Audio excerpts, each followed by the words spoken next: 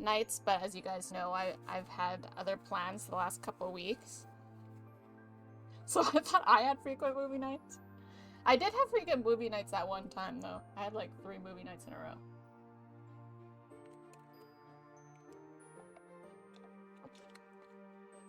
But yeah, guys, feel free to fill me in on your week.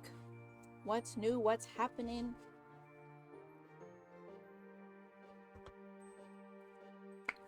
I'm gonna lotion up real quick.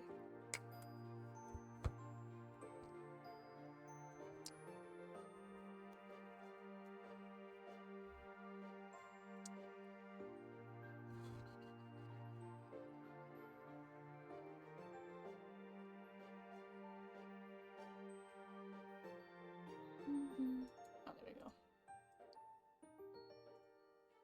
Okay. We got to meet Choi's son because of Hyunhee's movie nights, though. So it was, oh, that's the same person that, is that the same person that Tom? No, it's not. He's into Handsome Hayden. Yes, that's the one from Singles Inferno, or no? That's the one from Singles Inferno, right? Go into one ham sometimes. That's crazy. Yo, what up, girl? Hello, Supass. How is you? How's it going?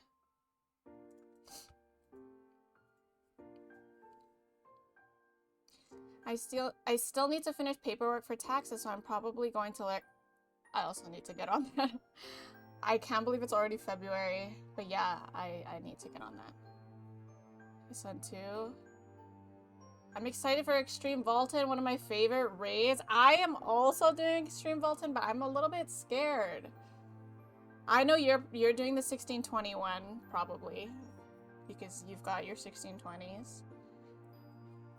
I'm doing the 1621 as well, but that's why I'm scared, because I'm literally right. Well, I'm 1619 point whatever. Like I'm one hone away, so I'll get there in time. But I'm gonna be right on my level. I'm a little scared of how that's gonna go for me. I'm a little bit scared. I also feel like I also don't think I remember Vaulton mechanics anymore. I mean, I do. I remember Vaulton mechs, but I don't know if I remember like Vaulton normal mechs, which I think will be the real killer of the game, because like any of the last Vaultons I've done in the last like year are probably all like you skip everything and Vaulton dies right away. So I don't think I've seen Vaulton normal mechs in a very, very long time. I think I'm gonna suffer greatly from that. I should probably run some this week just to practice. Except if I do, it's like pointless because I'm not gonna see normal mechs. I'm not gonna see normal mechs because it's just gonna die right away. I don't know. Someone emailed me to set up a. Oh my gosh! I'm hoping the best for you. Manifesting good things for you, Eric.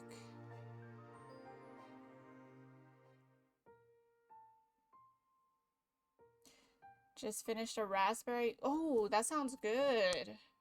Where you get that at? Only reason why I remember is because I used to solo bus it. I never got into the busing. My friends and I were thinking about busing Triangle though. But like, yeah, I never tried. I actually never bussed it, but I used to pay for a bus. That's right. On my one character, I used to pay for a bus because Vaulton buses were really cheap. And I was like, fuck it. If I can do one less raid, I still earn gold, but I don't have to do the raid. So I would actually pay for bus, which I would see the mechs on that person doing them, but I do not pay for a bus anymore. That was a long time ago. That was like when I believe my machinist, who is my like 6th gold earner at the time, was 14, 15, or whatever the minimum eye level was. And I was like, fuck it, I don't want to run Vaulton on this guy. I don't want to do any more raids. I wish I could have taught you. It's so fun. You can still teach me. I need to learn for Vaulton Extreme. Yeah. But yeah, I'm very scared about that one. My hope is that I just don't fall off. That's my hope. But I'm pretty sure my biggest hurdle will be not dying to a normal mech, because I'll have forgotten. I heard Smelly quit Lost Ark for Palworld. I think he. Oh, I don't know if he quit it for Palworld. I believe he quit it for other reasons, but he is now a Palworld full-timer. Potentially, I'm not sure. I think he plays other games. He's always played other games. Well, honestly, good for him. I feel like he was miserable playing Lost Ark, so I definitely think he needed to. It was time. I'll do a free bus when you come by. Bet. I'll get started on that West account. Dude, I wish they let us at least be friends. Like, I know we're not allowed to, like, raid together and stuff, but, like, why can't we just be friends in the friend list? And you know what's really weird? Like, I don't know. Just let us be friends, man. Let me just see you online and bug you via Messenger. Let me just do that. Let me see when you're online and what raid you're doing. You know, let me inspect your adventure tomes. Are you 100% Igni tokens? Let me look at this. I don't have to raid with you, but like, let me look. You know.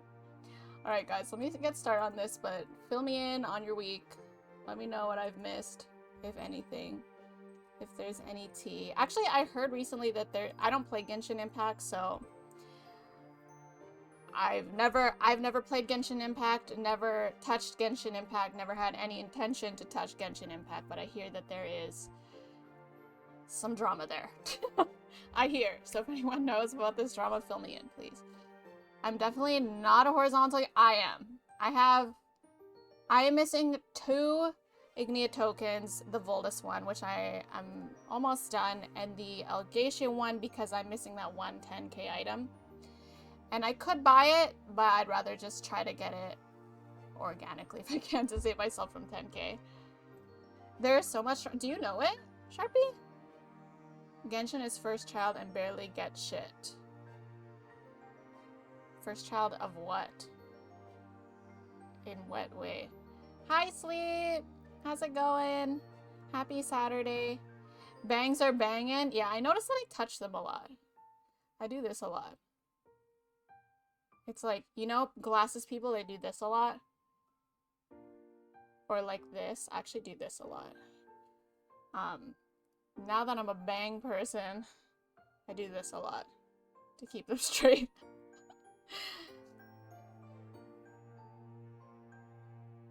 Of MiHoYo? What else did MiHoYo do?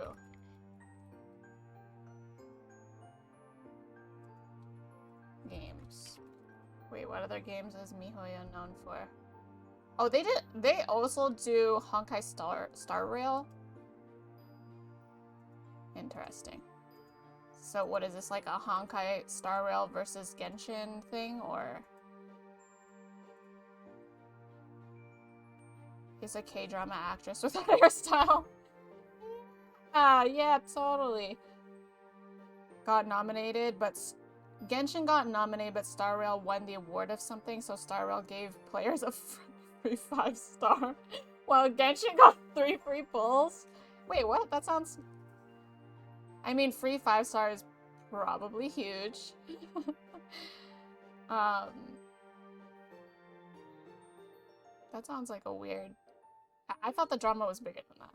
I thought that, like, someone was getting called out for, like, plagiarism or sex trafficking or something. I don't know. The drama sounded really wild on Twitter. Playing some Elsword. Oh, Elsword. Nice. Was that the game that you told me that you were really into? With the pummel party graphics? It's like one of the best 5-star. Now they all just crying. I mean, I get it. I play one gacha game. I would want that free 5-star as well. But also, if it's a 5-star and everyone gets the free 5-star, is it really still a 5-star? It's like, is that really... Is that a 5-star anymore? If everyone has it?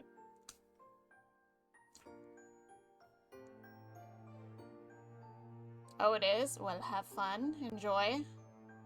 Everyone is going on strike with Genshin not pulling, so just so it can mess up their stats? What the fuck? That's so, like... I mean, I'm for it. I'm for it. Like, I think gamers need to do that more often.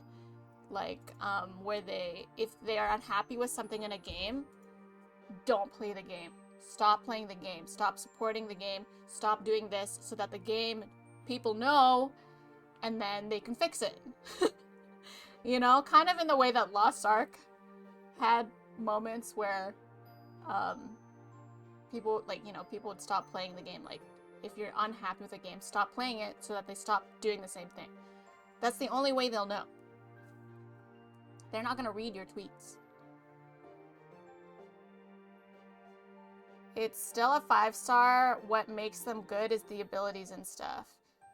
I mean, yeah, but like, what do you guys, are you guys playing each other? Because like, everyone's just gonna have the same 5-star. Everyone's gonna be using the same strat. It's like not even a real 5-star anymore. You did the Hema cut. I did it a while ago, but I didn't have the straightener. I couldn't find my hair straightener to actually style my hair. So yes, I did do the Hema cut, and it was suggested by Hyunibun, so Hyunibun gets all the credit for this. I actually like this part, like the Hema part, or whatever I don't know what you... This is like the signature part of the Hema cut, right? But I don't like the bangs. But it was fun to try it, and now we're gonna let it grow out. Yeah. Patron saint of haircuts, yes. Yes. I don't think Star Rail is really co-op. It's one of those things where you can add friends, but the only thing you can do is borrow a character to use in a battle. Oh, so it's like Fire Emblem. I don't know. Like, I feel like it's... I would not feel too excited to get a free 5-star if it was the same 5-star everyone else is getting.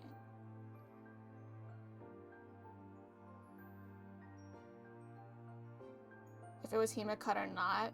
You wouldn't have been able to tell because I wasn't able to style it. Like, I didn't have my hair straightener. I was lost, but now it's found. So I just put my hair up all the time. I did have the bangs though, but most people just saw the bangs. Yeah. Okay, let me start reading this before we get lost in the sauce, which I think we already have. But to continue on with the convo, I will catch up with the chat.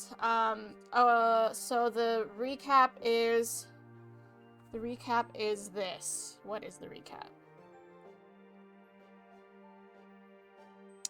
I remember finding out that Cliff, the hot dad, is really good at cards. And that was hot. That made him even hotter. So I remember that. And why did we lead to that? I went to Nevada with Cove to Kyra's place, his hot mom. He's just got hot parents. To pack up some of his stuff. I don't know why he needed to pack up his stuff though. Now that I think about it, is Kyra leaving? But anyway, whatever. So he needs to grab some of his stuff from Kyra's place. And I came with him, which was really fun. Also before that, Cove and I became officially boyfriend and boyfriend. Heart. So we're official. Not in holy matrimony yet, but we did buy the winning DLC. So soon to be holy matrimony. I think that's all that happened last time. So now here, I don't remember what happened in the in-between so far. I just know that I'm going to bed, and I'm assuming Cove is about to peek into my room. I remember going to bed. I guess we can look at the log. Wait, what the fuck did happen?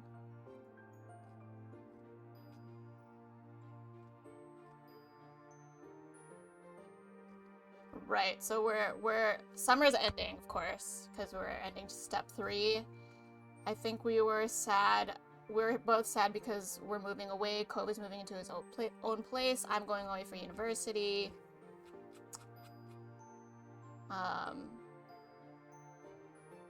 And he was scared of change. I think I was just trying to make him feel better.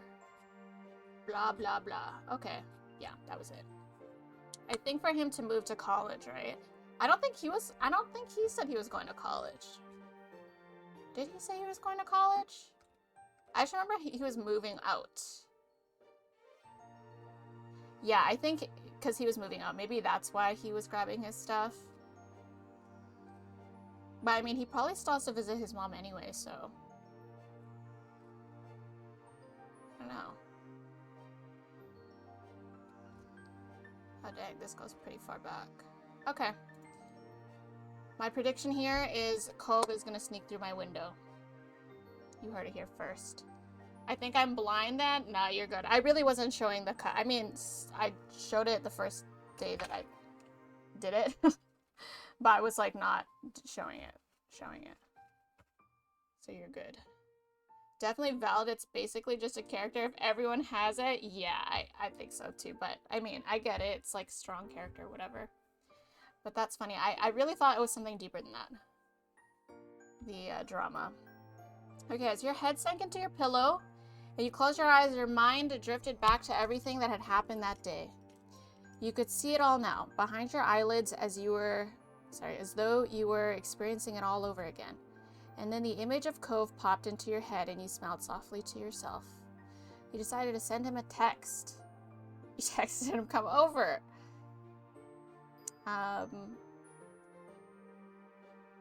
You are feeling tired. I feel like I'm tired. I feel like we got stuff to do in the morning, but fuck it. This is a romance. This is a romance visual novel. So we are going to send him a text. Fuck it. Alright. But in real life, we would have gone to bed. Okay, taking your phone from your bedside table, you lay on your back and held it above your face, typing out a message to Cove. Oh. Oh, I forgot that I decorated my own phone. Are you awake? You up? Question mark. Oh my god, am I hitting him with the booty call? You up? Question mark. He didn't reply and you let out a defeated sigh as you locked your phone screen and that's because he's on his way to my window as we speak. I am calling it. Oh shoot, I forgot to I don't know. Hi hippie!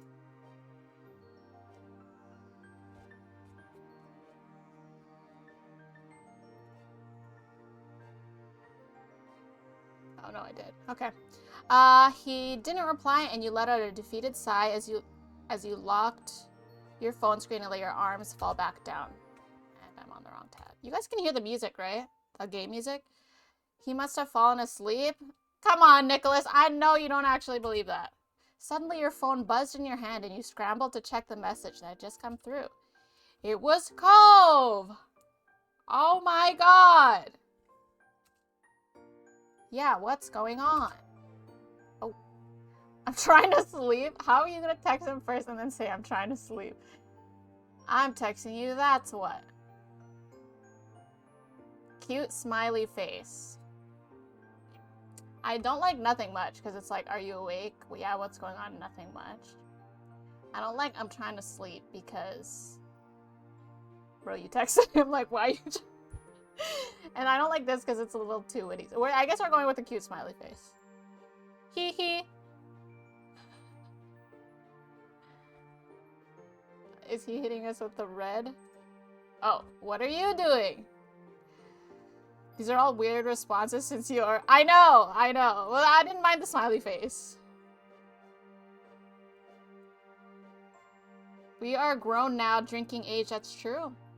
After the summer, we will be. You watch the little dots on your screen as he types his next message pop up on your screen. I'm just heading to bed. Good night? Question mark? Can you keep texting me good night? Do you want to come over?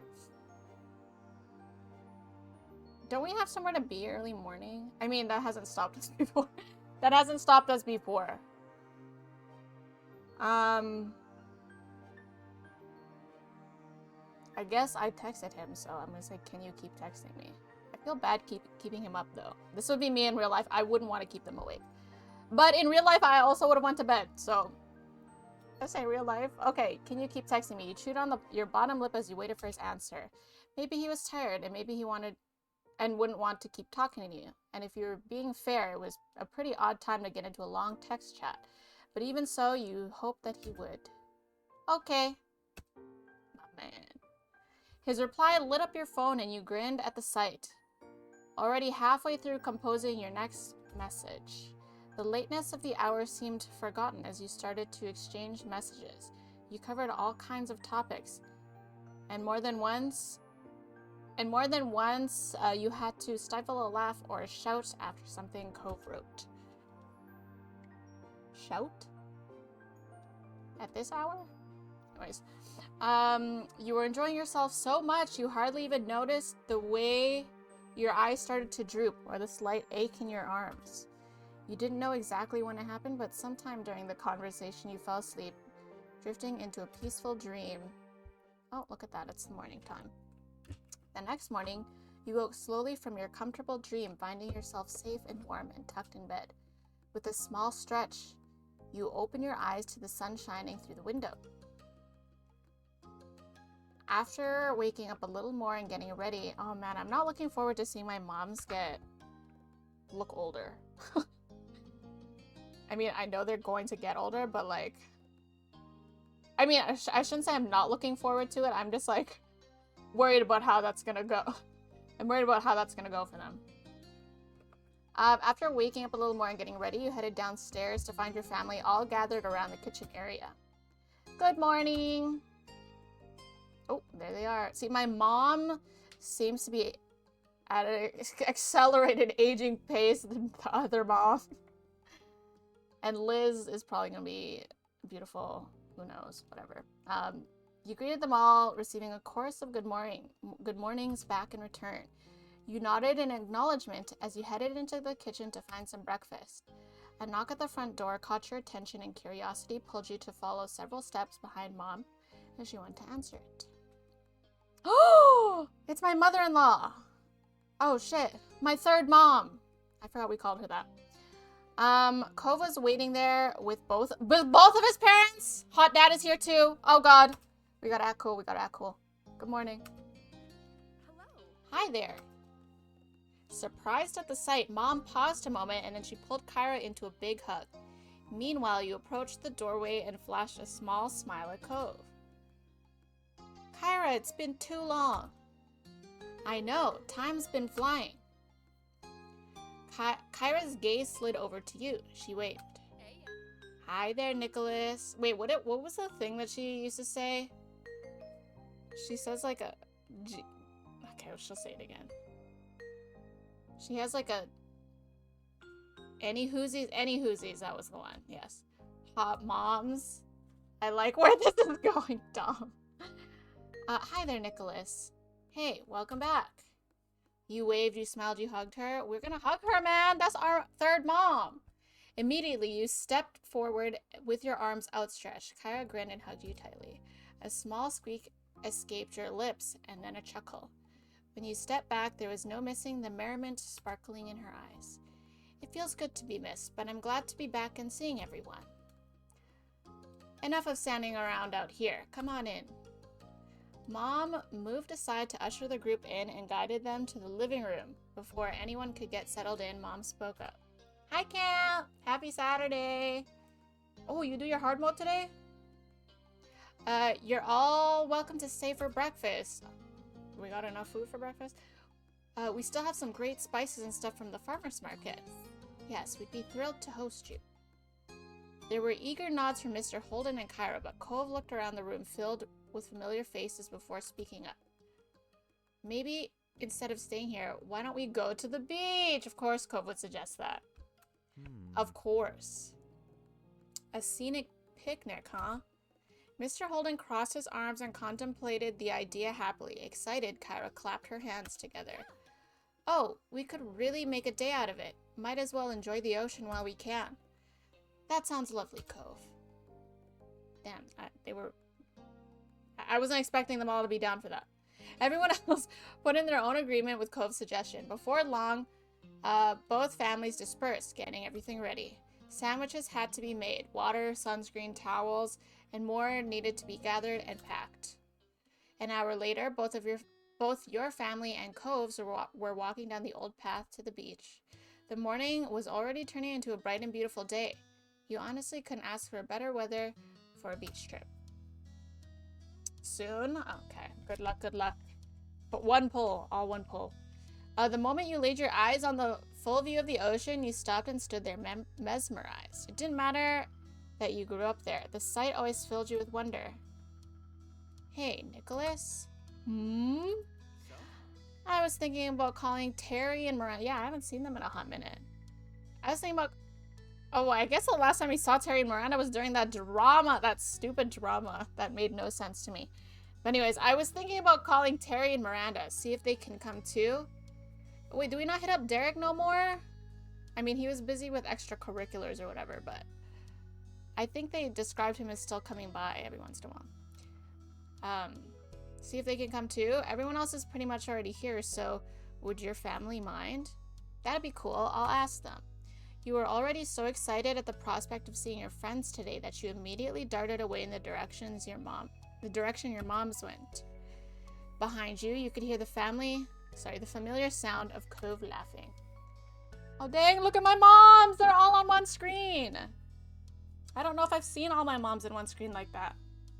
I have a question. Would it be alright if Terry and Miranda came by? I don't see why not. Maud looked to Mom to see what she thought, and she nodded in agreement. Mom then shot a glance over at Mr. Holden and Kyra, knowing they had... I like how it's Mr. Holden, and then we go back to Kyra as Kyra. I think her last name was like Priest. Mr. Holden and Miss Priest. I don't know. But we never call Mr. Holden, we never call him Cliff. Which he seems like the kind of guy that would be like, hey, call me Cliff. Thank you for the alert, Coco Pup. Hope you're doing well. Calling Terry and Miranda, but not Derek. He doesn't want any competition. True. True. Hi, Javier. Good to see you as well. That'd be the exact gesture he'd do too. Hand gesture? Yeah, he did this. Is that what I did? You can call me Cliff. But I'm surprised that we call him Mr. Holden. Anyways, Mom then shot a glance over at Mr. Holden and Kyra, knowing that they had likely heard everything. Cliff, Kyra, what do you two think? The more the merrier. Okay. Of course, they're welcome with me. Thanks. Delighted, you nodded and turned on your heels. Cove was still several feet away talking to Lee and Liz. Oh, Lee is here too? Sheesh. Likely about the same topic. With a beaming smile, you gave him a thumbs up, and the two of them must have also approved, as Cove quickly got his phone out and started making the calls. At that, you turned your attention to helping the picnic set up. Unexpectedly, your phone started vibrating. You dug it out, curious to see the caller ID. Feeling your heart jump with excitement, you answered the video call. Oh, it was a video call request. Sheesh. Oh, it's Derek! Okay, there he is. There he is. Hey, it's been a while. Holy fuck! Wait, what? Is this our first time seeing Derek? Grown up? Derek looking kind of good, y'all. Maybe it's time to buy that Derek DLC. Y'all, maybe it's time to buy that Derek DLC. Woo!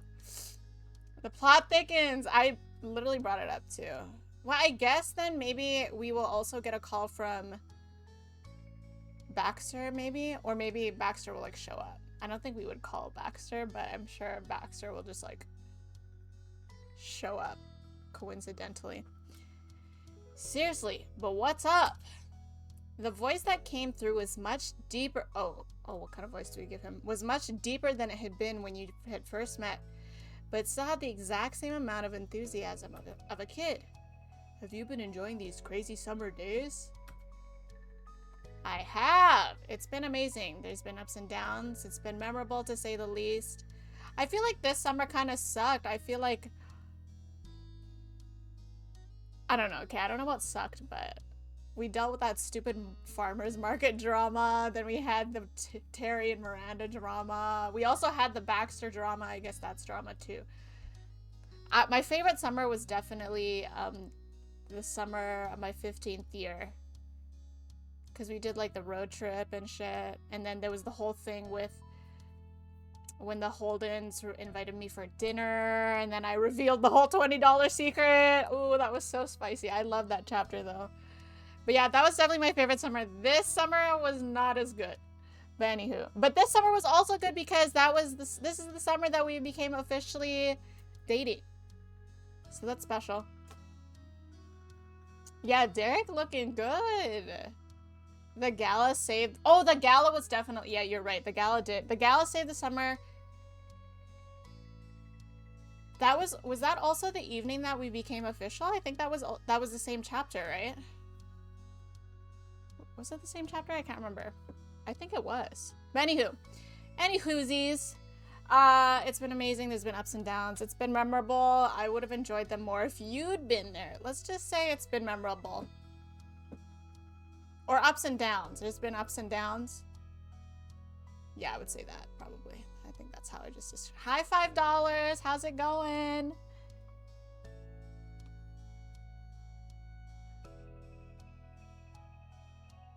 Yes, I was the same chapter that we became a couple. Yes, it felt very natural then.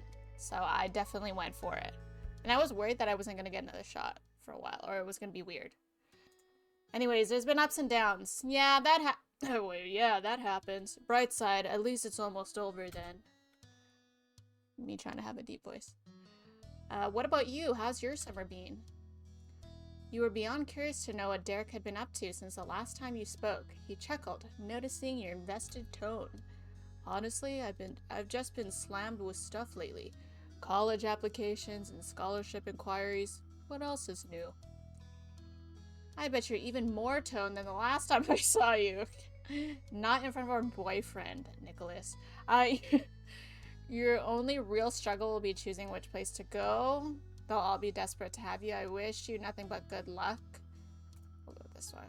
Totally. His chuckle turned into a sigh. You could hear his small smile when he spoke. Not smoked. Spoke. Going solid? That's good. What game are you into these days? Are you into the Pal World grind, Jevin? I really hope so anyway. That would be amazing. What about your family? Are your brothers being good? My little brothers are little punks. Well, he had little brothers. My little brothers are little punks, but I guess they're doing all right. You both laughed at that. Mom and Dad are fine. That's great. Wait, sorry, was that him that said that? Oh, Mom and Dad are fine. That's great. My moms are too. Turning your attention back to the surroundings, you smiled warmly at your family buzzing around. Towels were laid out, and chairs and umbrellas were being set up.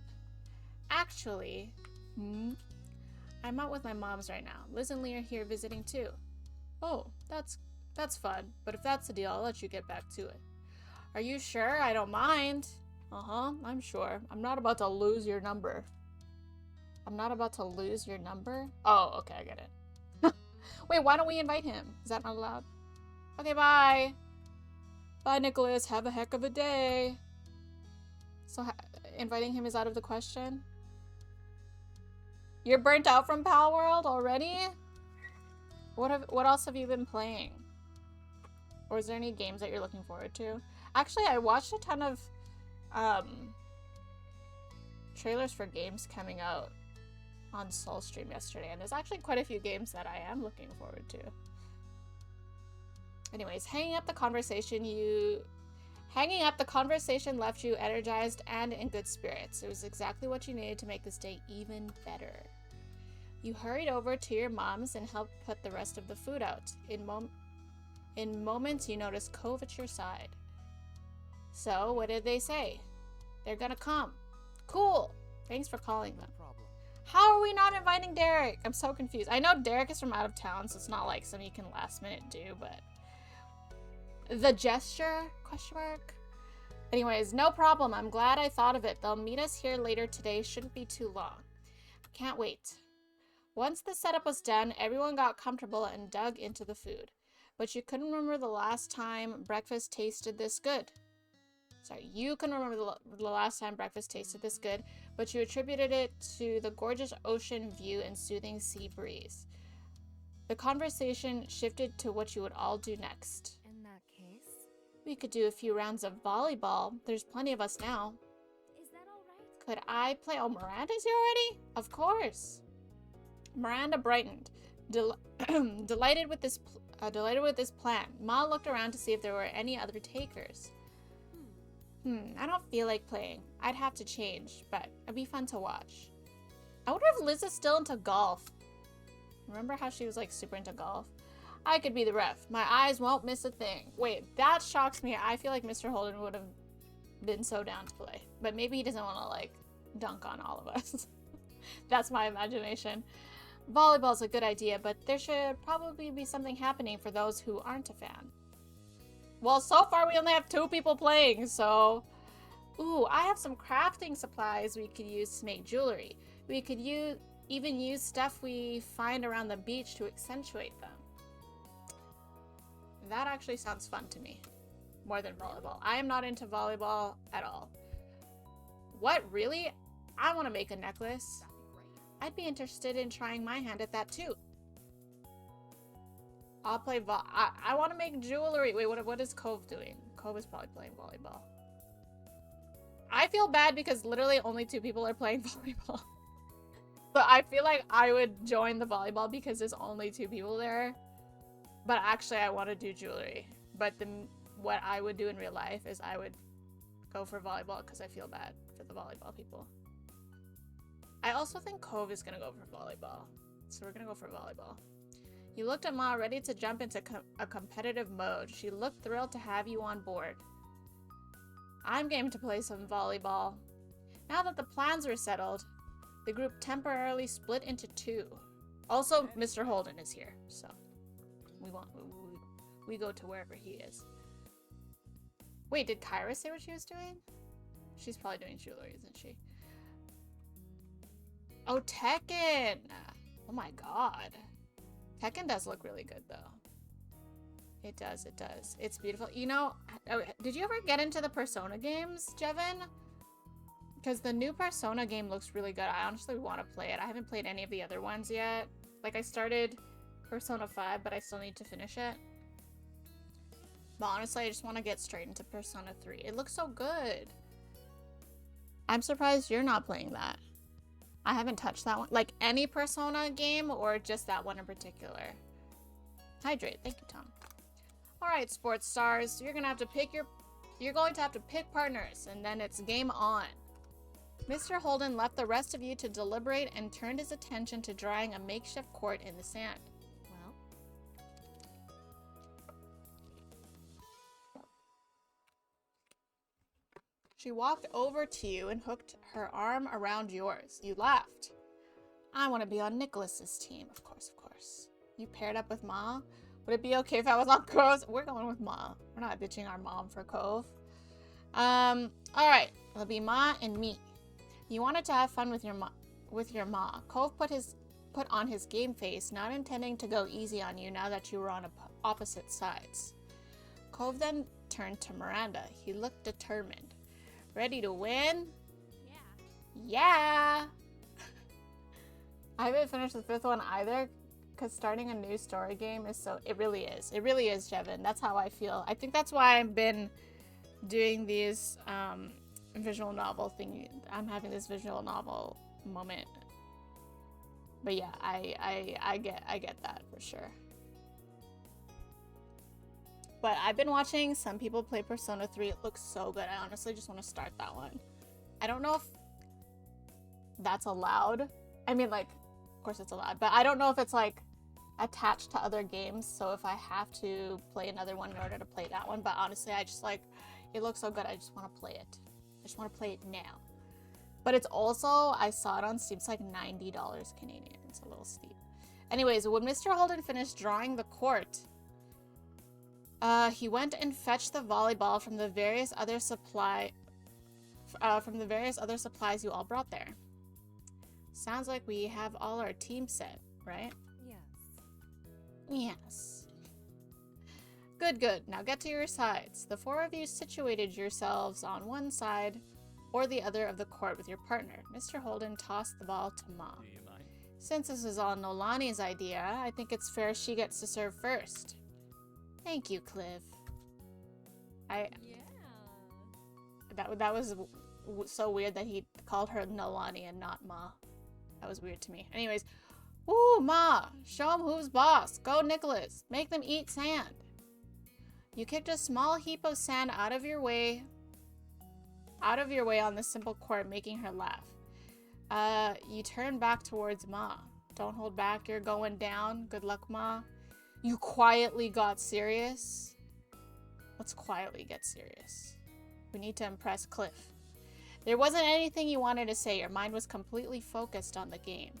Ma giggled a moment at your determined expression, and then she wore one of her own. She looked across the court. I'll do my best to put up a fight. With that, Ma got into position and delivered a practiced first serve. The game began. In the battle over the volleyball, both teams scored points. There wasn't a set amount to reach to end things, so it went back and forth for as long as everyone wanted to play, and the game went on for quite a while as everyone got into it, especially the cheers and added commentary. Liz and Mr. Holden made the whole game better with their humor and wit. From a distance, the jewelry making group would also cheer when they heard shouts coming out of the court. On top of that, they would hold up each newly made piece in the air, and the players would take a breather to applaud their creation. That's cute.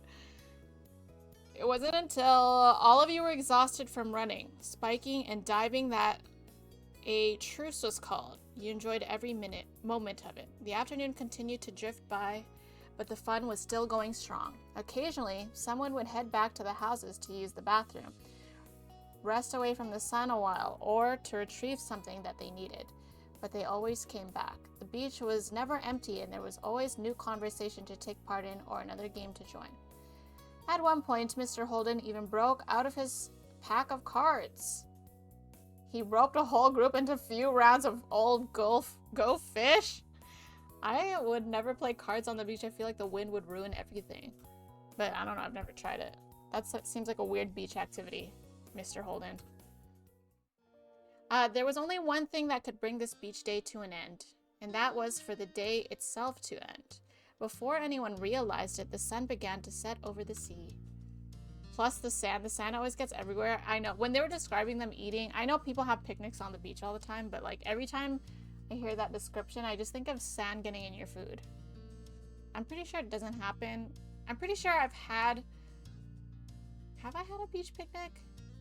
Usually when we go to the beach, we don't eat on the beach. We'll eat like away from the beach, like away from the sand, and then return to the beach. Like there's picnic tables and stuff. I don't know.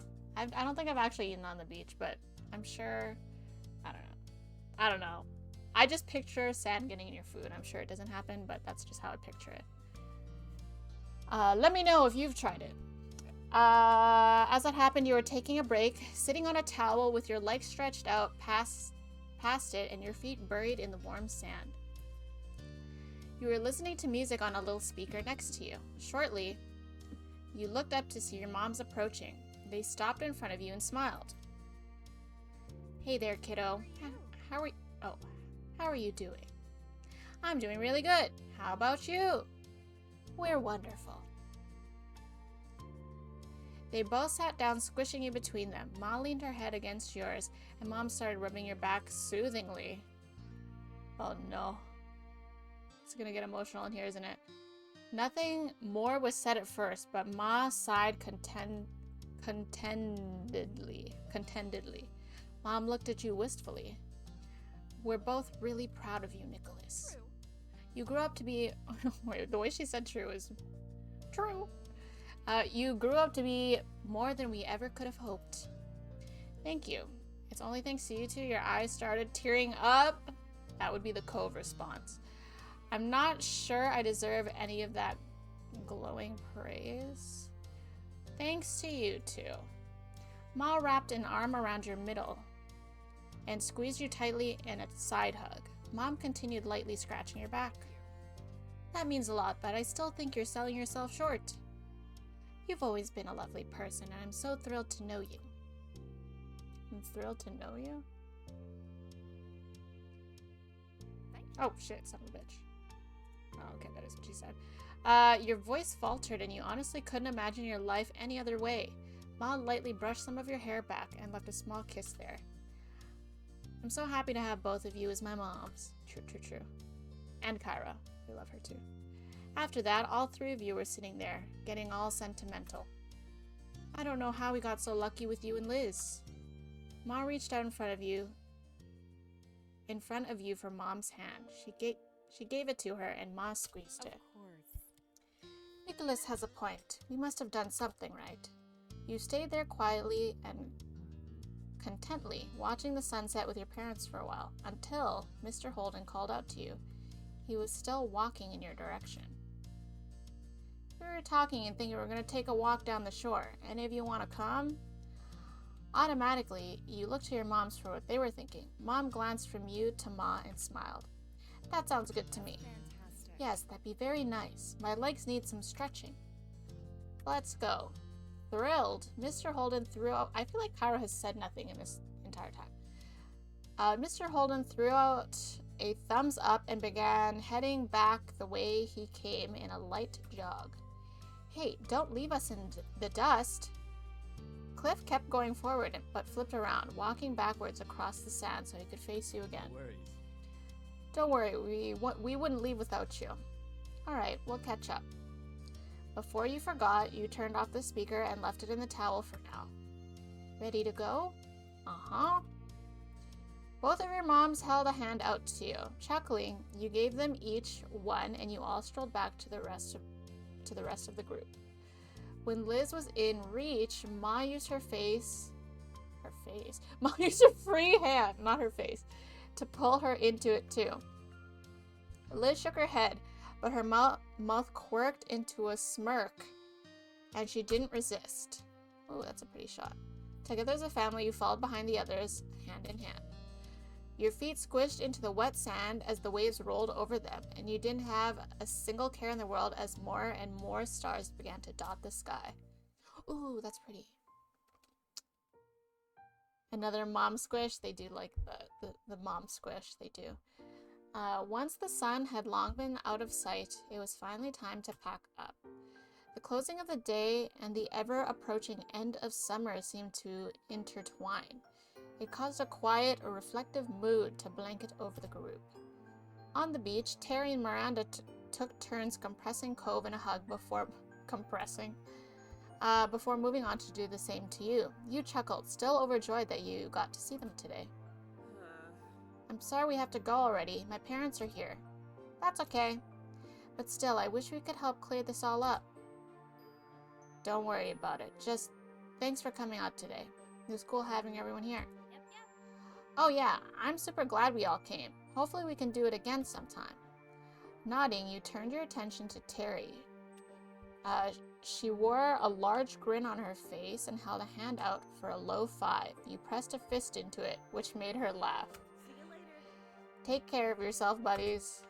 The fist bump to open high five. Hi, Victoria! Hey!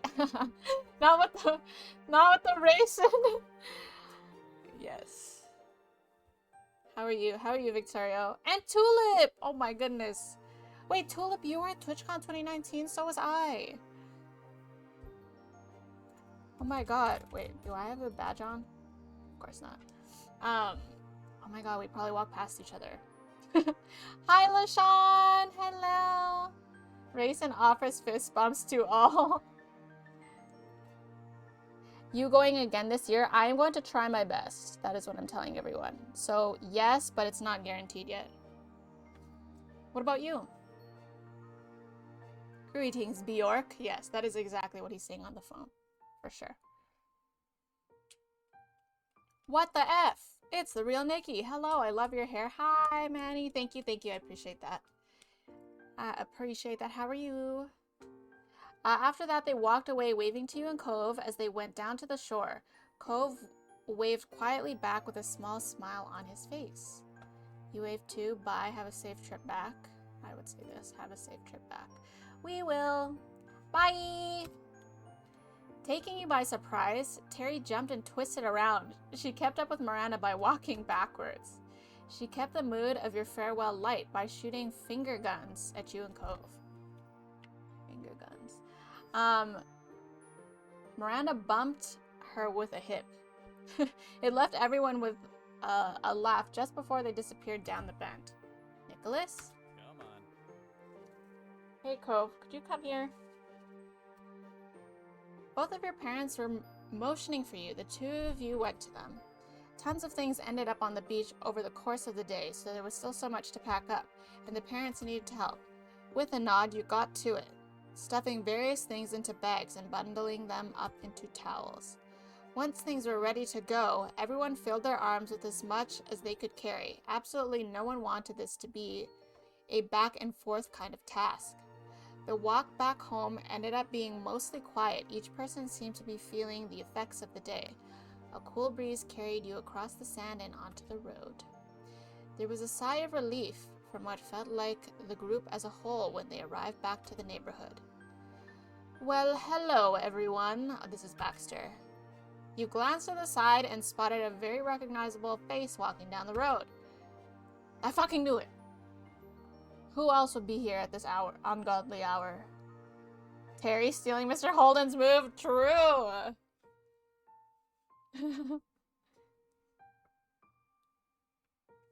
I've been reading Solo Leveling. Oh, you're caught up with the anime? How many chapters deep is the anime? I don't want to wait for new episodes. Good stuff. The anime is really faithful to the webtoon. That's good. We were so close to getting out. We were so close to getting out here with no backstory. Yeah, of course we had to see it. I knew he was gonna come up. I think I said he was going to come up, quote unquote, coincidentally. I thought he was gonna come up earlier though, not at nighttime. Oh, hi Baxter. How are you? Do you need help with that?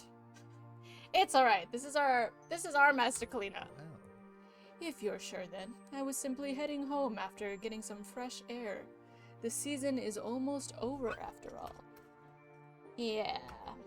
Baxter was only a tourist. He wouldn't be in town much longer. You knew that, and so did he.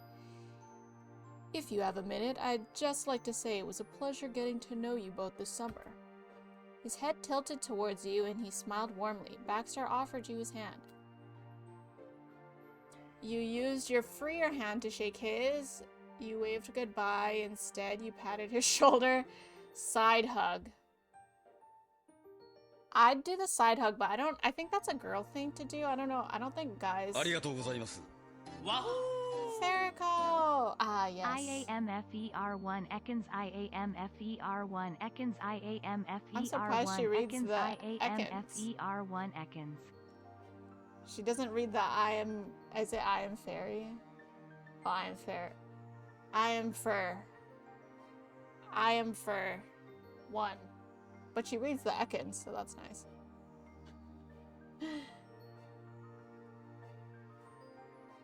Wait, did you say you were going to TwitchCon this year, Tulip? Oh, okay, no. I didn't miss that, did I? Okay.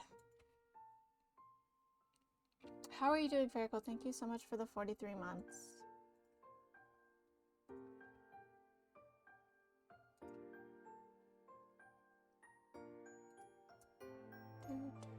Okay.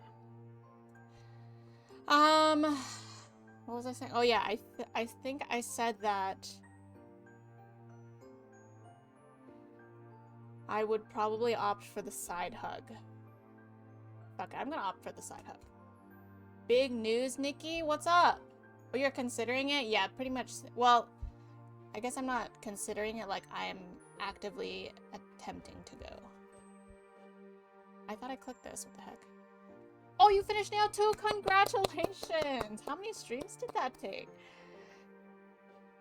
TwitchCon is the closest to me it's ever been, so fingers crossed I can make it out and meet some communities this time. You haven't been to one yet, right, Victoria? My Oreo swirl husband? Yeah, I mean, I don't think Baxter is that bad. I do think Baxter is weird. Not like we. No, he is a bit weird. He is a bit weird. But that makes me more curious to try his DLC, which is an option. Yeah, I don't know. Anyways, it took a moment, but after shuffling what you were carrying, you were able to free one of your hands enough to pull Baxter into a quick hug. He genuinely laughed and looked at you fondly when you let go. I think we did end up as good friends. I really enjoyed meeting you. Good luck on your next semester at school. You didn't say anything. I don't know if we're good friends. I feel like we hung out once or twice. Well, we probably hung out more than that throughout the summer, but it wasn't a moment. I'll just say good luck on your next semester. I feel like right now my friendship with Baxter is like, we're close enough to be Facebook friends. And that's about it. That's about it. Facebook friends or like Instagram friends, follow each other. That's about it. I don't think we got to experience that much. But anyways, why thank you and good luck with your plans this fall. Thanks. Oh, here comes upset Cove. Baxter turned to shake Cove's hand this time. He was a little incredulous for a moment, but then Cove eventually shifted what he was carrying and took Baxter's hand. It wasn't long, but it was a solid handshake. Baxter was clearly pleased. I wish we had more time together, but it was still a nice ride while it lasted. Would happily do it all over again. Bye, Baxter. Not him with a sentimental message and then me being like, bye. 6 shots of whiskey to Mark. Yeah, honestly, that deserved 6 shots. Did you do different ones? Different shots of whiskey, or did you have the same shot? Like, the same type of whiskey? Baxter to me is just too aggressive. He is. I mean, I don't mind a too aggressive. He was just like weird. He was like, I don't know. I don't know if I would describe him as too aggressive, but I get where you're getting that. Like, he was very forward in inviting himself to our activities. I think it's mostly his outfit that's weirding me out. And I'm into the goth vibe. Apparently that's the vibe he was going for. I think it's the outfit for me. It's the weird eyeball, pattern half-tone shirt. I don't know. Anyways. Bye, Baxter. Yeah, bye. Baxter nodded and walked a few steps toward his condo. He then stopped and waved. Okay, and the way he talks is also weird. He kind of talks like Hisoka, which, if anyone here has watched Hunter, Hisoka is very weird, but also he's my favorite character. But he's like weird in not a lesser cool way. But that's because we haven't done his DLC chapter, you know? Maybe if we do his DLC chapter, we will see his true beauty. Did you ever see the anime Soul? I did. I didn't finish it though. I did watch a good chunk of it. Oh, does he remind you of the moon or I don't remember their names anymore. It was a very long time ago. Does he remind you? Reminds me. I see it. I see it. When you brought up Soul Eater, I immediately thought of that kid. I see it. Maybe that was the inspiration. Are flying in for Baxter? Yeah, for sure. I see it, Eric. Baxter sauntered away completely and disappeared inside the condo to return to his own things, his time with you and your family and friends ending. You paused for a moment, staring at where he went. But afterwards, you looked back over at the rest of the group. Lee and Liz were just going inside your house. You couldn't spot Kyra or Mr. Holden anywhere, but the door to their house was wide open. Mom approached you with an amused look on her face. Seems like you're holding up some Holden things. Surprised, you glanced down to take a quick inventory of what you were holding. Mom was right, some of it belonged to the neighbors. Would you mind dropping it off now? Can do. It's not a problem. You telling me to go to the Holden residence? Hold my beer. Thank you very much. Cove took a few steps towards his house and stopped, waiting for you. Good night, Cove. I'll see you inside, Nicholas. Night. You caught up to Cove, and together you went over to his house, walking in the front door. You saw Kyra and Mr. Holden busily unpacking already. Things were scattered on the counters, and they were moving around each other, putting the items away. They both lifted their heads when Cove closed the front door. Hey. It's nice seeing you again already, Nicholas. Her teasing tone brought a light smile to your face. You hefted the stuff in your arms a little closer. I ended up with things of yours from the beach. Oh, thanks for getting that to us. You can put it, here, on that coffee table. Why do I feel like I'm entering an intervention? Love the mom puns. True. Mr. Holden pointed at the surface he was referring to, and you immediately left what didn't belong to your family there. Cove put his own things down on the floor just at his feet, wading through everything strewn about to reach his parents. Putting your family's stuff on the ground for a moment, you dusted your hands off and straightened up. You needed a second of rest and a minute to resituate it all. Resituate. I don't know that word. You went over to where the others were too. Kyra opened her arms wide, wanting to hug you. You accepted. Yes, we always accept hugs from Kyra. Happily, you went to her.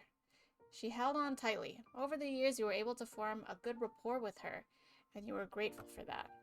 You could feel in her hug how much Kyra had grown to care about you. It brought an affectionate smile to your face.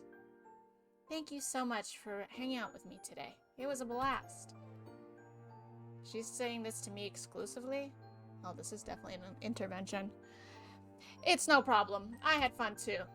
Kyra eventually released you, but patted the tops of your shoulders as a final gesture. Every time I've gotten to come by, it's been an absolute joy. Things really couldn't have worked. Yeah, remember that time that I ruined the family dinner?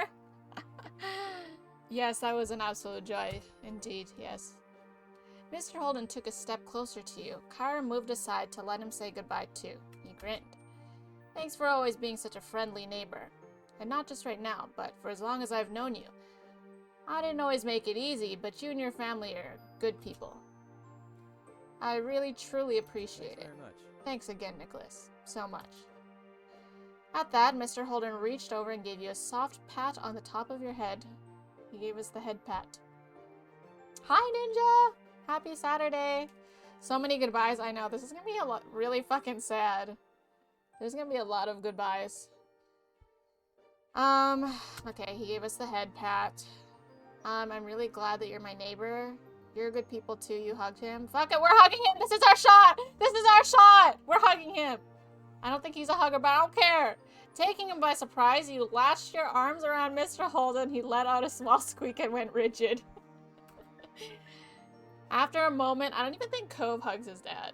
But fuck it, we're going in! This might be our only shot to hug him. After a moment, he relaxed and began to lightly pat your back before shifting into a full hug. You held on firmly. Thank you for being a good neighbor. As you let go, he sniffled. But when he met your gaze once more, his mouth pulled into a wide, happy grin. Mr. Holden was staring at you, but his gaze... Yo, I'm excited to see what Mr. Holden looks like in this next time skip. You know, I was saying I was nervous about what my mom's might look like, but I'm excited for what he's gonna look like. Although I'm also worried, like, I really hope they don't cut his hair. Don't tell me if they do, but I really hope they never cut his hair. He went rigid. Happy Saturday! What have you been up to, Ninja? It's good to see you. Maybe he was looking... wait, Mr. Holden was staring at you, but his gaze seemed far away. Maybe he was looking back at who you used to be. The 8-year-old he had asked to be his son's new friend. Bye, Nicholas. Nikki's just looking... I am. Only respectful looking here. We only do respectful looking. Yeah, very respectful. Working, staying, that is all we can ask for some days. I hope work is treating you well. You smiled softly. Then Cove took a step forward. He gestured to his pile of things he had carried into the house. Don't worry about it. Don't worry about all that. I'll put the stuff away in a few minutes. Right. I need to do the same with my family. I figured. Cove walked you to the door and held it open, taking one last check around. Oh. I thought it was saying he's checking me out. Okay, taking one last check around to make sure you had all your things to bring home. You went into the road. He leaned his body against the door frame, not following you out. So this is it, huh? No, it's not. He's gonna sneak into my bedroom window later. Actually, that's not what I mean. His expression twisted and he shook his head a bit, like he was trying to banish the pensive thoughts. I'll just say bye. Bye. I'll see you soon. Your mouth pulled into a soft smile, and you weren't sure who you were trying to reassure more. Cove reached forward and gently cupped your face with one hand. The hand cup. His thumb trailed across your cheek. Oh, with a little thumb action. Dang, we getting intimate here. Not in front of the parents. For several heartbeats. Goddamn! Not in front of the parents, so... Not after I just hugged Mr. Holden. Anyways, mesmerized by his blue eyes, you step forward. Delighted to oblige the request, he was silently... Oh, is he... Are we going for the kiss? He met you halfway as you smiled in... Wait, oh, so we're doing this in front of parents now? Do they know about us? Like, when did we reveal this? I mean, I'm sure they know, but... Anyways, he met you halfway as you smiled into the kiss. Insert lip emoji. It was soft with longing, and your chest ached knowing that there couldn't be anything more than this, at least for now. One of his hands grabbed onto the door handle and firmly held it. He was stopping himself from coming along with you. So was Cliff and Kyra silently watching the back? Or maybe the angle was hard to tell, I don't know. But anyways, I guess we just do that now. I didn't know. It's doing its thing. Wink. Man fight his demons. Oh, he'll be sneaking into my bedroom window tonight. Just you wait. Just you wait, Ninja. This is how it's been going. I just know it. As you walked over to your own front door, you stopped. Oh, turning around, you spotted Cove right where you left him. You laughed quietly to yourself. For a small pause, you both stared at each other from across the street. You blow him a kiss. I don't know why that image in my head just sounds funny. Good night, you waved. You ran back to hug him goodbye. That's kind of cute. Let's run back and give him another hug. You put the remaining stuff from the beach down on the step and almost tripped bolting across the road. Did we check both ways? Oh, we're back! We're back in the house! That didn't last long. The next thing you knew, you were diving into Cove's arms, wrapping your arms around his neck. The force of it all knocked you both loudly into the doorway. Are Cliff and Kyra still here? Running back to the hug is the beautiful rock. I agree. That was too cute to pass up. But what are Cliff and Kyra doing here? Are they still just watching? Before neither of you cared... Oh, sorry, but neither of you cared. You both held each other tightly, and you buried your face into the crook of his neck. Night, Nicholas. He smelled like salt water, and sunscreen, and like home. It was a while until either of you thought to separate. And we're back here again. Slowly, you made your trek home and collected what you left on the step into your arms again. Things couldn't be dragged out any longer. You mean we can't run back again? After one more shared smile, you opened the door and went inside, shutting it behind you. No! A few steps in, you saw your family gathered in the living room. They were still busy unpacking and cleaning. You added the things you brought to the pile on the kitchen counter. Mom stood up, rubbing her eyes a bit. Oh, God, I thought she was crying. She yawned loudly. I'm bushed. I have never heard anyone say they're bushed. I'm bushed, y'all. I'm going bitch. Cliff and Kyra are making their own noises. Hey, I am down. Oh my god, if there was a Cliff and Kyra DLC, I would buy that in such a heartbeat. I would buy that in the fastest heart attack heartbeat. Hello, Bush. Do you use that, Ninja? Should I stay or should I go? Dude, I have never used that, but maybe I'll start using it. Y'all, I'm bushed. How about we finish the rest of the chores tomorrow? Yes, honestly, it's too late for this. Thanks. Oh, Leah's still here too? Okay, please and thank you. Wait, where is Lee sleeping? Ma put her hands on her hips and turned to assess the room. Ma was not one who liked to leave a mess about, but she sighed. All right. I suppose we can make an exception to the usual rule. It has been a really long day. Liz grinned contentedly. They've used that word multiple times today. Lee wasted no time in skipping over to you and hooked you into a side hug. Good night.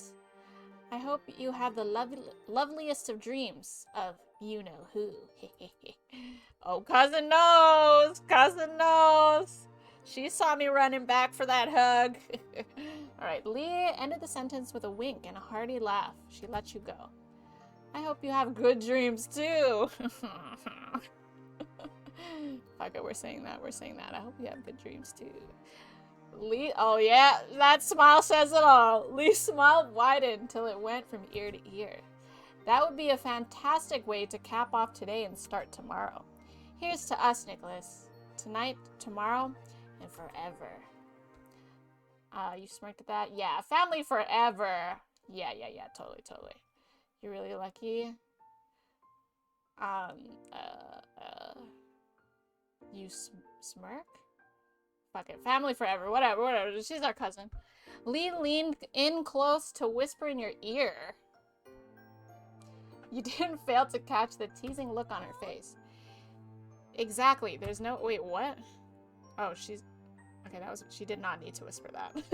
But anyways, that got a laugh out of you. You lightly pushed her shoulder. Lee stretched her arms high over her head. She yawned loudly and looked at you with tired eyes. I think that's my cue to head to bed. Bye. I think so too. Have fun sharing the room with Liz. Okay, I guess that answers our question. She laughed at that, and Lee shuffled off toward the guest bedroom. Before you had a chance to do anything else, you could feel the top of your head being tapped. You spun around to see Liz smirking. Nighty-night, I'm heading to bed too. It's been a long day and I have a lot to prepare for tomorrow. Exhaling, you automatically started fixing the back of your hair. I guess I do that. I don't know. Oh, when Liz didn't immediately walk away, you smiled softly at her. Everything okay? Her gaze moved away, and you knew she had more to say. You waited patiently for Liz to compose her thoughts. It's been a good summer. It was nice to come back home. Wait, was this also the summer? I think this is the same summer that we saw Shiloh and Shiloh ghosted us, right? Because that was another memorable moment of the summer, and I'm still hoping that Shiloh will be our friend again, but like I'm hoping there's a conclusion to that story because it feels like, well, I don't know. I feel like there's a story there. But anywho, you nodded and Liz gave you a teasing nudge as she went by. Amused, you turned and watched her go. Love you, baby brother. Good night, Liz. Love you too. Bye, old sister. You gave her a hug goodnight. I'll give her a hug. We're not going to say love you too. We're bad at words of affirmation. You wrapped your arms around her. We've been giving everyone hugs today. Even Mr. Holden was not safe from my hugs. We hugged everyone today. We even fucking hugged Baxter. We gave him a side hug, but still. Nobody is safe from my hugs today. You wrapped your arms around her back to hug her from behind. She laughed and patted your hands. Eventually, you let Liz go from your grasp. When Liz was out of sight, Mom started up the conversation over her shoulder. Aren't you heading up to bed too? I want to relax first. I want to finish getting everything cleaned up. Yeah, probably cleaning. What? Are you sure? It can wait. Glancing around the room a moment, the disarray made you feel a bit twitchy. You had a feeling that you'd sleep sounder if you took your time cleaning before bed. Yeah. Ma came over too, smiling understandingly. She pulled you into a big hug. Alright, do what you need to. I love you. Damn, they really leaving me to clean, huh? When you were done hugging Mom pulled you into another hug. There's a lot of hugging going on in here.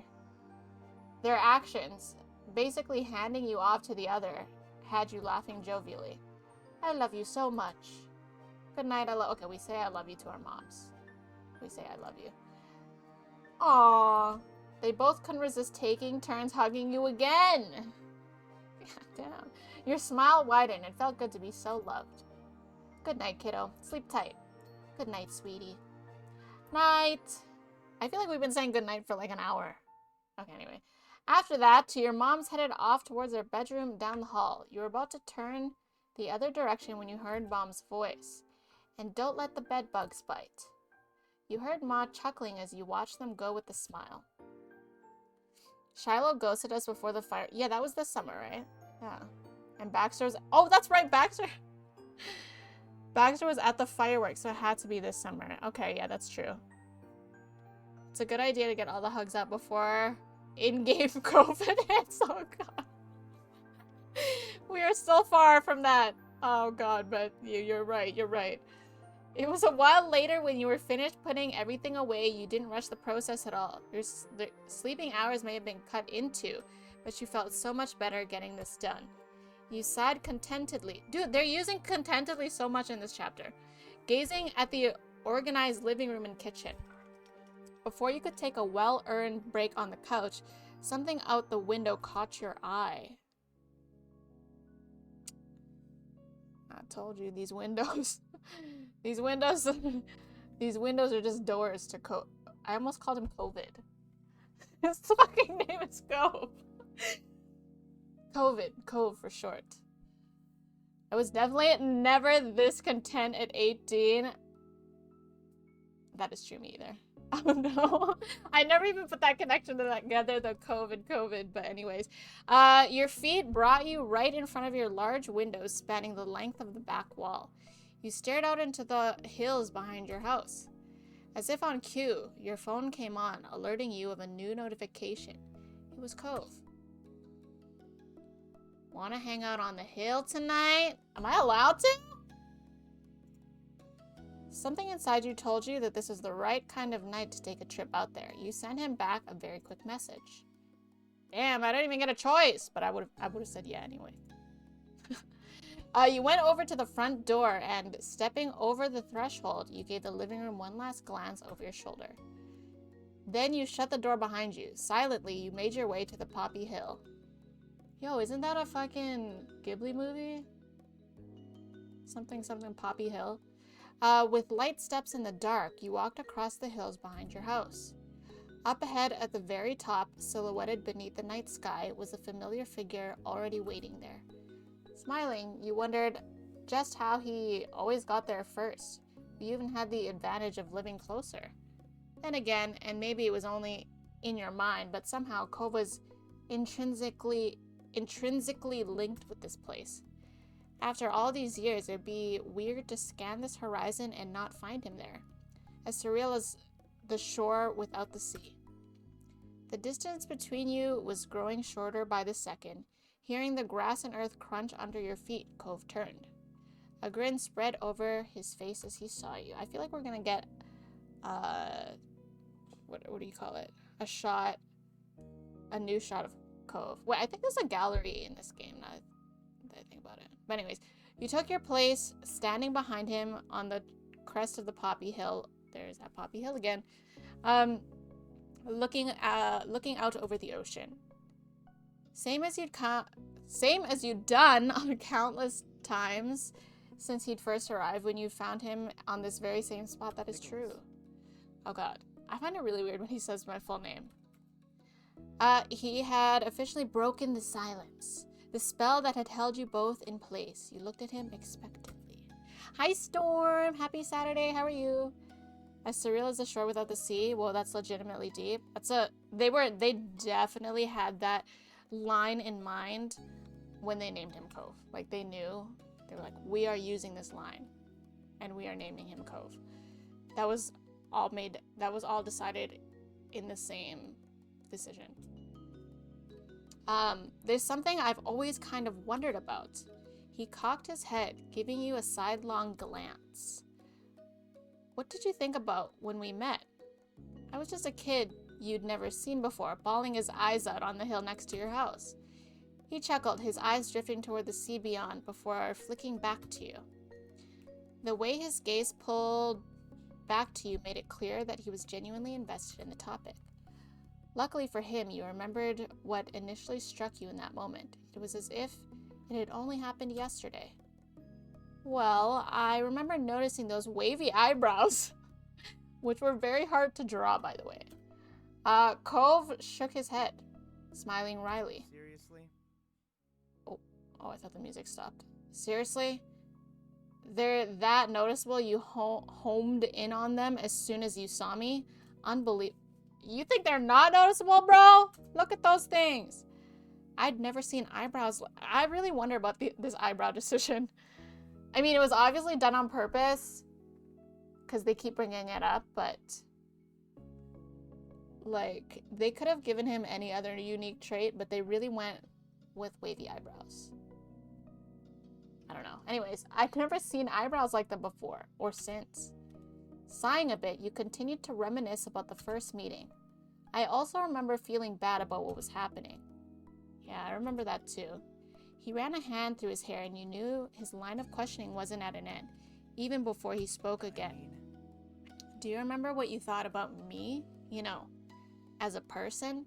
Was I annoying or mean or I wanted to get to know you? He was a bit annoying and a bit mean. I do remember thinking that.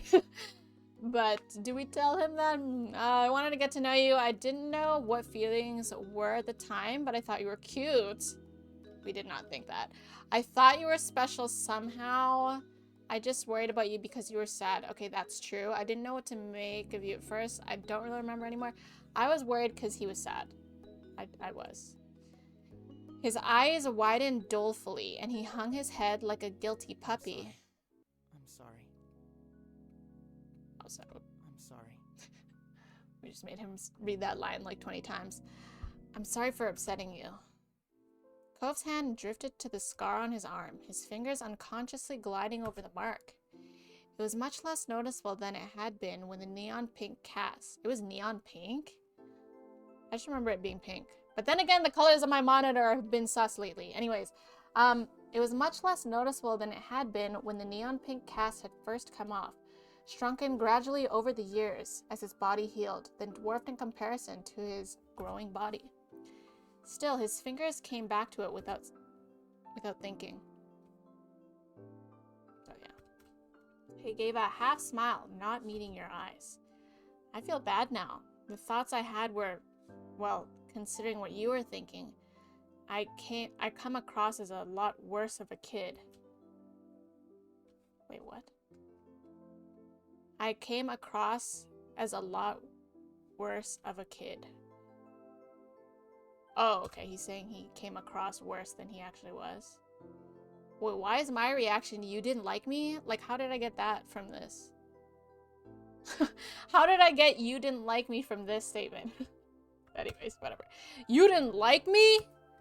No. No, it definitely wasn't that. Cove lifted his head up. How is this about me? Anyways, Cove lifted his head up, finally committing to meet your eyes fully once more. I remember you that day. I remember it really well. I don't think I'd ever be able to forget. I can picture the way you look back.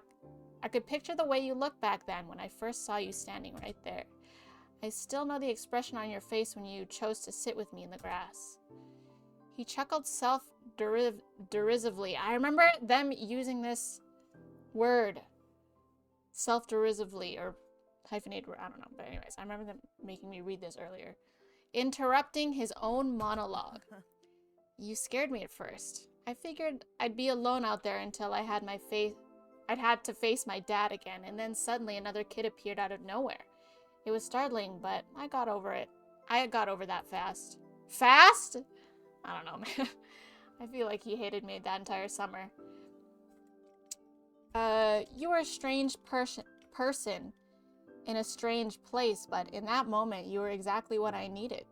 Somebody I could talk to freely about what was happening and how it made me feel. And you listened to me. You stayed with me. He sighed, then bit his lip as he gave a small smile. I was a little bit spoiled growing up. A little? It's kind of savage. Yeah, you were. It wasn't that bad. You were dealing with a lot. I would say, yeah, you were dealing with a lot.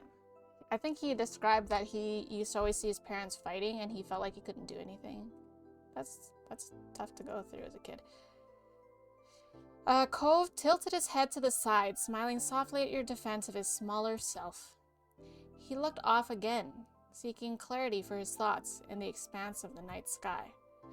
What I'm trying to say is, when I was younger, I viewed myself basically as the center of the universe, as most kids do. I didn't even imagine it wasn't like that. Things didn't simply happen. That would be weird, according to my little kid brain. It made far more sense that everything in my life had a specific connection to me, somehow, right? He sought affirmation in you, wavy brows raised, as he tried to explain his childlike logic.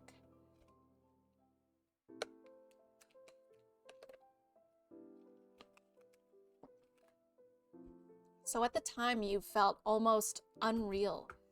Like you weren't just anyone, some other kid who happened to live in that neighborhood with your own whole life that wasn't connected to Cove Holden. No, to me, you were there so that you could find me when I was lost. Though it turns out you were there for that.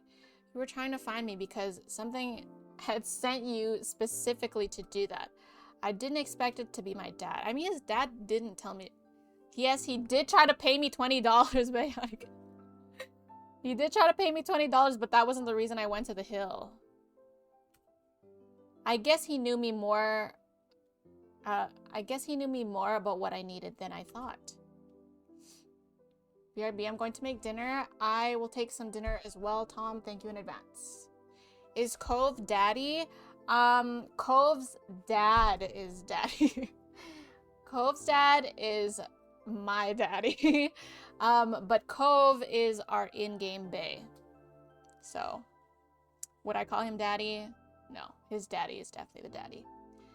His daddy's name is Cliff, by the way.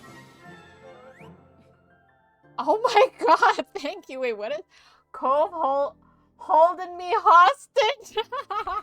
What is that name? I love it. Thank you for gifting a sub to Cove. Holding me hostage. Yo, is there a Cliff holding me hostage? Hold on, I gotta know now. First of all, actually, is Cove holding me hostage an active user? Because I'm gonna need to follow them right away. Oh, their photo is literally of Cove. Wait, I need to know, is there a Cliff? Because he's Cliff Holden. Damn, there is no Cliff. Should I take that name? Thank you so much for gifting a sub to Cove holding me hostage. It does. Oh, I don't think I have. Wait, do I have?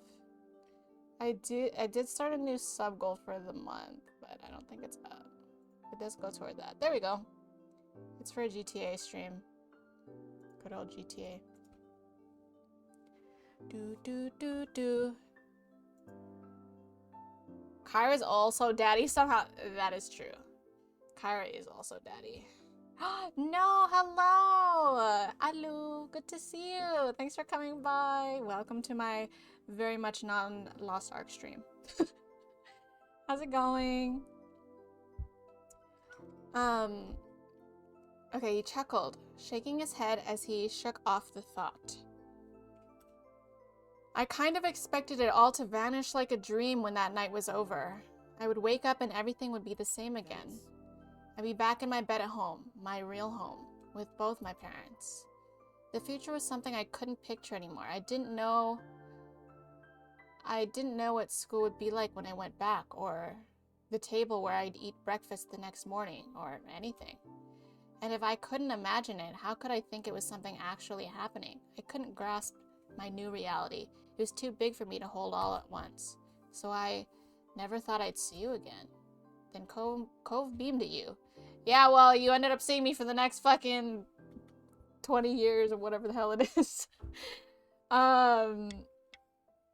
Maybe Nikki was daddy all along. Ooh, you onto something, Farrakha. I like that twist. Self-proclaimed Deadeye main.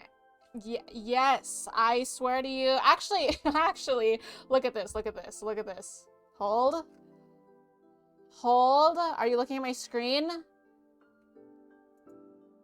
That's right, I have Lost Ark open in the background. No, I'm not playing it, but it is open, and I will eventually do my Chaos Dungeon sometime today, but probably not on stream. But I almost always have Lost Ark open somewhere. And there it is. Yep. That's right.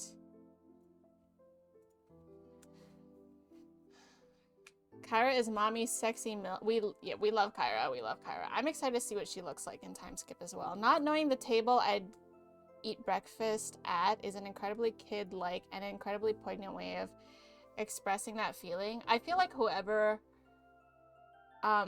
wrote this, I feel like they definitely, went through this, or like they have extremely good insight on what goes through the mind of a child with autism, especially like at that time in their life. I do think they do a really good job of explaining that, like his perspective. Eye level and engraves gems. Let's see how much of a main. My gems are kind of smudge. I am one level off of 1620. I can show it real quick. I'm one level off of 1620. I have 3 builds. I have Pistolier build, I have the Enhanced Weapon Curse Doll build, and I have the Swiftness. I have the Swiftness Ether Predator build as well. But we don't really use that anymore. I have some gems. I've got gems. I've got some gems. I have pretty average gems at this point. I definitely am trying to get full 9s and more 10s before Thaymine. That's my goal, and that's what I'm working on. LOS. I don't know what else to show you. That's him. This is our man, Mr. Brad. We should sit down. If anyone would like to sit with me on this bench, I will be here. This is my stronghold. I am on a peer offline though. Here we go. I think. Yeah. I am literally just I usually AFK and sit in here to get these playtime rewards. Because we need to get these. We got them, yay. I also AFK in here because I just like to stare at my character. That's another good reason. And I also like to watch the market. But yes, that was my small Lost Ark tangent. Wait, what are you a Deadeye main? No? So why should I start playing Lost Ark now that I have all this? Why should I start playing Lost Ark now that I have all this non-Neo free time? Honestly, now that you're done Neo, yeah, I feel like that really does free up all your time. Lost Ark, actually, I feel like right now would not be a good time to start Lost Ark, but in March I think would be better because there's an event that starts then that will make it a little bit easier to play Lost Ark. You could still play it now, but if you wait a month, then it'll make your starting of Lost Ark a little bit easier. To be honest, Farrakhan, I was thinking about getting into Final Fantasy XIV. So when I was making this goal, when I was making this GTA 5 stream goal, because we have historically had a lovely time playing GTA 5 on this channel. So that's why I ultimately went with GTA 5. But if I didn't do GTA 5 for this one, I was going to do Final Fantasy XIV because I was actually very close to starting. The only thing that really holds me back with starting Final Fantasy XIV is, well, obviously it's another MMO that takes up a ton of my time, but it's a subscription, and I know you can play a good chunk of it for free these days, but like you can't join a guild. Like there's like really silly, stupid things that are not included in the free stuff. But I actually really wanted to try. I saw what it's like, the built, like you can buy a house and like decorating in that game. Looks exactly what I would want to play. So actually I was thinking about playing 14. I know you still play that and you play it pretty casually, but like I see you playing it every once in a while. So yeah. If you enjoy having control of your life, don't play Lost Ark, says no. I mean, Farrakhan came out of Neo, which was practically a Lost Ark, but single player. Someone wants to look at the engravings. Is it time to break out the bingo card? Don't look at my engravings. Well, my engravings are good now, but before they were not good. My engravings were really bad. I'm not a Deadeye main. I won't ever play one. Wait, what do you mean? What do you mean I won't ever play one? Actually, that's fine. I do like Deadeyes. Actually, I don't think Deadeyes are rare. I know Miso put out a video saying that Deadeyes, like, nobody plays them. But I see Deadeyes everywhere.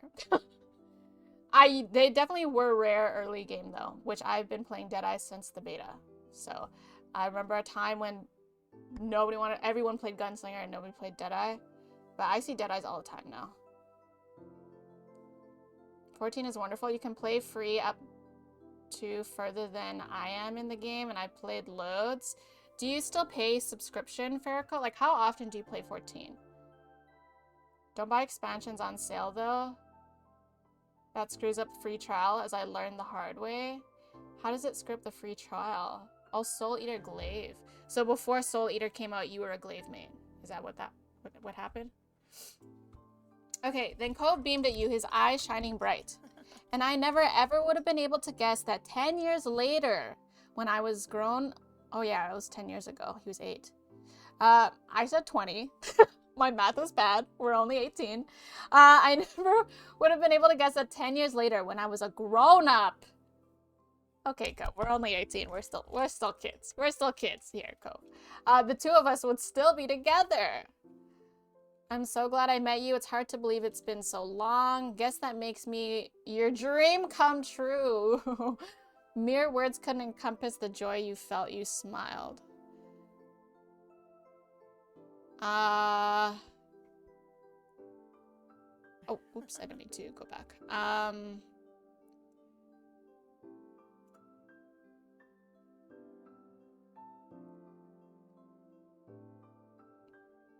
I guess words, I'm not like, okay, like I said, I'm not a good words of affirmation person, so I would just silently feel the joy. Cove returned it fully, sharing your delight. But the smile faded from his face as his wavy eyebrows drew together. That was the worst day of my life at the time, the day that my family broke apart. It was too heavy for me to even think about.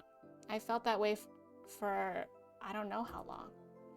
He held a hand over his heart, connecting with the pain he'd felt as a child, and looked at you earnestly. But that was never really true. Things have only gotten better with me, and with Dad and Mom. It was the change we all needed.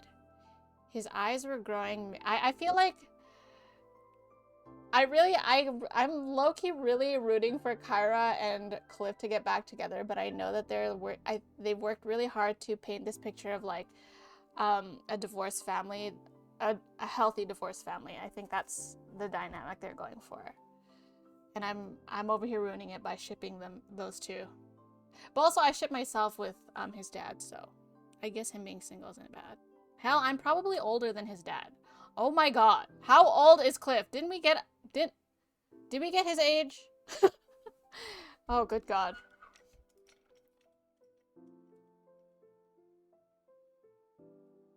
I only pay when I'm playing because I dip in and out. See, I like that about Final. That's why I was thinking about playing is because you can just dip in and out. But yes. Cliff is late 30s for sure. Are you talking about right now? Yeah, do not tell me what age he becomes late. Well, I mean, I guess I could do the math, but in this chapter, in this step, how old is Cliff? Do we know? Yeah, he's probably late 30s. Now that I think about it. Survey Corps. I don't know, I look the other way. Hold.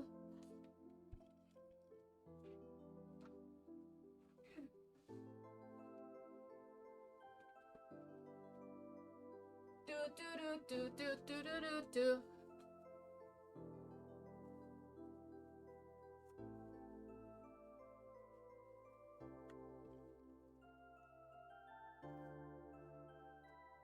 He's 37 right now? Oh my god, he's right in my age range. I'm 32. This is totally doable. This is it. I have a shot. Oh, actually, if this is in like early 2000s, I'm probably 18. Okay, hold on. What the fuck is my hood? Totally doable.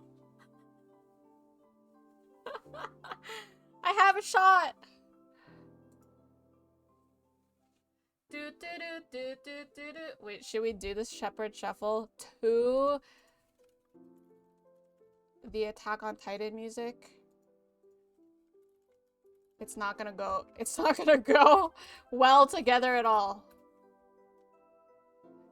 It's not gonna match, but that's the point. We'll do it to the rumbling. I'm not gonna do the whole song. Oh, sorry, that was probably really loud. That was probably really loud, I'm sorry. Alright, this is what we Shepherd Shuffle to. This makes no sense! But Farrakhan redeemed it!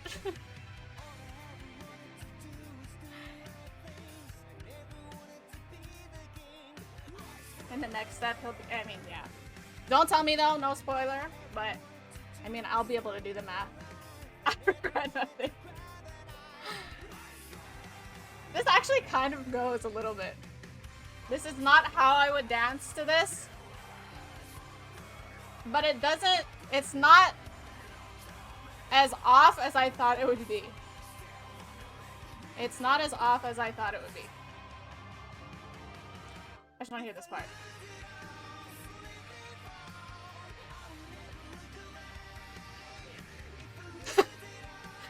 Are we done with this now? I think we're done with this now.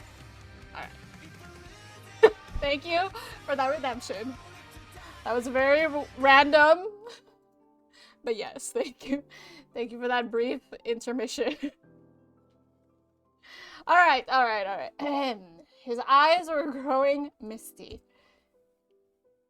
So when I remember that time right now, it's not the point that my life was over.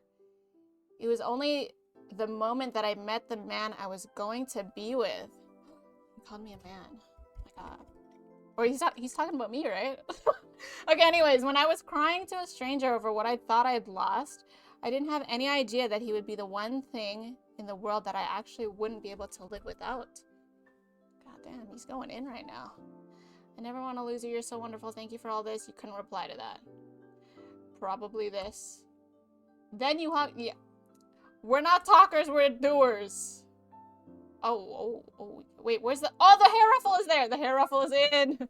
Is this when we ruffle... Wait, no, we already did the hair ruffle once. I remember that, actually. Okay, you hugged him, you gripped his shoulders. That one seems like a weird option. Hair ruffle, kiss, teared up. You grin back at him. I think the kiss while he's talking is a little bit... It feels like I'm interrupting him. I feel like the hug too. Like it feels like he's really confiding in me, so I don't want to like... I think I'm just gonna smile back.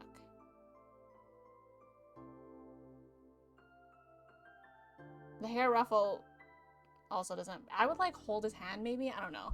Or like... I don't know. We're just gonna grin back. I feel like he's still talking. Kiss, kiss, fall in love. Gripping the shoulders. Yeah, he's like confiding in me, and then I'm like, cool story, bro. I don't know. Anyways, Cove sighed contently. There they are, using that word again. His voice was as delicate as the petals on the poppies which crowned this hill. Hey, Nicholas?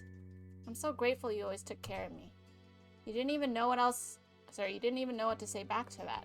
His heartfelt appreciation left you speechless. He is very good at words. He's very good at the words of affirmation, and I'm just in here silently taking it all. I can't. This is me in real life, guys. I'm not good at words of affirmation, and I'm not good at receiving words of affirmation. He tilted his head up, thoughts lost in the sparse clouds above. I wonder how late it is. I guess it doesn't really matter. My dad is fine with me being out whenever. Of course Cliff would be cool with that. You could just use your phone to check the time. You could still text your dad about what you're doing. What about my moms? Okay, my moms might care, but I don't feel like telling them. They would definitely care. Don't they think that I was like cleaning and going to bed? I'm gonna message my moms. I should message my moms. Yeah, I want to make sure I message my moms. You brought your phone out just long enough to shoot off a text. They wouldn't see it anytime soon, but they'd be in the loop once they were up. Are you going to lay in the grass now? Wow, how'd you know? Lucky guess, Cove. With a chuckle, Cove plopped down onto the ground and laid on his back, his usual way of spending time there. You stayed standing. No, we always lay there. Oh, can we snuggle? We snuggle! We're snuggling. We may be bad at words, but we are good. Okay, this sounds weird. But we're snugglers. Okay. You lowered yourself against Cove's side in the grass and wrapped an arm over his chest. Okay. Cove smiled at you and used his free hand to cradle your face. Is it getting light out? The both of you fully settled in to relax on the hill. It felt like just the beginning of one of your nightly outings, but then you realized the sun was peeking out over the horizon. Cove spoke up with a disbelieving tone. It was really late. Or it really was late. Your neighbor wasn't a stranger to being awake at dawn, however, not like this. He was normally an early sleeper, early riser. He was an early sleeper? This man's always, like, breaking into my room really late. Anyways, this unexpected sunrise particularly awed him. The two of you watched on silently as the sun began to light the world. Cove then propped himself up on the backs of his arms and looked at you with a soft expression on his face. Do you want to go back home? I could carry you. Oh, we get the piggyback! Dude, the game has been making me give him a piggyback this whole time. I could carry you if you're too tired. I'd rather... Damn, they didn't even give me an option. I was kind of down for the piggyback. Anyways, I'd rather stay a little longer.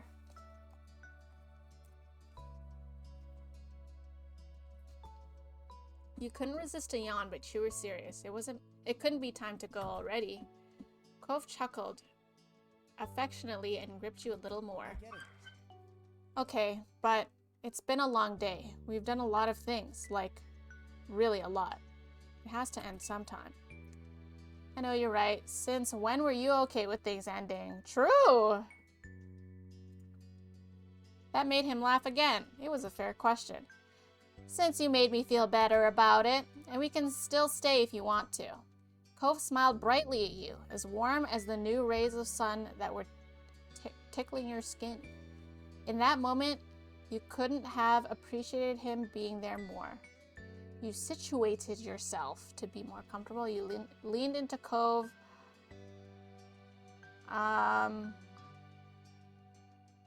Wait, aren't we already cuddling? We're cuddling and then I like leaned closer? I feel like I'm going in. I'm leaning in. I'm leaning in. Okay, you bent yourself against Cove for extra support. He tilted his head against yours. Damn, we got so many options here. Good night, good morning, you're my favorite neighbor. You didn't say anything more, we would say absolutely nothing. Good night. Good night, Nicholas. The two of you remained together on that familiar Poppy Hill, where you first met until the world began to fade and blur. You were falling asleep, and that is how we picked up like 5 ticks the next morning. Welcome back, BW. Your drawing turned out... Thank you. I appreciate it. I was really rushed. I was really like I was drawing that until like right up before I started the stream. So I was really rushing to get it done in time for like today. Also, hi Nexties Nuts. How are you? I don't think I said hi, but I read your message. How's it going? Okay. We were falling asleep. A few more gentle words drifted into your consciousness. See you tomorrow. See you tomorrow. Your eyelids dipped, but you felt good. You were safe and relaxed. Everything that had come before this had reassured you of that. You were confident that when you opened them again, things would be okay. Oh no, they were not okay. Okay, never mind. That sounded sus. It sounded sus. Speed trying, yes. A little bit. But I'm mostly happy with how it turned out. Hi, Bobby! Good to see you. Ekans is the best Pokemon because Ekans is snake backwards. Thank you for reminding us, Verico. You opened your eyes. Instead of the walls of your room, you are surrounded by open sky. That does sound kind of nice, but the ticks do not sound nice. It was not soft pillows and sheets beneath you, but the bed of earth. That sounds awful. But the bed of earth and grass that you'd taken last night. The day welcomed you with a shining sun, a refreshing breeze, and the chirping songs of birds. You cupped your face with your hands as you sat up. You cupped your face? Oh, like this. Okay.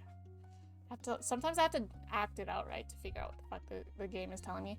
Oh, I'm just waking up. I think that's what's happening. But anyways, you cupped your face with your hands as you sat up, feeling the imprint of the blades of grass leaving lines into your cheeks.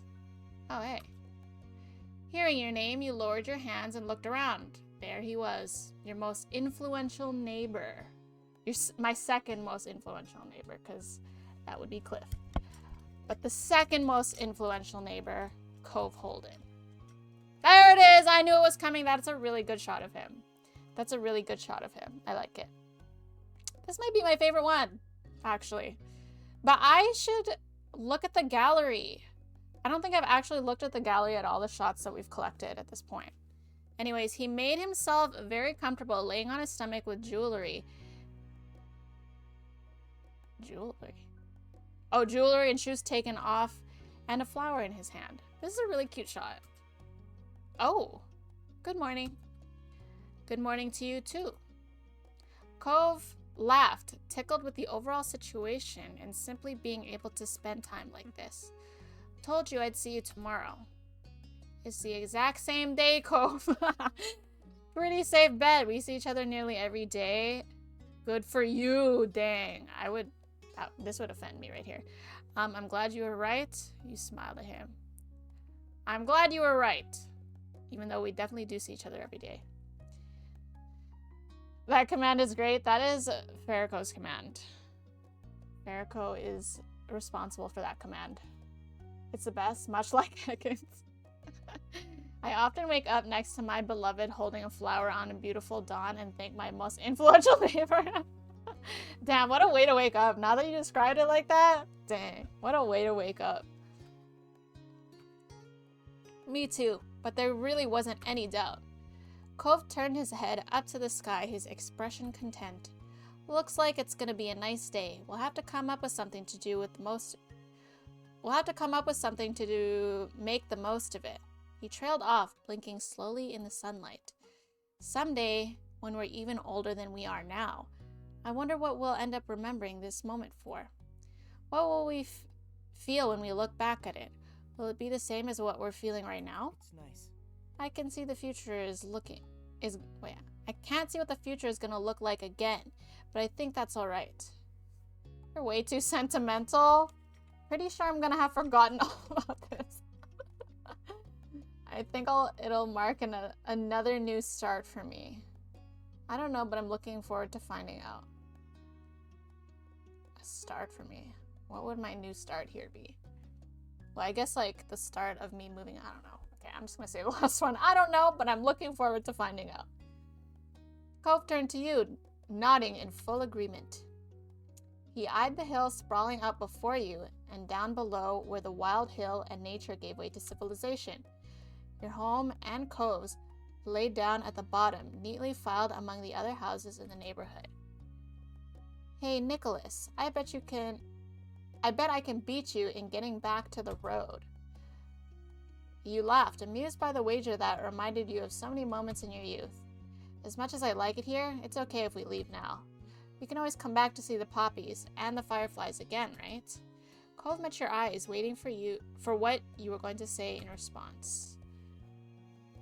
Yeah, I really want to shower. That's what I'm thinking.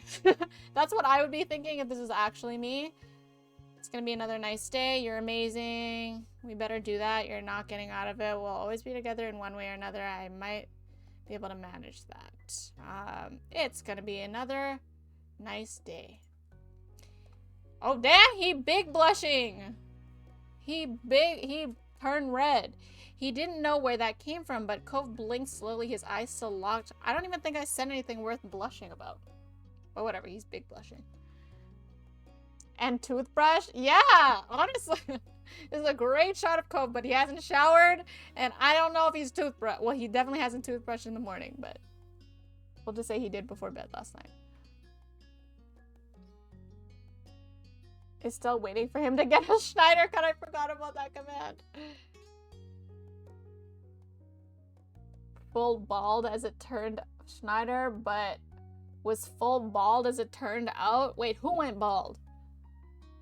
Though you didn't need to see his face to know that he adored you. If there had been any room for doubt, the tender way he spoke would have filled it up. You're one of a kind, huh? Cove beamed at you. Oh, wait, we're getting a little foot action? What the fuck? Oh shit, we got some Cove foot action. What the hell? I wasn't ready for that. Okay, Cove beamed at you. His expression was so unlike the one he'd worn when you first found him here, swaddled in sadness and uncertainty. Yet you couldn't help but glimpse that boy once more underneath his bright expression and matured features. What a weird phrase. Come on. He offered you a hand. You accepted it, your palm fitting around his. Cove lifted himself up, pulling you along too. Our parents probably aren't going to come running for us this time. We've got to make our own call. And I can say that we can't hide away forever. Poppy Hill is just one part of things. There's more out there for us this time, and this place alone. Let's enjoy it. You couldn't say whether you were the one that broke into a run. If Cove had been the one to start it, or if your feet had simultaneously made that choice for you both. The end result was the same, with the two of you dashing down the hill like children, but with the nostalgic revelry that could only come as an adult. As the wind whipped past you, you knew that family and friends were waiting at the end of your sprint. There were more memories to make after all. Life takes another step forward. Oh no. Oh, we got an achievement.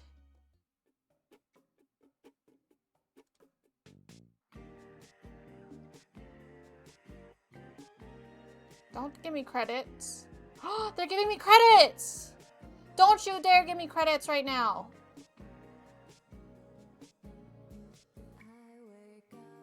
Don't you dare do this to me! Wait, I want to hear the song though.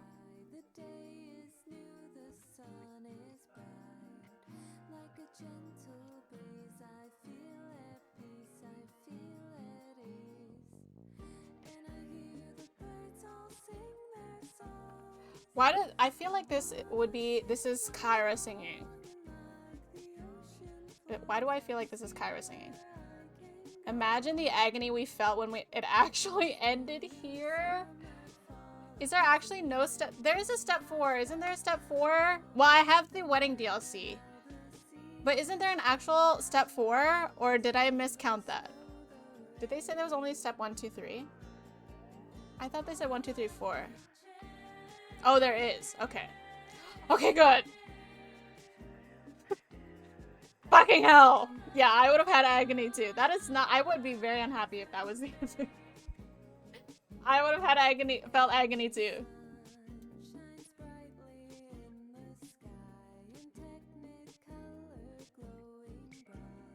I'm waiting for Nikki to come. There's Nikki! There's Nikki! There she is.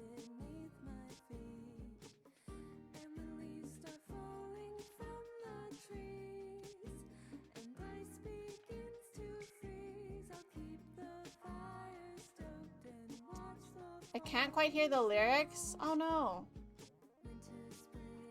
Let me turn it up. I can only turn it up that much though. GG's, thank you. We're not done though, we're not done.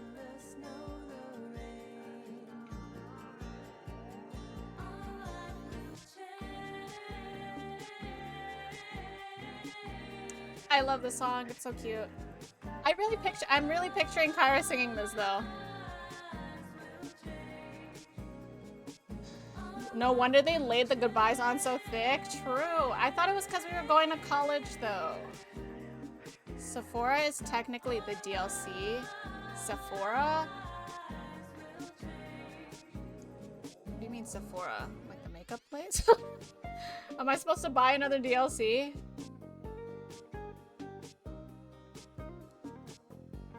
Just Nikki. Like share iconic. Yeah, just Nikki.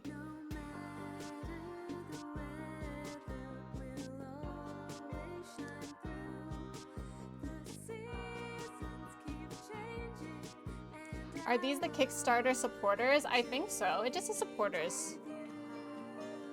Look, there's a supporter named Sanju! Exclamation point, exclamation point. I want to be Nikki! Exclamation point. That would be kind of cool. You're grown. Wait. I'm so confused. Like, there is a step 4. Well, I know there's a step 4 because of the wedding DLC, but I don't know if I'm actually supposed to buy a step 4 or if the DLC is, or the wedding DLC is the only part of step 4. I'm very confused. Thank you for playing. I don't end. Don't end. Okay.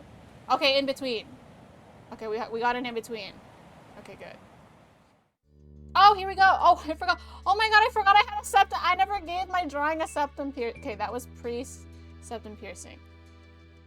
Also, I forgot I changed my hair. Let's go back to this look. Because that was the look I gave myself in the drawing. Okay. Damn. Okay. Okay. Are we gonna look the same? We're still Nicholas. We still have the scar. I think maybe I'll get rid of the... Maybe I'll get rid of the piercing. I kind of like it though. Wait, how do I get rid of piercing?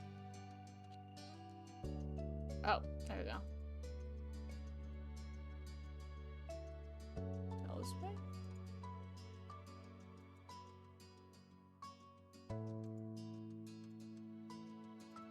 Okay, we got rid of it. It was a phase. It was a phase. We had the septum piercing and they were like, we're done. We're done with that. We can do tattoos? Hell yeah, we're getting fully tatted, bro. We're getting it all. We're getting the whole thing. Arm, leg, chest, back, and torso. Okay, so we ditched the septum, but we went full send on the tattoos. Hell yeah. Okay.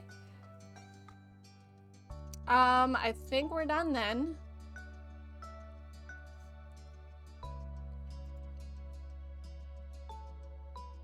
Oh, we can do acne. Does it show? Oh, it does. Wow.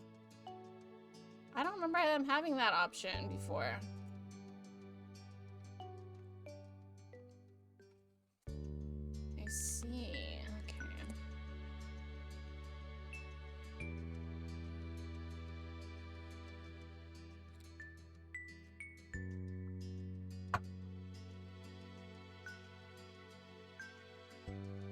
Okay, I think I'm done then. Okay, we're in love now. We were at crush last time, even though I'm pretty sure we were in love. Still not sure what the hell this comfort shit means. I think overall we're still relaxed.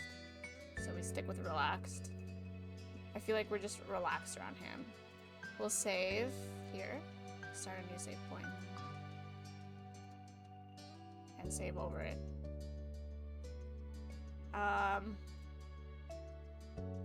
Wait, actually, I want to go to the menu.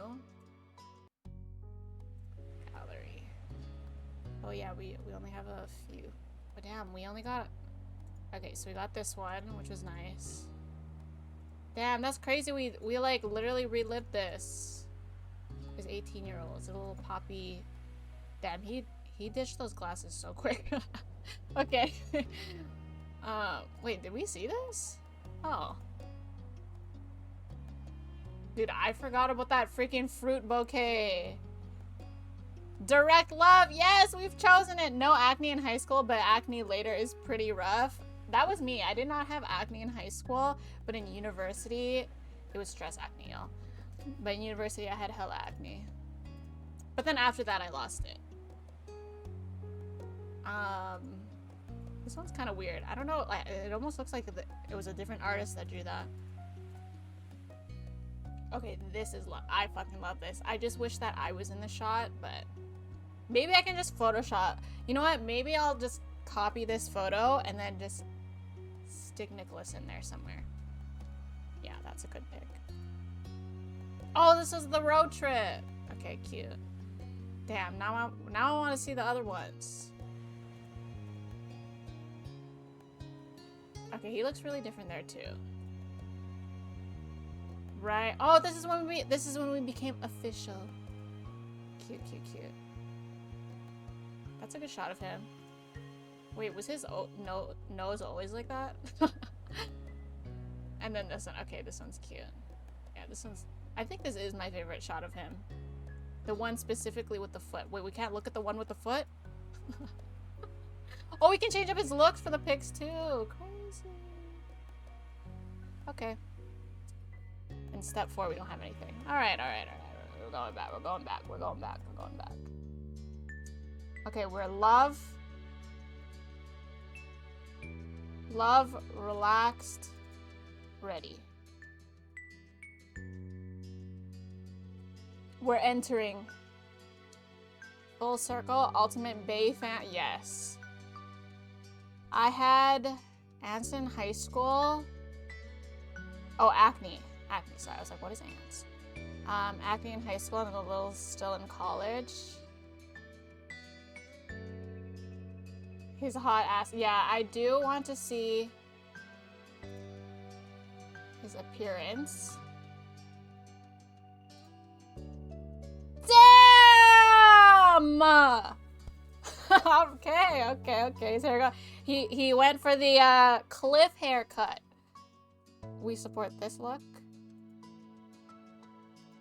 He does not look like the same guy with this. That looks like the Cove that we knew. This is the perfect ruffle his hair. Oh, but we are so going with this one. What the fuck? We are so going with hair 4. This is as close to Cliff as we can get, folks. This is as close to Cliff as we can get. Okay, glasses. I'm shocked that they don't change the glasses options. This is literally the same glasses he had when he was 8. Anyways. He ditched the glasses. He long been ditched. 3, 1. Yeah, I can only see 3, so I'm gonna go with that one. Oh, we can give him tats! What the F word? I believe that is supposed to be water, but it just looks like reptile skin. It looks like reptile skin, which is cool. Like, I don't know about it with this shirt. Oh, the only options we have is water. Of course. This one looks like reptile skin. Dude, I wish we could rotate this. Fuck it, we're gonna go with reptile skin. Fuck it. We're going in on the reptile skin. The Cliff haircut is perfect. I'm really scared that they cut Cliff's hair now. Jump scare screen. I know. Did you say what the F word? Yeah, I am trying very hard to be YouTube friendly. Hopefully, maybe we can upload these to YouTube. Body type. Oh shit! Oh shit! I kind of like Slim. It's not that big of a difference, I'm not gonna lie. I'm not gonna lie. Anyways, we are changing that shirt. Oh, what the F?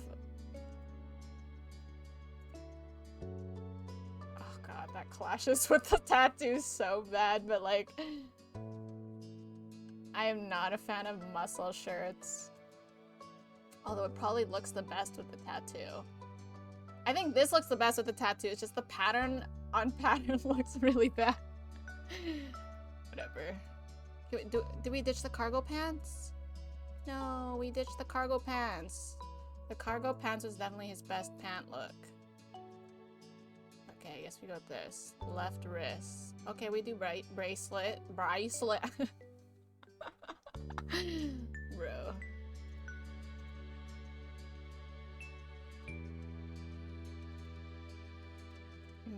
Multi bracelets? One bracelet. One bracelet.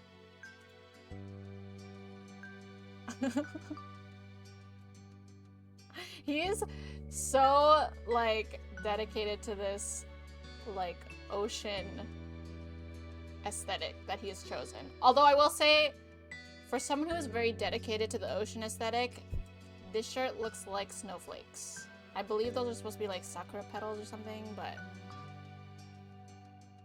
they look like snowflakes to me.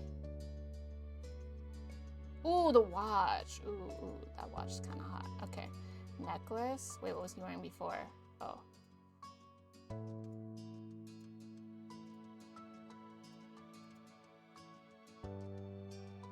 Whatever. Okay. Oh, we get to pick his PJs, don't we? Oh, no, we don't. Wait, we don't? Oh, I'm so sad. Oh, what the F? I like the sunglasses. Wait, change page. I just don't want him to be wearing sunglasses all the time. Just sometimes. I don't think that's an option though. I only get to choose this look for him. I'm so sad that the tattoo just clashes with the shirt, but fuck it, we're excited that he got a tattoo. And shockingly, he didn't get the tattoo on the scar arm, which I think is cool because I think the scar looks cool. Anyways. Down. Middle initiative. Wait. What if I wanted to change... Oh, it reset everything. Son of a bitch. Son of a bitch. No.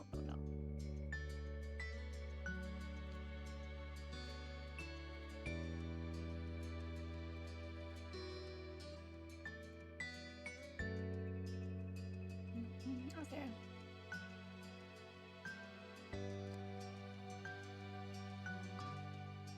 Whatever. I'll just hit done. Okay, middle initiative was good. Cove likes his scar, so it makes sense he wants to show it off. I think his scar looks fucking cool too, so if I were him, I would also show it off. I thought for a sec we were gonna get the explanation for his arm. Did we never get that? Yeah, we didn't. High? Is that what you picked? I liked middle. I went with middle last time, and I would like to go with that again this time. I'm like not I'm like not crazy about like PDA. I don't know about PDA, but like, I don't know. I don't want to overdo the kissing. Although I do want kissing to happen with his dad and me. Did you not go jet skiing with Cove? I don't think so. I don't remember doing that. No.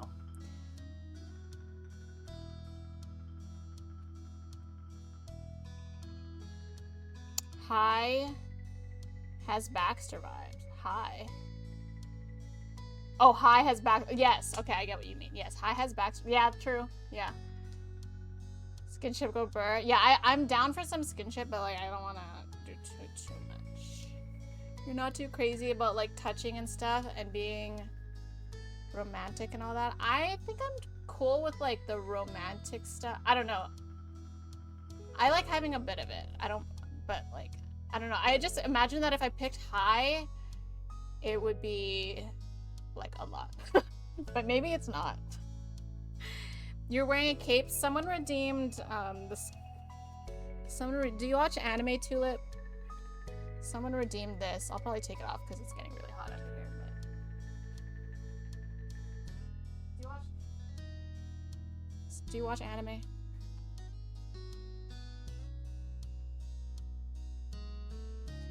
I like Cove's level of romanticness on the I agree. I think it was perfect. It was perfect because I like the idea of Cove taking the initiative as well on some of the romanticness, and then I think Nicholas also took initiative. So it was like equal parts initiative. And I think that was good. Yes, Attack on Titan, yes. Yeah, someone redeemed it. It's a redemption. But I am wearing a cape, yes.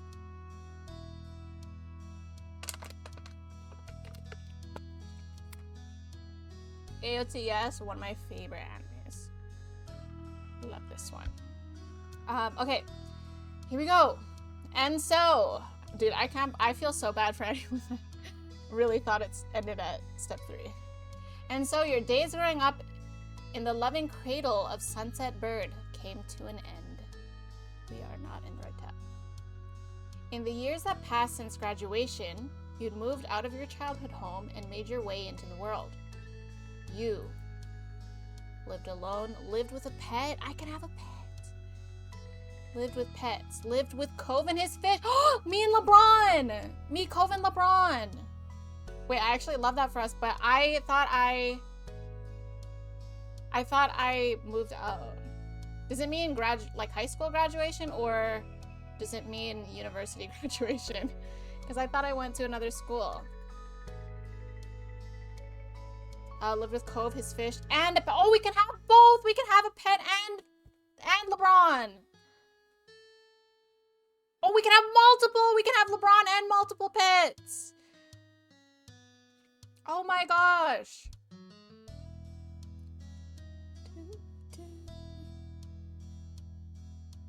Oh God, I don't know if I want us to be that couple with like a bajillion pets.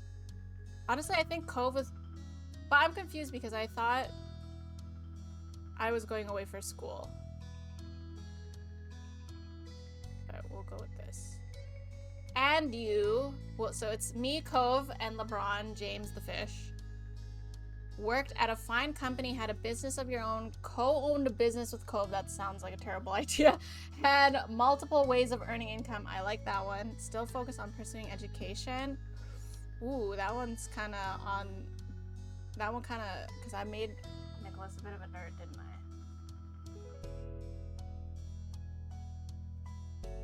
I? I like this one the best. Multiple ways of earning income. In the... Oh, shit! What are we doing? What are we doing? I mean, if it's multiple, wouldn't it be like multiple of these? Oh, hospitality. Yo, that's me in real life. Should I pick that one? Okay, let's do it. Oh, shoot. Oh, it really only lets us pick one. Okay, hospitality, I guess. I bet you there's a lot of hospitality work in Sunset Bird or whatever. Your family members went through the same kinds of leaps into independence. Liz and Lee both eventually earned degrees and started fantastic careers in new towns.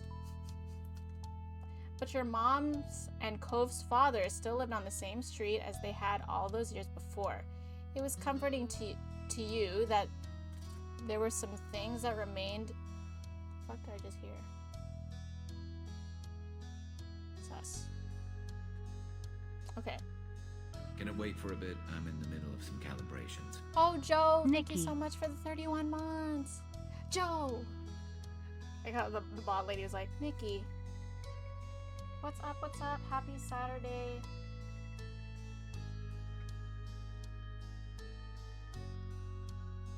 Sorry, I'm just untwirling the wire of my headset.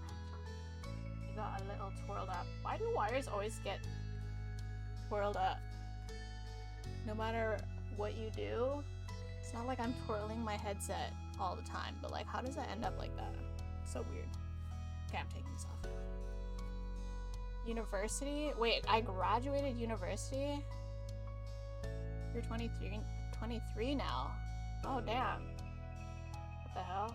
Wait, try not to tell me too much if the game hasn't told me yet. But I thought it was talking about high school.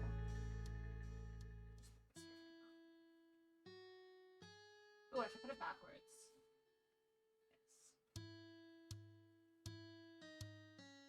Yes. Y'all can't even see that shit. Gosh darn. Y'all can't even...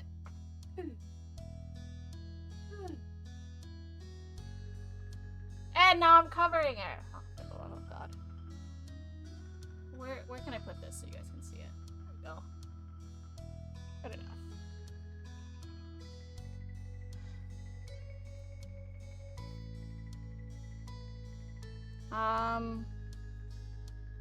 At this point, that's LeBron's grandson. You can't tell me. You can't tell me it's still not LeBron. I will cry if the game keeps LeBron, like the name LeBron, or like remembered it when it mentions me living with LeBron and Cove. There's an old-timey term, doctor of the church, going for more education adds up for Dr. Nicholas. I did want to pick that one, but I also, if I could choose my fate now, would be the multiple streams. I feel like he would probably be continuing education while also earning multiple streams. The tension in the wire, but I don't know. Maybe. Yeah, I don't know. It's so weird how wires do that. Having bangs? Yeah, that's because it's new. Well, it's not new, but I've had it for like a couple weeks. I also started working on Monday, so I've been super tired. 12-hour shifts? Holy shit. Get some rest, my friend. Getting swole moving that chair. It seems like the chair is really heavy. It's because it's on carpet. It's on carpet, so it doesn't glide as nicely. I try to roll it away. It is a very heavy chair, though, I will say that. Okay. Your mom's and Cove's father still lived on the same street as they had all those years before. It was comforting to you that there were some things that remained in the old neighborhood. And despite the ever-changing reality of your adult life, your friends were still your friends. Though, of course, things weren't exactly the same for them either. Very recently, Terry publicly came out as a man. And then they changed their... Oh my god! I never would have seen that coming! What?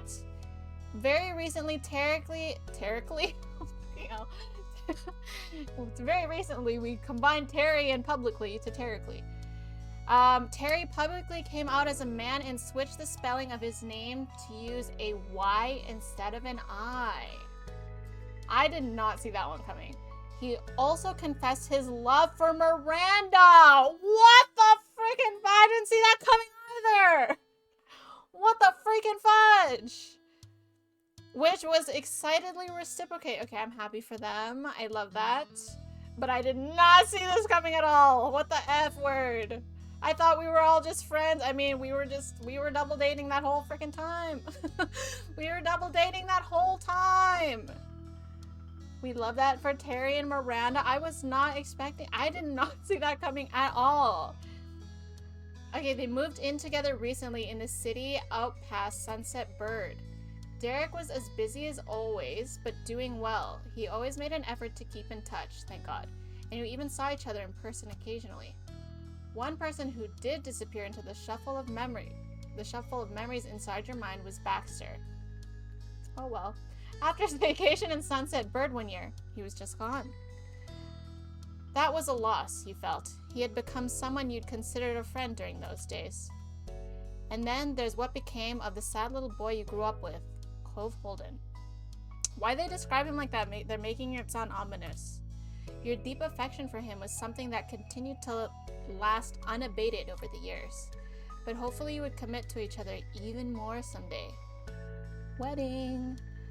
You didn't want your relationship to change from what it was. The two of you got engaged. No. Hopefully you would commit to each other even more. I would like to see the engagement. I don't want to just get engaged in this in between. Okay, we need to see it happen. So we are committed, but hopefully we get even more committed later. He truly thrived in his continued efforts of cultivating loving and supportive relationships with his family and friends. His personality had changed, becoming more reserved, though not at all unkind. Okay. Cove was a gentle, loyal, considerate man who took the lessons he learned over the years to treat the people around him with patience and understanding. When Cove eventually developed a picture of the future he wanted to have as an adult, you could see where he was coming from based on his past interests. He went to college to study marine biology. Okay, I love that. I love that.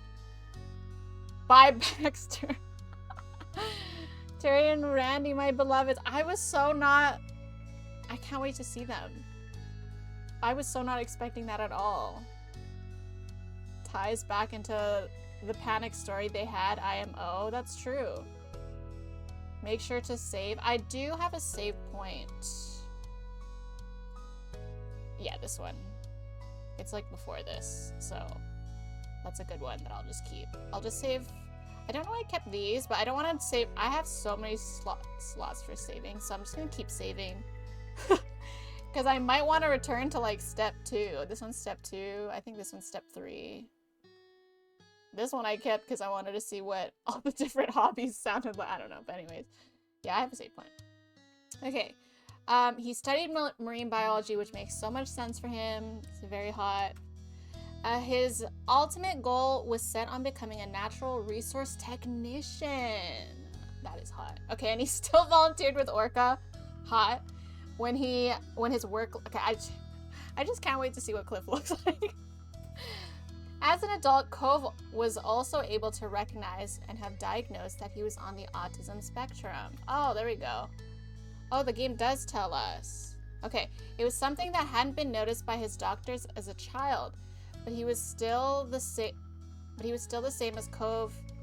As oh my god, I can't fucking read. Did you ever watch I did not watch Seinfeld. See, I do see, but if the game told me, I would have preferred to learn through the game. I would have considered that a spoiler, but it's fine. It's not a big deal. But I am shocked that the game is actually bringing it up. I love that for them. Official Tism Riz. Tism. Wait, why does it sound so cool when you say it like that? Okay, it was something that hadn't been noticed by his doctors as a child, but he was still the same Cove he always was to you. And he was just glad to understand himself better. It thrilled you to see how happy and successful he'd grown up to be. On the whole, life continued its steady beat forward, and you all went with it down the paths you chose. It was strange and wonderful. But no matter how old you got, how far you roamed, or how long you were away, the home you had in Sunset Bird still called you back eventually. Are we spending? Oh, damn! Is this our car? Is this our car, Cove? Damn! Okay. Those dual tone leather seats. I used to have those. I miss those. Dang. Yo, we rich. It's those multiple streams of income. It was all that university that I did. Okay, anyways. Listen, I wonder if I was continuing my education, it would be really funny if it gave me like an uglier car. There's a marine biologist episode of Seinfeld. Oh, that's cool. I didn't know. I feel like almost every kid has went through a phase where they wanted to be a marine biologist, and I certainly was not immune to that phase. I definitely had a phase where I wanted to become a marine biologist, and obviously it never happened. But I do still think that the field of work is really cool. I can't even swim. For me, it's not like, I don't like the outdoors. I would love to study it and learn more about it, but like I don't want to do the field work, which is the same, because I ended up getting, like, I studied geology, but I hate the outdoors. But I like honestly loved the field of geology, but it required so much field work, and I hate the outdoors. I don't know why I took that. Well, I know why, but it was because I wanted to take paleontology, which was not available in my university. The closest thing I had was geology. But anyways, both of those things required field work, and while I partook in them because I had to, like, I'm not an outdoor girl. Nerd, a little bit. Just a little bit. Just a little bit. Yeah, I could never work in geology now, though. Like, I have all of my friends that I took geology with, they're all working, and they're like all hardcore outdoor people. They camp like every weekend and shit. Like, bro, that's not me at all. They probably like look at me and they're like, dude, why did she ever take geology? Anyways, okay, the car rumbled down the highway. You had started to zone out when a truck in the left lane loudly zoomed past. Your driver didn't remark on it. Just like anything else in this trip, you went back to staring out the window, letting the scenery pass you by. You did appreciate the spacious back seat of your ride. You hadn't known exactly when you would be coming in, so you had decided to use a ride app rather than ask your moms to pick you up. It turned out to be a convenient choice. You looked forward to surprising your parents we're surprising them. Oh my god, we're gonna see them!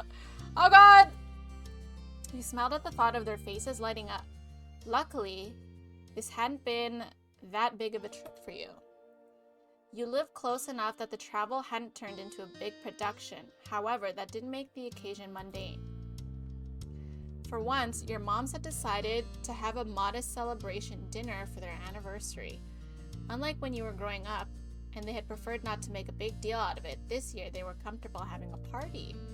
As time went on, they had found being the center of attention easier to handle. You were happy to see it. With this going on, there was no way that either you or Liz could miss your mom's anniversary. Both of you made plans to come back home for it. You didn't hear from Liz about her exact schedule, but you hadn't shared yours either. It reminded you of when you were kids and both knew to show up for dinner, but didn't keep each other in the loop for each other's pre-dinner plans. This was the same concept after all. Some things stayed the same, and yet it was definitely different from when you would see your sister every day and knew sort of what she was doing. Anyways from osmosis. What the fuck?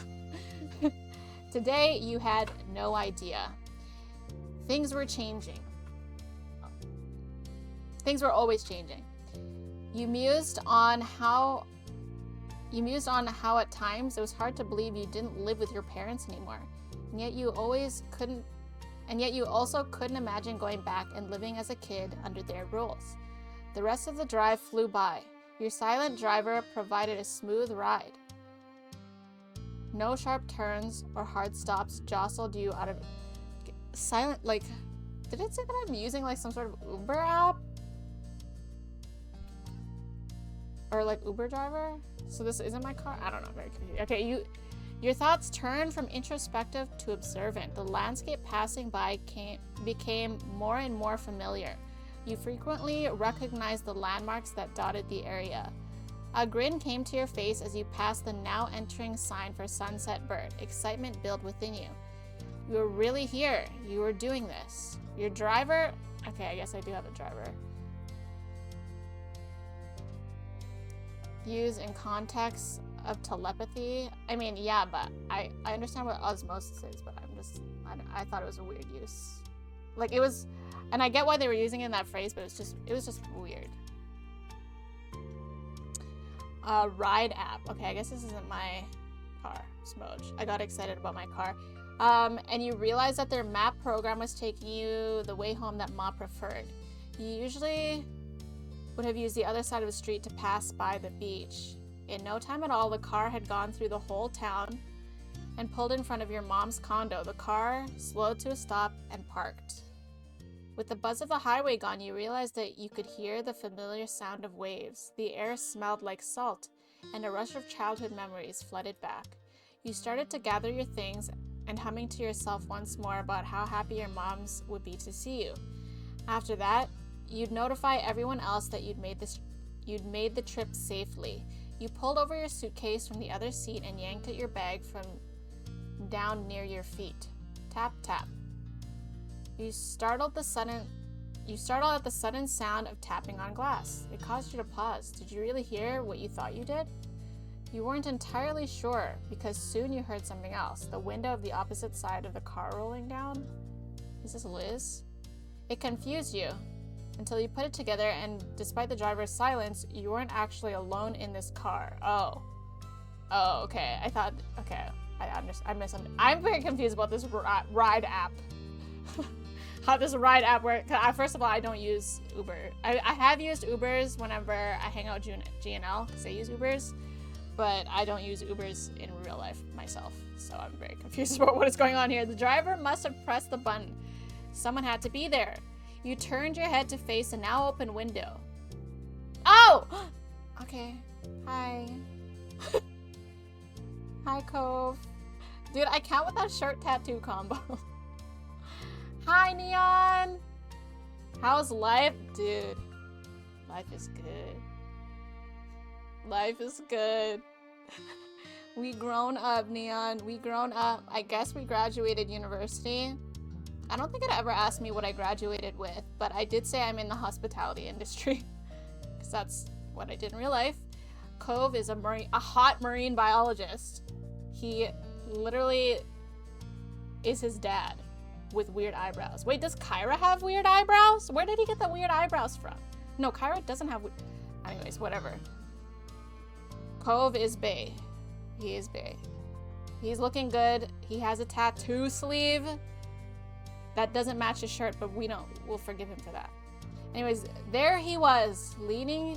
I don't know, because I thought we lived together. I thought I established that me and Cove lived together with LeBron James, which sounds funny. But, so I would have thought that we would travel here together. So I figured that this would be Liz, like we arrived at the same time together. But it's not. It's fine. We get this cool shot of him. There he was, leaning his arms across the window. Your beloved Cove Holden. He beamed at you with one of his precious open smiles. Wait, his voice sounds the same. Nicholas! Oh, he sounds so happy to see me. Nicholas, welcome home. Dude, he looks like his dad. I should have known that was coming. That's his dad, like his dad. I should have known. But I still wasn't ready. He literally looks like his dad. I was wondering how long I'd have to stand out here for you to make it. It's been a while, you know. Cove, I've been the one waiting to see you. Wait, how? I thought we lived together. What is happening? What the F word? You survived. You screamed. You screamed excitingly. Okay, we screamed excitedly on the inside, but on the outside, we gotta act cool. But also, I'm still very confused because I swear we lived together. But I'm the one who's been waiting to see you. He snorted. We've both been waiting then. Yes, that is my Cove fan art. That is of their 18-year-old selves, though. Your drawing is so cozy. Yeah. I might have to do one of their adult versions. I might have to do one. Good snort, thank you. Photographic evidence of them living together. Yeah. True. Immersion, yes, for the immersion. I snorted for you guys. He then gripped the top of the car door and pushed half of his torso through the opening. He then gripped the top of the door and pushed half of his torso through the opening. That was enough to make the driver break their silence with a sharp hey. I'm picturing something weird when I read that. I don't know. I don't know if I'm picturing what they're trying to paint here. The Uber driver waiting for their tip. Yeah. Cove did not seem to notice and continued climbing in through the window. Okay, so it was as I pictured. Yeah, this is weird. He pushed one hand down into the middle seat to prop his dangling body up. He used his other He used his other hand to caress her cheek as he leaned in as close as he could. So we're just into making everyone feel uncomfortable around us. Okay, got it. I missed you. Cove doesn't... Yeah, I see that. I see that. He always takes the window. That's so true. Okay, you scooched across the seats and kiss. Okay, this is a good kiss moment because we're like... I think we're reuniting, even though I'm still confused because I thought we lived together. But you lean in and kiss him on the forehead. You covered his hand with yours. You flicked his nose. He struggles to crawl his adult body through the freaking little window, only for me to flick his nose. I kind of like that option, but I'm not gonna pick it. You did your best to hug him without knocking him down. You grinned at him. I guess we're going for the kiss. I feel like I have to kiss him, but I feel bad for the driver. Sorry, driver. Sorry, not sorry. He enthusiastically reciprocated. The arm holding him wobbled at your touch, and you could feel him smile under your smooch. He was clearly struggling to avoid falling down into the cushion. You pulled back just a little to get a better view of his face. I missed you. I thought we lived together. I was so lost. Okay, yeah, I'm sure it'll make sense. I'm sure it'll make sense. I guess we don't live together yet, but I'm sure it's coming. Okay, I missed you too. I missed you even more than you missed me. That's right, I win. I win the missing contest.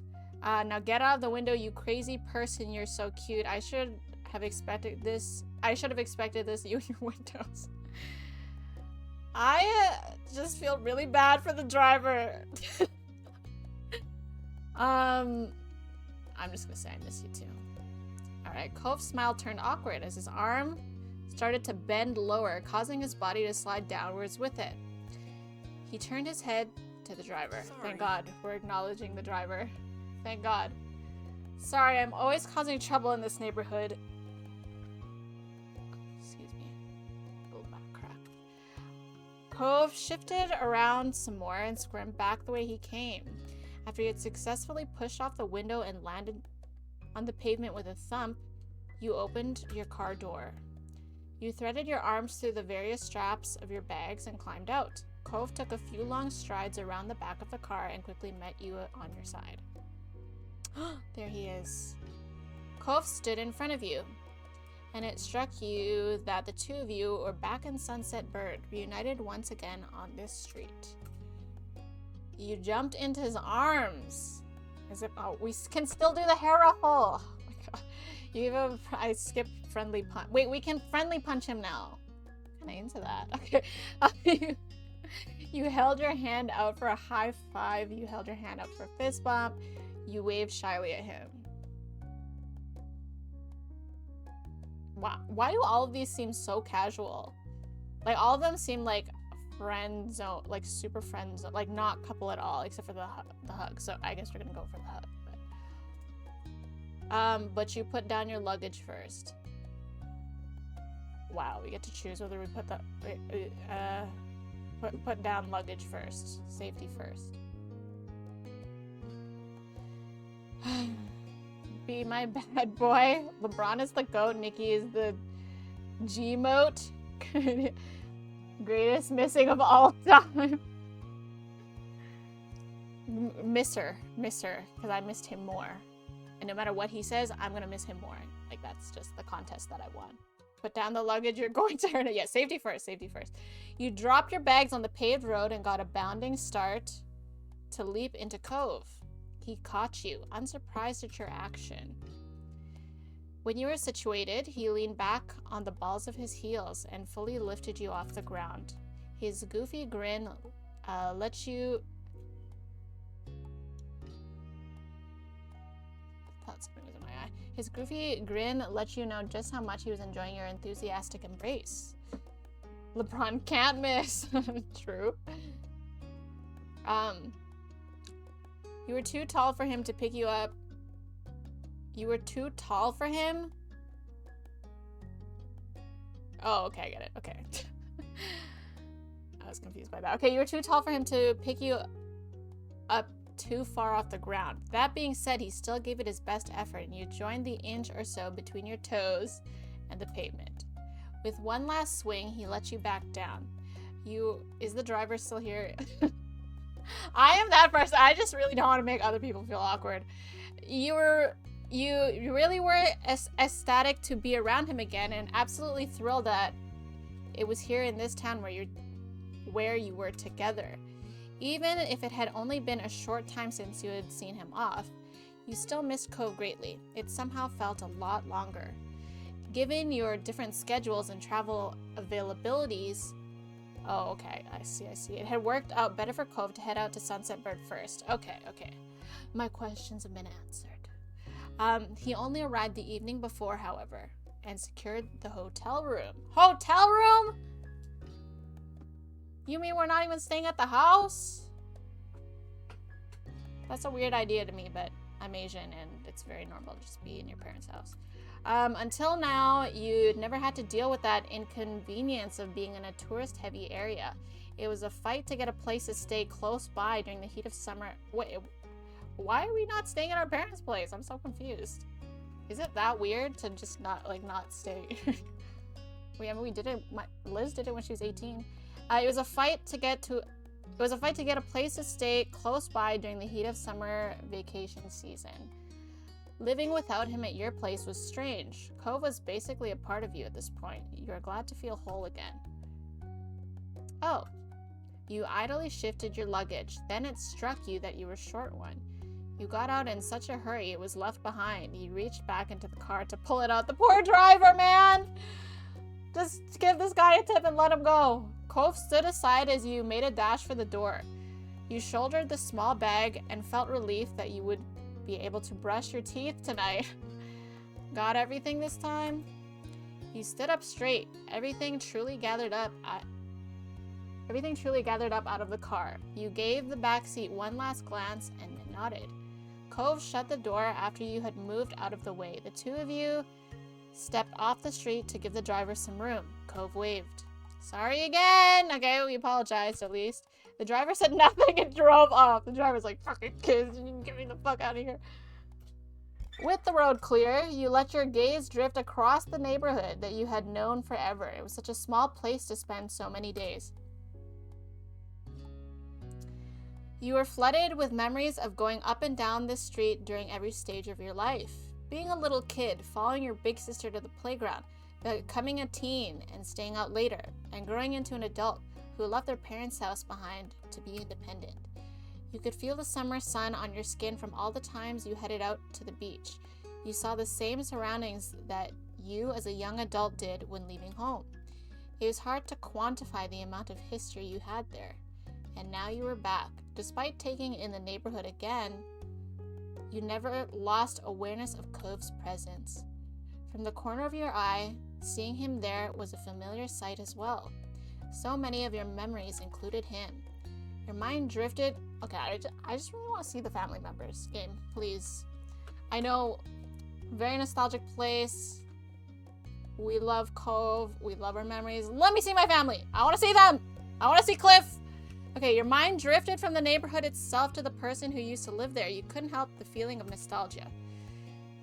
You still remember this place, his voice, the scar on his arm from the days long gone. He had changed so much since you had first met him, yet even with those changes, he was always recognizable. Different schedules? Are we reiterating the Cliff-Kyra breakup? Please no! I wouldn't say it's weird, but it's more like you get quality time by being... That's true, I guess. We would stay at our parents' house when we come home to visit. Yeah, I feel like that's pretty normal. But I guess if you want alone time... I mean, if you want alone time, you just go to the bedroom, bro. Bedroom for free. Anyways, whatever. He's familiar. Maybe we're just the loud...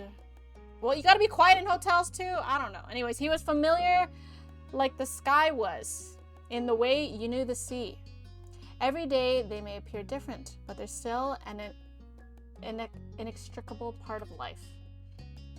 It was the world, with help from Mr. Holden and his ill-thought $20 bill, that brought you together to begin with, No, I chose to be his friend. The $20 bill had nothing to do with it. But the two of you had chosen each other. You would never let your interactions fade. You had decided to nurture your relationship into what it was, and you would continue to keep Cove close into all the rest of your adult years. Cove is your partner. Cove was your partner you wanted for life. You couldn't be more grateful to call him your boyfriend. It would be impossible to imagine life without him. All right, game, let's meet the family again. Come on. Cove noticed you staring at him after a while and smiled with his eyebrows rising in curiosity. He was very transparent in his question if there was something you wanted to say. You shook your head and returned him a soft expression. You let yourself get carried away in a tide of memories. Yeah, that's right. Yes, we did, Nicholas. But now it's time to focus on the present. Ready to go see my mom's? Yes. Cove nodded and pointed at all your luggage bundled around your legs. Can I help with any of that? Yes, thank you. You can help with all of it. It's like carrying in all my groceries in one go. The house is literally right there. You dropped them? That's fucked. I'll just say yeah. Although the house is literally right there. But I'm gonna just say yeah, thank you. You gratefully passed him a bag. It was a lot easier to balance everything with that out of the way. He used both hands to take a hold of one piece of luggage and stood tall, pleased to be able to provide his assistance. The bag situation resolved, the two of you strolled over to the Zoldyck residence. I forgot the word, the Zoldicks. Alright, you started to pat your pockets instinctively, not extinctively, only to realize that you no longer carried a key to the house. Your eyes scanned the end. Honestly, I'm glad that we did have the goodbye chapters, which were very heartfelt, but I'm glad that we didn't have to see the moving out part, because that would have been really sad. I'm glad, but also that would have been good too. But yeah, I'm glad we didn't have the part where we had to relinquish our key and the moms were helping us move into our first place. That would have been very emotionally exhausting. You started to pat your pockets instinctively, only to realize that you no longer carried a key to the house. Your eyes scanned the entryway a little lost, only to spy the doorbell. The thought of having to ring it felt super weird. Is this our first time doing this? Okay, anyways, as you pressed the inconveniently placed button on the side wall, you remembered that no matter how much this place would always be a home to you, it wasn't where you lived. Being back here was like putting on... I really did not like this. When I came home, or when I moved out and then I came home, I hated that feeling that it was this is my home, but I have to leave. No, I don't know if I can explain it. It was my home, but it wasn't my home. I really didn't like that. It made me sad. Anyways, being back here was like putting on a uniform after you quit the store where it came from. It remained the same, but your circumstance had changed. Cove shifted on his feet awkwardly, obviously also thrown about you being stuck out here, keyless. You heard muffled voices and shuffling around from inside. Your heartbeat sped up in anticipation. The door swung open, and there was your mom's smiling face. She immediately brightened at seeing you standing there. Here we go. Oh, Mom! She has so many gray hairs now. Well. The glasses age her, but I actually really like them. But the glasses age her. And so does this hairstyle. Okay. The other mom for sure did not age one bit. Hi, Blade! That smile is cursed! That's what I said, Blade! They gave her a really creepy smile. That is a relatable feeling. Yeah, I really did not like that feeling. Welcome back, Tom. She switched to old glasses. Yeah, they're definitely old person glasses, but I like them. But I think it's the hairstyle that's gotta go. How's it going, Blade? I was watching you guys' It Takes Two playthrough. Was that yesterday? I was watching that last night. The glasses, yeah, I think so. It's just the hairstyle. She's like truly embracing her age. She's not trying to look any younger We respect that. But I'm predicting that my other mom looks the same. Maybe a bit of a hairstyle change. I don't think she got any more wrinkles or white hair. But yeah. Well, well, well. Mom twisted her head back and gave a shout down the hall. Lonnie, guess who's here? There were more distant noises. No doubt Ma getting up from wherever she was to come see. Her high-spirited words rang out clearly. I hope it's one of my children. Mom snickered, still holding the door only half open to hide you for a little longer. Cove flushed as if suddenly realizing that he was going to be present for your mom's enthusiastic welcoming of you. You smiled to reassure him that he wasn't intruding. Ma finally reached the door and peered over Mom's shoulder. Oh my god! Okay, she definitely aged. The hair definitely aged her, I think. Actually, no, it's because she's giving us the... Every time she does the eye smile, we can see her eye wrinkle. But I think if she opens her eyes, she's gonna look insanely youthful. So it's the eye smiles. Well, also maybe the dress. I think the dress aged her. That's an old lady dress for sure. Pam, my beloved. We do love Pam. Baggier eyes, but overall she doesn't look bad. Yeah. Well, she had the baggy eyes before. If you mean this one, but I don't remember about the other one. When you talked at the start about moms getting older, I was so scared they were going to kill off one for this. I'm honestly really scared that they were going to kill off anyone, but I think overall it's a positive vibe story. So hopefully not, but don't tell me. Amazing dress. Honestly, the dress looks like something, I bet you she got it from like Kyra or something like that. Looks like, because Kyra was wearing that exact pattern in a cardigan. In a chiffon cardigan. In step 2. Lonnie, my beloved. We do love Lonnie. This is also your mom? Yes. I have 2 moms, Mom and Ma. But yes, she is definitely a MILF. Yes. You adopted? Yes. Why would they kill one of them when they're only in their... I mean, hey. I don't want to sound negative, but things can happen. You never know. The one who looks like she's holding a knife with... Yo, what the fuck? Okay, anyways. It is. Hello, Nicholas. She gave you a once-over. See, she looks youthful. She opened her eye. You can hardly see the eye bags. Anyways, she gave you a once-over, patting the tops of your shoulders and moving down the sides of your arms, before she nodded in satisfaction that you were in one piece. How sweet. This is a wonderful surprise. Oh, right, it was a surprise. They didn't know.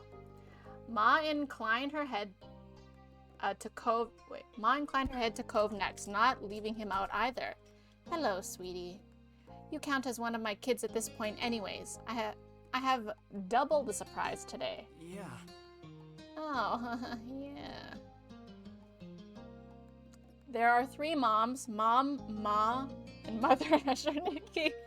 I actually do have 3 moms. So I have the 2 moms you just met, and Cove's mom is whom we call Mommy. And her name is Kyra, and hopefully we get to see her, but I don't know if we'll see her. Don't tell me, but I don't know if we'll get to see her, but we do have a 3rd mom. Where's Mommy? That would be Kyra. God, I can't wait to see her. But anyways, you snorted at your mom's greetings. They never changed. Cove bashfully waved at them. He hadn't relaxed fully, but he had settled down at their welcome. Well, don't just stand out there. Come on in. Your mom moved us aside and held the door open for you, gesturing for you to enter. You stepped into the living room. It was comfortable and cool. It looks the same. Did the couches change? The couches? Did they add a couch? No, I think maybe they rearranged the couch. But I think everything looks the same. They added whatever those bread biscuits on the counter are. I don't know what the hell those are. But mostly looks the same. Cove was a half step behind you, his eyes on a new painting your moms must have added since the last time you were here. I don't know if I can see the new painting, unless it's the one in the corner with the lamp, but I don't know if that looks like a picture. Anyways, things were mostly the same, but there were more decorations since you had seen the house last. Mom may have gotten the urge for some interior designing again.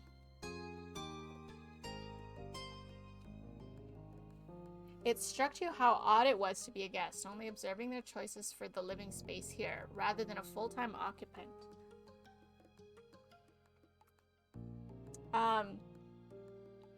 Ma came up in front of you, excitement in her eyes. I'm so glad you're here. That's fine. You know, your mom and I would have been happy to pick you up, but you're self-sufficient and responsible. That's okay. What matters is that you arrived safely. Mom appeared at her side with a nod. Welcome back, kiddos. You appreciated that your parents respected you as an adult, even if Mom still called you kiddo. You figured long ago that you'd always be her kiddo no matter how grown you'd become. It was part of the whole parent-child deal with her. You hugged your moms. Did I not do that yet? We gotta hug our moms. Nobody's safe from my hugs. Not around here. Kyra is mothering. This is true. Please feed me applesauce. Mother Nikki, I actually have applesauce. Hi, Rye. Sorry, I thought I was gonna burp. What's up? What's up? Good to see you again. Man like Rye. Yep. You took another step forward and pulled Ma into a great big hug, squeezing them tight. Their arms wrapped around you in return, and you could feel their love for you in their embrace. I'm happy to be here. I missed you both. It's so great to see you. I wanted to surprise you. I thought you deserved a little break after everything I put you through. I wanted to surprise you. I wanted to surprise you. Oh, well, you succeeded. Your timing was lovely. It's always nice when I'm able to come by, says Cove. Your mom's giggled, pleased. I hope you've been doing well. Is everything set up for your anniversary dinner? We're happy to help if there's something we can do. We've been plenty fine. It's been a little quiet, but that's not a bad thing. Mom placed her arm around Ma's shoulder and gave her a side hug. Don't worry about it. Don't worry about the party.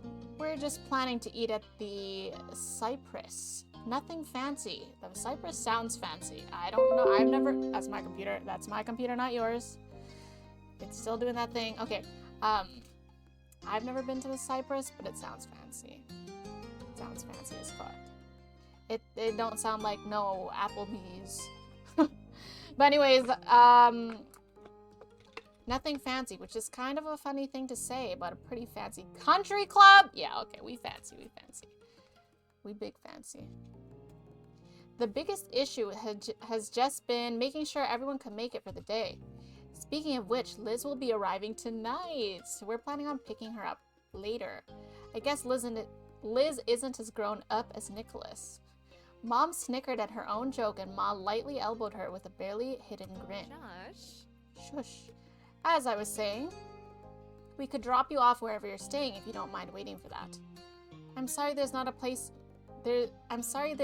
space for you in this house. It's gotten crowded in the old room since you and Liz moved out. I don't know where all this stuff keeps coming from. Aw, rooms are just storage now? I'm sure you don't, Pamela. Pamela's a hoarder, confirmed. It's okay. Cove already has a hotel room. Well, what about Cove's room? What the hell? Okay, Cove already has a hotel room I'm gonna be staying in anyway. Wait, I just thought of something. And I'm really scared. Don't tell me if this is true. But I just thought of something. What if in this step, Cliff has a new girlfriend? Oh my god, I'm gonna be so heartbroken. Please don't let it be true. Okay, anyways. I was like, why can't we stay at his place? Ain't no way they're both using our rooms as storage. No. Okay, anyways. Hopefully not. Hopefully not. Okay. Cove already has a hotel room, blah, blah, blah. Cove sent you some pictures of the place when he arrived. Stylish and roomy. It seemed very nice. It was a double room. It was a room with a single king bed. Hell yeah, we shared a bed. He claimed that the bed was comfortable, so you had high hopes about it. Though mostly you were looking forward to having him next to you as you slept once again. Your mom smiled, relieved.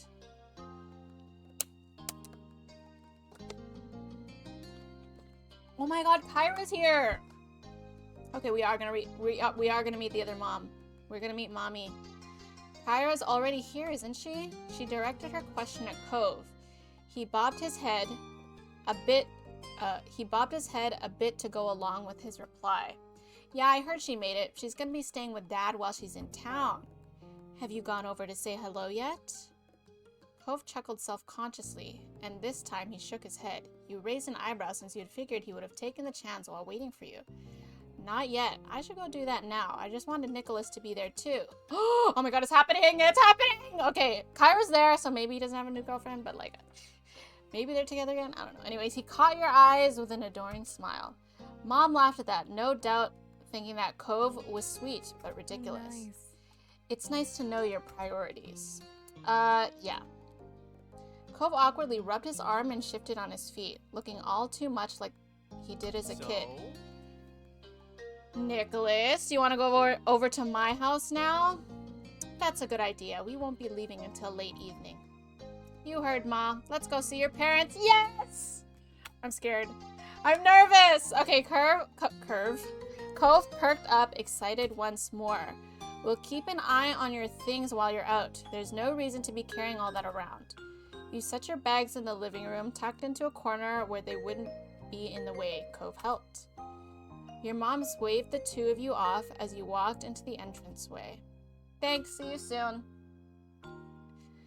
You waved back and opened the front door for Cove. With that, you were on your way to see Cove's family next. The trip put a special little pep in Cove's steps as you crossed the street to his dad's house together. Your spirits were equally high. Doing this, you felt like a teen again. You had known Cove's parents for a long time now.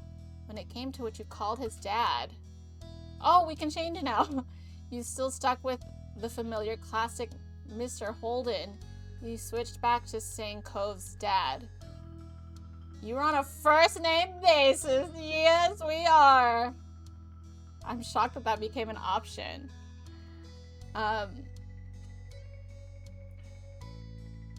We want to do stuff. Sorry, Mom, so we do not want to be here. I did want to be there, but now I want to go over to the Holdens.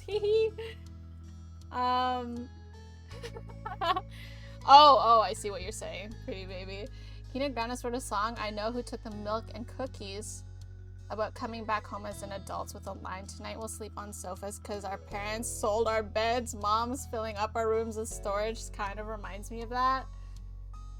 Dude, Taylor Swift kind of has a song that kind of has that vibe, and it makes me sad every time I listen to it. I should not listen to that Kina Grannis song. I don't know why, but that topic does make me really sad. I think nostalgia in general just like is very emotional. I call him Cliff.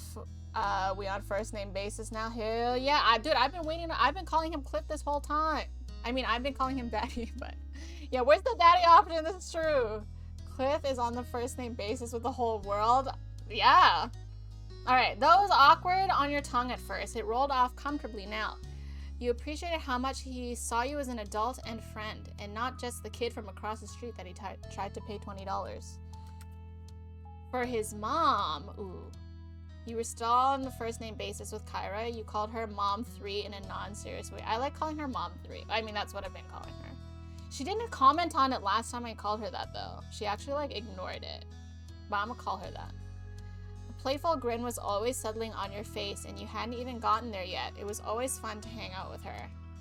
Cove hopped up to the front door and didn't bother knocking. He twisted the knob and it swung open? They would have the door open all the time. That really does seem like Cliff's way of living. With a grin, Cove gave you a gratified thumbs up. You shook your head in disapproval, but you both knew that dude, we're not walking in on anything weird, are we? You should always knock. Always knock, man. But it is Cliff, so I don't mind walking in on whatever he's doing. You both knew that you hypocritically supported his behavior. Your dad is lucky we aren't criminals. He brushed your comment aside and went right into his old home. I think it looks the same. Did he potentially change the color of the pillows, or am I tripping? Maybe potential change of pillow colors. Cliff was there standing in his kitchen. Wait, Cliff was there standing in his kitchen and babysitting a pan on the stove. Oh! Ah, yes. There he is. There he is. His head, dude.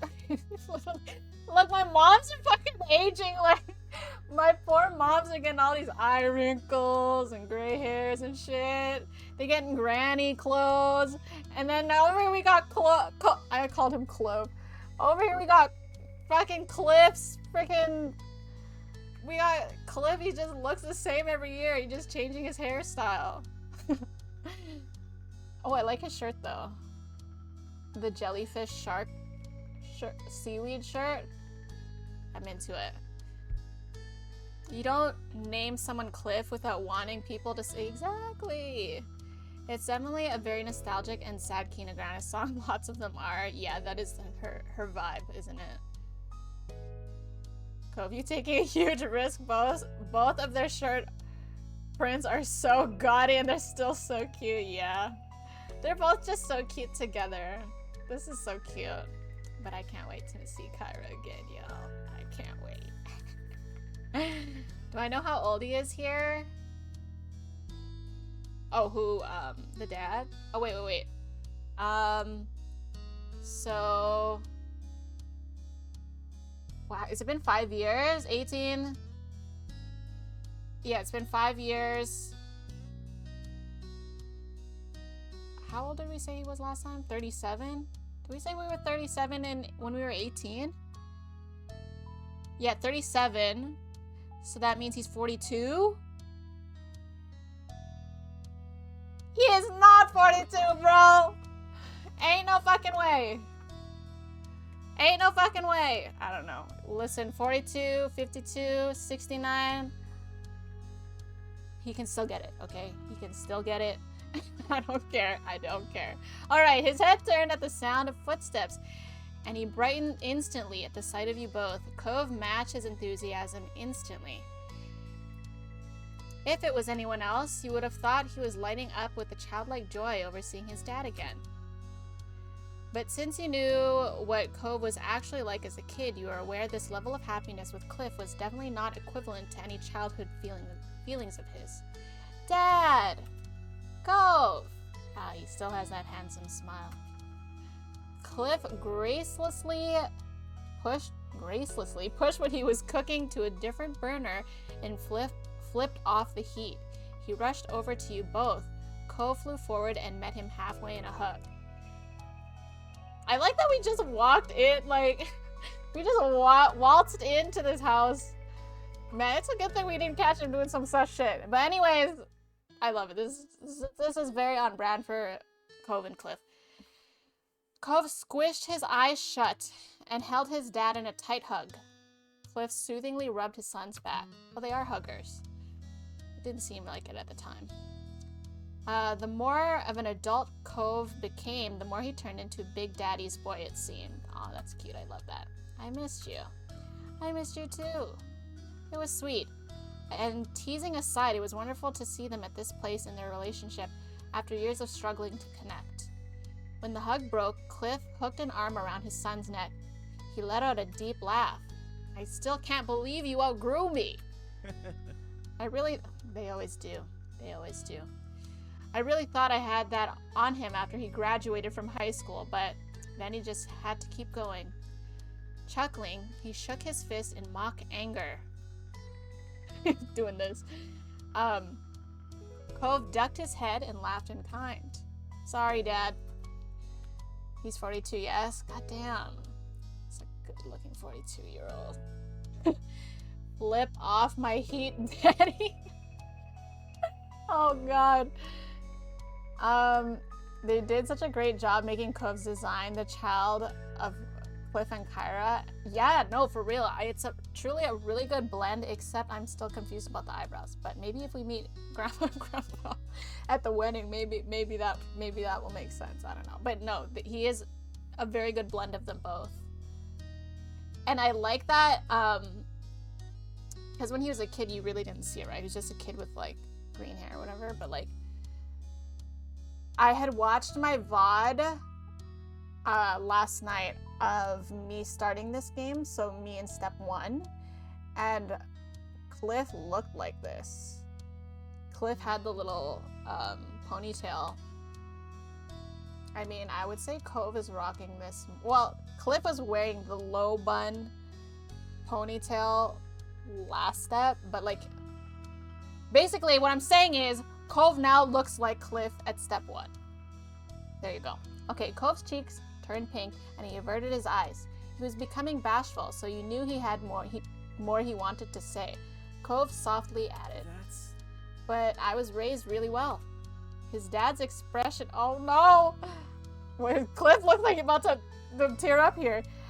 His dad's expression instantly crumbled with emotion. He sniffled. Oh, maybe he is. Cove put an arm around him too. I love that they're like, yeah, I do love how their relationship evolved. Because they did struggle at the start. I love this. I love this! Oh, the growth! Oh, okay. Cove put an arm around him too and tugged him into a side hug. You observed their little reunion fondly, happy to let them enjoy their moment. They were a perfect pair of sentimentality. Cliff eventually turned his attention to you. Hey. Hi, Nicholas. So great to see you. He pulled away from Cove and approached you with a little wave. He was back to his cheery self. Hi, Cliff! I missed you, Cliff. I sure did. It's so nice. It is nice to see you. I missed you, Cliff. We're saying it. Fuck it. We're bad at words of affirmation, but when it comes to Cliff, we'll do anything. Oh, we're hitting with him with the hug too. Yeah, we're hitting him with the hug. Within seconds, you had your arms wrapped around his middle, and Cliff hugged you back just as tightly. There was a quiet sniffle. You breathed a sigh of relief, happy to be home. I missed you too. It never feels right around here if I'm not seeing you both running back and forth across this neighborhood. Cliff cleared his throat, pulling attention to himself. He crossed his arms. But before we get carried away, it's not a real reunion yet. Kyra's still in the guest suite. Okay, Kyra gets the guest suite. I guess there would only have been 2 rooms. So Kyra's sleeping there, which would have been Cove's old room. Alright, I get it. I figured it out. I figured out why we're staying at a hotel. I figured it out. Anyways, but before we get too carried away, it's not a real reunion yet. Kyra's still in the guest suite. I'll go get her. He eagerly bolted down the hall and you could hear every step he took. It ended with a distant knock. Kyra, they're here! It was only seconds before there was a sound of a door being yanked open. The pounding of feet hitting the wood floor grew even louder this time. My baby! Oh shit, wait, her hair she got greener. Did she dye it, or is that what happens with age when you have green hair? Her hair got hella green. It's like ombre green. That's crazy. She definitely embraced the old lady clothes as she got older, which I never expected for her. I kind of always expected her to be like very hip, because her first outfit in step 2, I think it was very hip and cool. And then in step 3, it definitely got like old lady-ish, and here it seems we have embraced the old lady looks, which there's nothing wrong with that. But I really expected her to stick to the young and hip look. Kind of like Cliff has. Cookie Cliff. It seems like you moved more into blue responses as the game goes on. Oh, actually it'd be really cool to see if the game shows you that when you like finish. I mean, technically we finished. Don't tell me if it does, but didn't Kyra stay in the guest room in step 2? Did she? Okay, maybe there's 3 rooms. I don't know why we're staying at a hotel. Obviously, we want to... we just want to do a couple things without disrupting others. She's got the Disney Princess curl. Cliff had Disney Princess. That is true. That is very true. I feel like it's more comfy, less old lady. Very comfy. I mean, old lady is comfy. This is something like an office worker would wear, like an older office worker lady would wear. That's trying to look professional while maintaining comfort. How do I know this? Because I dress this way. I dressed this way when I worked in the office. But anyways, my baby. Next to you, Cove let out, I feel like her face got rounder too. I don't know if it's the hairstyle. Cove let out a nervous laugh. His parents entered the living room and Kyra stretched her arms out wide when she spotted you both. Cove went to her easily. You went in for the hug too? Hell yeah! You opened your own arms up for a big hug. You went in for the hug. I'm going in. She pulled you tightly into her arms with Cove. You were squished, but felt every bit of love Kyra held in her heart for you both. Cove wrapped his free arm around her too. He rested his head on top of hers and let out a happy sigh. After a moment, Kyra let go and pulled back to get a better look at your faces. She surveyed every inch of them and appeared satisfied. You're both looking well. That's wonderful, and just what I like to see. Thanks, and hi, Mom. Thanks, Mom 3. You look great too, Mom 3. Welcome back, Mom 3. I missed you, Mom 3. I missed you, Mom 3. Wait, Mom 3 does sound weird. Like in phrasing. But I love that we're committed to this. You look great, Mom 3. One day soon, I'll let you in on my secrets. Yes, please. Kyra winked, and you had zero doubts that she had precious knowledge to looking your best. She was stunning every time you saw her. This is very true. But also, she must have shared whatever the fuck that was with friggin' Cliff. I'd be honored. So, what's new? How have you both been? Kyra gave a nod for Cliff to go first. Cheerfully, he waved a hand. No worries. Oh, same old, same old. Still got the shop, still got my friends and family, of course. And the most exciting thing around here is seeing who'll rent that one free condo. Oh, yes, with the grumpy Baxter's old place. Incredible, I always knew you were such a snore. They snickered, and you couldn't help but peek at Cove. He rolled his eyes dramatically, drawing out a few giggles from you, but the whole time there was still a happy smile fixed on his face. For me, things have been good. I've gotten a lot of interesting assignments lately. Oh, I recently went to Seattle. Hold on a second, we got some people from Seattle in here.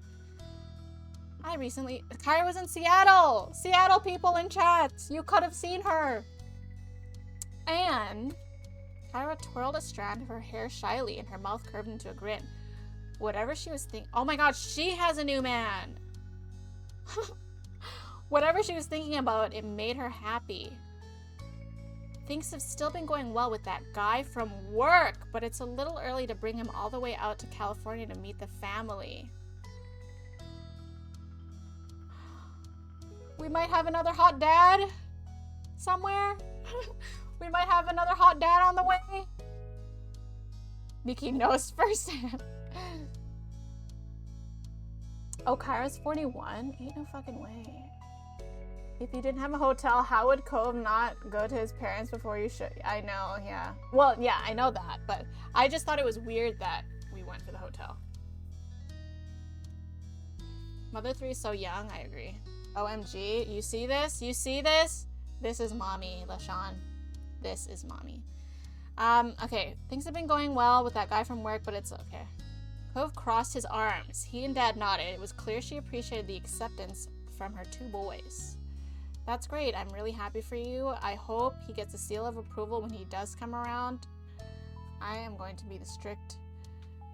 I hope he gets a seal of approval from me! Because you're my mommy! What a surfer boy.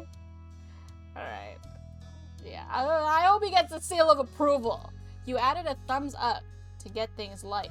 To keep things light. Her smile was widened, grateful for your gesture. So that's us. Do you two have any plans for your first day back? The only thing I have to do is pick up Liz later tonight before we head back to our hotel room. Great. Great, great. He suddenly looked over his shoulder, his eyebrows pushed together. I'm glad you're here, but I just remembered I was in the middle of cooking something. Only a small cackle escaped you while you fought off the giant grin taking over your face. Meanwhile, Cove erupted into laughter that had his dad shaking his head. That's fine, Dad. Go salvage what you can. I think it'd be nice to explore the old neighborhood for a while. Anyway, since we've got the time, Cove directed the last part to you as he... are we leaving the Holden so soon? Do we have to? We should help him cook. Yeah, we should help. Cove directed the last part to you as he spoke, hoping that you'd want to go with him. You nodded automatically. You were already looking forward to it.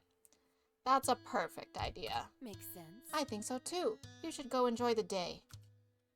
I'll hang back here so I won't be a third wheel. And someone's got to keep an eye on Cliff before he catches the whole kitchen on fire. I was under the impression that he was a good cook. Mom, you're not a third wheel. Cove stiffly stuck his arms against his side like a little child.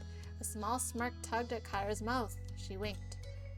You know what I mean. Have a good walk. I'll see you both later. Cheerily, Cliff waved before going back to his cooking. Cove smiled warmly. Bye. Okay, bye. Bye. We'll see you soon. Oh, here we go. Is this where we see Derek and Terry and Miranda and maybe Baxter? I don't know. Maybe we'll see Shiloh? I don't know. Cliff is a great cook. That's not what Kyra wants to keep an eye on. Oh, ooh. Interesting. I hope, though, I know she said it was too early to, like, bring her new man around, but I hope that at some point we get to a point where she feels it is not too early and we do get to meet him. Because I feel like she and I have the same taste in guys. And so she might be dating another hot daddy. You know what I'm saying?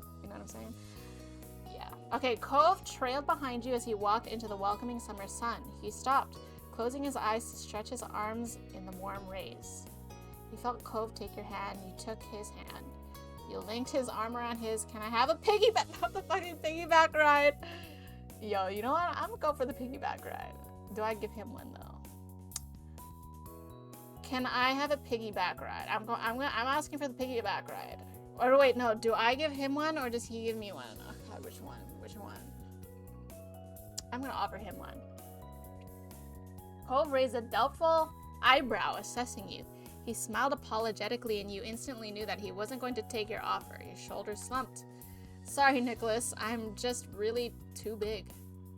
Okay, you calling me weak? You felt Cove take your hand. Damn! Wait, we can ask again? Wait, what happens if we ask again? We gonna say the same thing? Oh, okay. Alright, fine. You give me a piggyback. With big pleading eyes, you watched his lip twitch. He blushed. He blushed at the piggyback. Accepting his fate, Cove sighed affectionately. Up you go! Okay. He crouched down to the ground and put a hand on his shoulder, giving him a thankful squeeze. Once you were settled on his back, Cove lifted you up to his full height. It's finally happening, guys. The piggyback ride is finally happening. Naturally, you found yourself heading down the road towards the beach. Your spirits rose even higher as you strolled across the sand, heading for the shopping district. It looks exactly the same. Oh my god, are we gonna relive the dolphin balloon? Okay, arriving, you wove past tourists. Am I still on his back?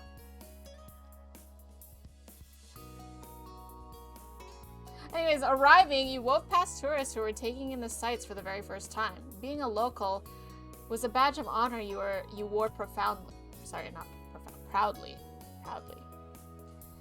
You casually walked past the shops. Over the years, some had closed down. I'm just gonna sit.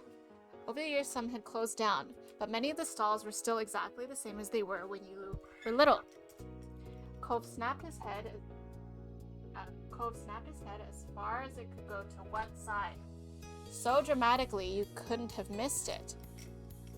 Something clearly caught his eye. You couldn't see it. Please?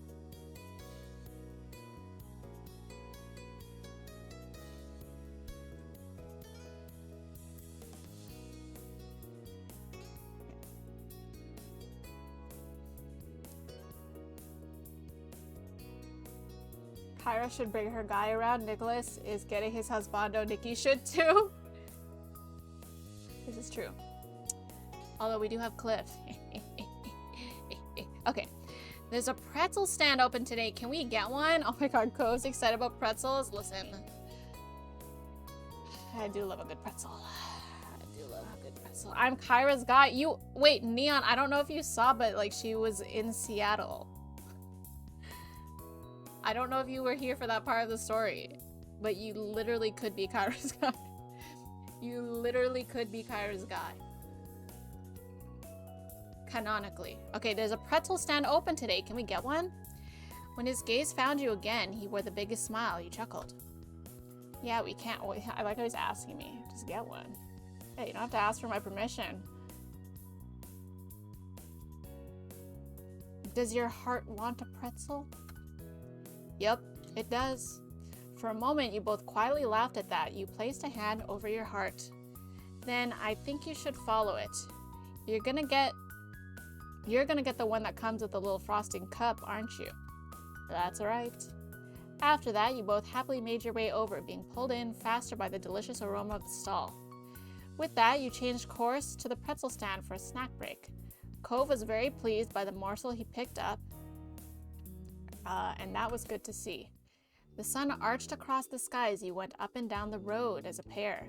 By the time you returned to the beach, day was beginning to fade into night. Cove kicked his shoes off, tossing them into the sand. He wanted to get his feet wet in the waves as fast as possible. You joined him, of course. In seconds, I think before the game gave me this option and I chose not to get wet. I think that happened when I was 8. But we're grown up now and we just join in on whatever the fuck Cove's doing. In seconds, you had your feet free and your shoes abandoned in the sand. You kept going until you were ankle deep in the water. Cove sighed contentedly. There they are again with that word. They fucking love that word. You followed his line of sight to the setting sun, painting the sky with hues of orange and pink. It really feels like summer now. He wore a bent smile when he turned to you. The light illuminated like a halo behind him, and the sight took your breath away. In fact, it's hard to think of anything that feels more perfectly summer than the moments exactly like this. Being here at sunset in Sunset Bird with you. Hydrate, thank you, Tom. I'm so glad we were able to come visit. I do like our living situation now over just being neighbors, but still, you hummed in agreement. Your heart fluttered the moment you met Cove's eye. Your mouth lifted into a pleased smile.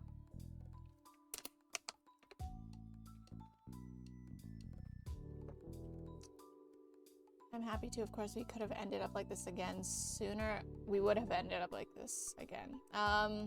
Wonderful day. I guess it's not so bad being back in the old neighborhood. This is a wonderful day. You felt elated. You couldn't wait to pick up Liz. Me too! We get to see what Liz looks like and be surrounded by your family again. Cove murmured quietly, losing himself in his thoughts again. Shortly after, you saw his hand shoot down into the sand. He stood straight back up with a lopsided smile and got to work brushing the sand off his prize. You knew without a single word. Cove found a new shelf for your collection. As you wandered down the beach, Cove followed at your side in the comfortable silence. Your shadows stretched across the sand like they were leading the way. The only noise you could hear were the soft footfalls of your feet. Footfalls? Okay, those. The soft footfalls of your feet. Oh, like whenever I take a step? Is that what that is? Okay. Sorry. Never heard them described that way. And the waves gently rocking into the shore. For a moment in time, it felt like there were only the two of you in your own little world. Eventually, the bubble popped when you realized your phone was going off. It was Mom, hoping that you're going to be back soon. Curious, Cove's eyes slid down your phone. You let your hand fall back down to your side. You held your phone pressed against your palm to your hand. It's Mom. She wants to know when we'll be there. Cove scratched the back of his neck and shook his head. His mouth twitched like he had a funny thought. Dang parents, always trying to make us come home before it gets too dark. You laughed. There's no escape from curfew as long as we're in this neighborhood. Parents are such a pain. It sucks to...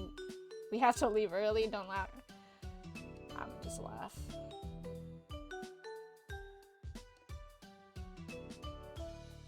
Ha ha. You'd think after all this time they'd know that we always find our way home. I think she knows. I'm assuming Ma is calling us because we gotta go pick up Liz soon. That's what footfalls are? I'd never heard them described that way. I think she knows. She's probably just excited to spend time with you. Think so? Yeah, if I was her, I'd be missing you too. After one last glance, you put your phone away again. Cove gave a small shrug. Ready? Yup. Let's go. Together, you left the beach, feeling the call of home pulling you forward. The both of you ran off towards your mom's house, leaving the waves behind but welcoming the beginning of summer. Cove and you ran up from the beach, sand flying from your steps. Cove made it to the road first, but you managed to catch up to him by the time you reached the house. It wasn't exactly a race, and yet it also wasn't not a competition. What is this phrasing? Both of you were laughing by the time you bumbled through your old front door together. You inhaled deeply and shouted loud enough to be heard anywhere in the house. We're here! Your moms were seated in the living room. Their eyes sparkled as they locked on you in your light dusting of sand. Hello. Welcome home. Mom leaned forward, eyebrows raised at your jubilant entrance. Ma sighed wistfully. Aww. That brings back memories. Cove chuckled shyly as he shied. Cove chuckled shyly as he scratched the back of his head. I don't know where I was going with that. I hope we're not too late. Nope, just in time. You better start packing it up. Liz will be waiting. Ma nodded as she stood up from her seat. She lightly ran her fingers over her clothes to smooth out the wrinkles. It took you a second to remember where you put your stuff. You needed to get it all in the car so you could get everything back to your hotel. Can I help? You shrugged and directed him to your bags. With Cove, your moms, and yourself on the job, it only took one trip to the car to get everything. Cove firmly closed the trunk and thanked everyone for the assistance. Of course, kiddo. Come along, Zoldyck family. Not the Zoldyck family. Let's get in the car. That means you too, Cove. You're essentially family anyways. Thanks. Well, oh, exactly. Well said, Nicholas. Oh, is this the same car? I don't think it is, actually. I don't know. It might be. Cove climbed into the back seat with a decidedly touched expression on his face. You got in on the other side. When everyone situated and buckled, the engine was starting and Ma pulled out onto the street. You couldn't help but feel amused to be stuck in the back seat with Cove, your mom's driving you around. It really was like you were little kids again. Cove caught you staring at him and gave you a bent smile. He was probably on the same wavelength as you from the sheer mischief in it. There was some light chatting on the drive. No one brought up anything too deep, and it mostly became swapping jokey stories. The entire trip was marked by a heavy sense of anticipation. Everyone was ecstatic to see Liz and hear what she had been up to. When you neared the airport, damn, it's like dark. How far is the airport? Mom pulled out her phone to call Liz. Mom followed the signs to the correct pickup area and asked for you to shout if you saw your sister.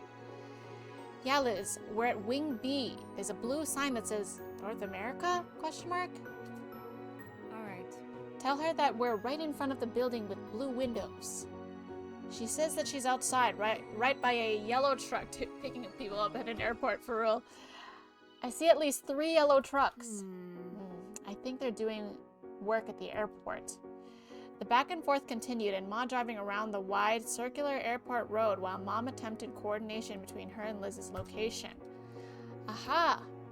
You lean forward, peering out from the front of the car. A tall, poised silhouette pulled a pale purple roll-along suitcase behind her.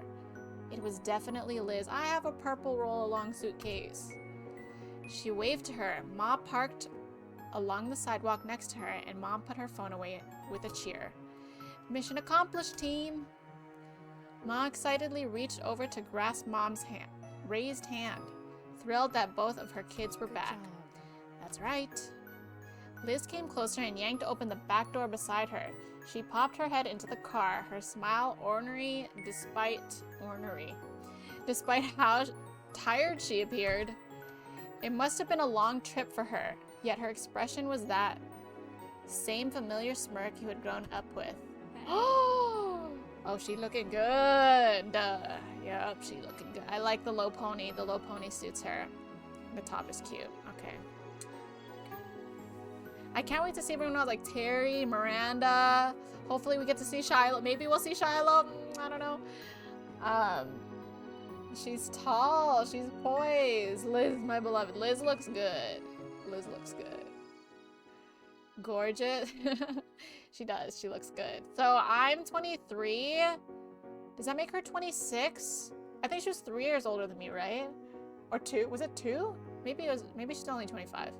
She's 2 or 3 years older than me. I can't remember. Ate Liz out here serving. Yes, Ate Liz. That would be cute actually if we called her Ate Liz. Okay, hello children. I'm back. I've missed you. You laughed. Liz, welcome back. Rude. Oh, hey, old grandparent who doesn't have any kids. Well, who are we calling an old grandparent? Oh, it's only 2 years? Okay, 25. Dude, she's still so young, bro. All right, I've missed you. You laughed. I'ma just yell, Liz! Nicholas! You smiled at her. You reached over and hugged her. You poked her cheek. Boop. You took hold of her hand. You shook her head. I do like the cheek poke, but nobody is immune to our hugs, so we are going to hug her. You quickly unbuckled and then launched yourself at your sister as she wrapped her arms around you and squeezed. Well, hi to you too, kiddo. Hello, sweetie. It's so nice that you're here. Hi, Elizabeth, says Cove. He jokingly huffed at her. We're not children. Whatever you say, baby boy. She turned her gaze back to Mom and Ma. You really know how to make someone feel appreciated. Her spirits were high. You could tell she was just as happy to be here as everyone else was to see her. She left the door open but ducked out to walk around to the back of the car. She opened the trunk and lifted her luggage in. I'm gonna move your junk, Nicholas. Wait, is my junk back there? Well, I guess it was, actually, yeah, because we're getting dropped off at the hotel. Ain't no way it fits all our bags in there. Well, I guess it's just my bags, because Cove's already in the hotel. Okay. I'll keep it in front of my bag so you can get it later. Ma's dropping you off first, right? Yes, but that's not junk. It's important. Liz slammed the trunk closed without responding. Liz swung around to the open door. You notice that her hair had a few flyaways, no doubt from a long day of traveling. She leaned against the frame of the car, giving you and Cove a significant look. I am not sitting in the middle. Bitch, who said you were, bitch? I already had 5 hours of a nightmare on the flight. There's no way I'm getting in between the two of you. I mean, really, who would ever want to be the person pulling Cove Holden and Nicholas Zoldyck apart? Yeah, who? Not you, because you're not, no. Cove puffed up indignantly, yet again at her classic tease of your relationship. Liz continued along like she didn't notice. I don't care how you decide who's scooting, I figured you can fight it out somehow. Cove glanced over at you and shrugged. He unbuckled his seatbelt and moved to the middle. Dang, Cove. Cove with the sacrifice. I guess I'll always have a bossy big sister. This is true. I'm sorry you're always in the middle, Cove. Some people just must get their way. Good job. I wasn't moving. You stayed quiet. I guess I'll always have a bossy big sister, Liz. I like that we still have this, like, bickering, like, we love each other, but we have this bickering friendship, which is very much a sibling, like, your classic sibling relationship. It's always flying limbs. It's always limbs flying everywhere and people being hoisted in ways. COVID sharing, hell nah. Always, it's the law. It's more like Liz will never change. Exactly. Why would I need to? With the window seat open, Liz squished herself into the car and shut the door. When everyone was settled, Mom began to pull out. We're off. Liz crossed her legs, compacting herself slightly. She braced most of her weight on the door behind her. Instead of sitting up straight, it gave her a little more room. Hopefully we finish the journey. This car is almost as old as we are. I guess it is the same car. And it's just as good as you are. All the complaining definitely means Liz is back. We're equivalent to this junker. Hey, I love this little car you silently watched. Let's continue bickering with Liz. All the complaining definitely means Liz is back. So complains Nicholas. Mom turned up the radio as Mom merged onto the highway. The station was familiar, the normal soundtrack for when she had driven you and Liz around town. Liz bounced in her seat, enjoying the classic tune. The song would be old enough to vote at this point if it was a person. Wait, the song would be old enough... Oh, the song would be old enough to vote at this point if it was a person. Wow. Dude, relatable. That was hard to believe.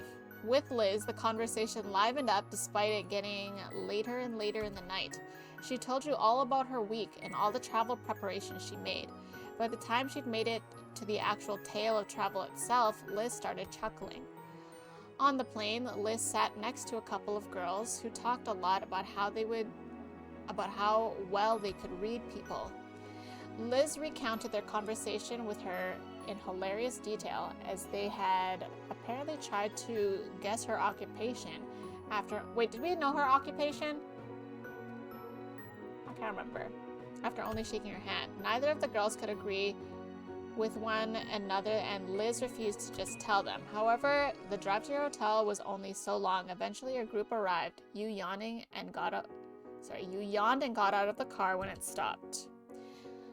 Cove clambered out after you. Liz gave a loud sigh of relief at all the extra space she found herself with. You and Cove grabbed the luggage and then waved off your family after you said your goodbyes. After they left, you and Cove went to go find your room. Ooh, that's a nice hotel room. This looks like the hotel I had in Japan. Like it had those wall shelves. Anyways, you scanned the key card to unlock your hotel room. It sounded out a soft beep, and you turned the handle door. The door creaked open, and you craned your head in to take a look. I wonder if I guess if I had picked the double bed room, it would show me a different room? Question mark? Because I did pick the king size. She was studying. Oh, architecture. That's right. So it's possible she found something along the. Okay. 5-hour flight from SoCal is pretty far. If she's still in the continental US, she pretty much has to be on the East Coast, yes. That's like fine from West to East Coast, yes. She went to school for architecture. I don't think we found out her occupation. Yeah, I guess we can just assume. Okay, I forgot about that. The first thing you noticed was the large king-size bed in the middle of the room. It was a prim, modern-looking space. It seemed clean and smelled faintly like floral air freshener. A smile played on Cove's face as he watched you take in the space. The bed's nice, huh? Which of us is gonna use it? You burst out laughing. You glare at him. Are you serious? Here we go again. Me, you can fend for yourself. Ha ha ha. Okay, we're just gonna hit him with the ha ha ha. That was a joke. Can we please share the bed? Hell yeah. Yes. Nicholas would say hell yeah. But I guess we're just saying yes.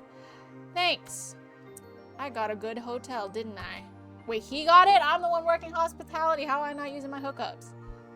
By the way, I like how I did spend a really long time, well, not a really long time, but I did build up Nicholas to be like the studious kid. And he took school very seriously, and then I ended up in hospitality.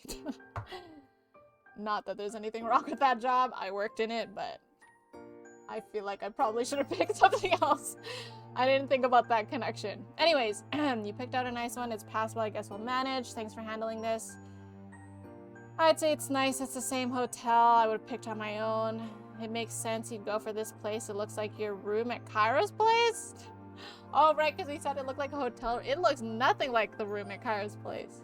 But I do know where this is coming from. I would have picked the same one. He sighed in a long, suffering way. He was going to put up with so much during this trip. Wait, was that like a dig? Anyways, you and Cove continued to chat as you settled in. You unpacked some of your stuff and checked out all of the room's amenities. Cove pointed out the mini fridge and started puzzling over what food could be ordered to the room. However, wait, I'm surprised we didn't have dinner with, like, our moms and Liz. I guess it's late, but that just seems like the natural thing that you do when you reunite before everyone goes to their... Wait, where is Liz staying? Anyways, whatever. However, the fact was you were both exhausted. It didn't take too many yawns before you both changed into your pajamas and called it a day. You had to hunt along the wall to locate the light switch. When you finally found it, you flicked it off with a sense of triumph. Yes, I flicked the light switch. You turned your head over to Cove, who stood behind you in his pajamas. These are nice pajamas. They're a nice upgrade from the last ones. He was cozy and comfortable, but the pieces didn't match. He never minded that. We should get some sleep. Cove smiled, a soft expression that was adorable. All right. Okay, let's go to sleep. Despite saying that it was bedtime, Cove took a step forward towards you. He wrapped his arms around your back and you leaned into his embrace. Then he lifted you off your feet. What? Still not putting you down, Cove promptly dropped himself backwards. The both of you crashed onto the tight, tucked sheets of the hotel bed. He laughed the entire time. Cove bounced on the landing and absorbed most of the impact. You laid on his chest, feeling a little jostled. You giggled alongside him. You're an absolute madman. A madman! You could have warned me. That was scary. Let's do it again. You swatted his shoulder for that? I guess we just giggle with him. I feel like all the other options seemed like I was upset. That was unexpected but absolutely thrilling. Your laughter only made him laugh louder. He smiled up at the ceiling, a thought clearly crystallizing. My dad used to do that kind of thing to me when I was little. Sort of. Interesting. Interesting. I would like Cliff to do that to me. Okay, nostalgia was clear in his voice. It was a fond memory and you felt something warm in your chest. You made a small noise of understanding that turned into a yawn. We've been yawning, dude. We tired. When Cove yawned in return, you pulled at the sheets until you were actually under the blankets. Good night, night. What the fuck is the difference with these two? Good night and night. Don't let the bed bugs bite. Sweet dreams. You stuck your tongue out at him playfully. Hey, so do you know why pigeons are called pigeons when they're actually doves?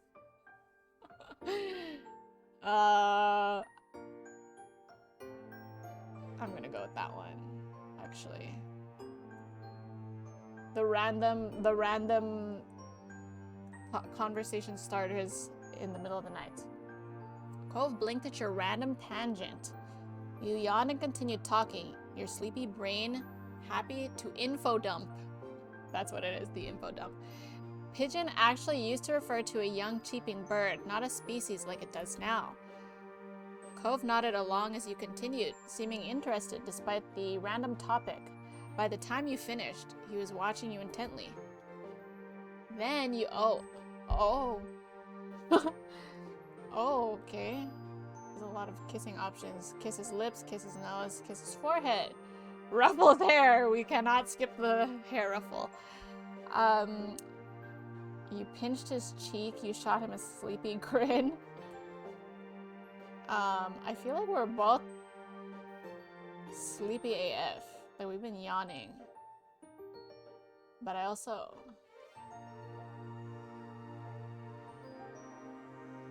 how spicy this game gets. Because I feel like these might lead to something potentially. I don't know, because it's been 5 years. Surely Cove doesn't feel weird about getting horny around me now, right? I guess we'll kiss his nose and see. You rolled and propped yourself up on your elbows. Oh, that's a lot of effort. So that you could give Cove a quick peck on the nose.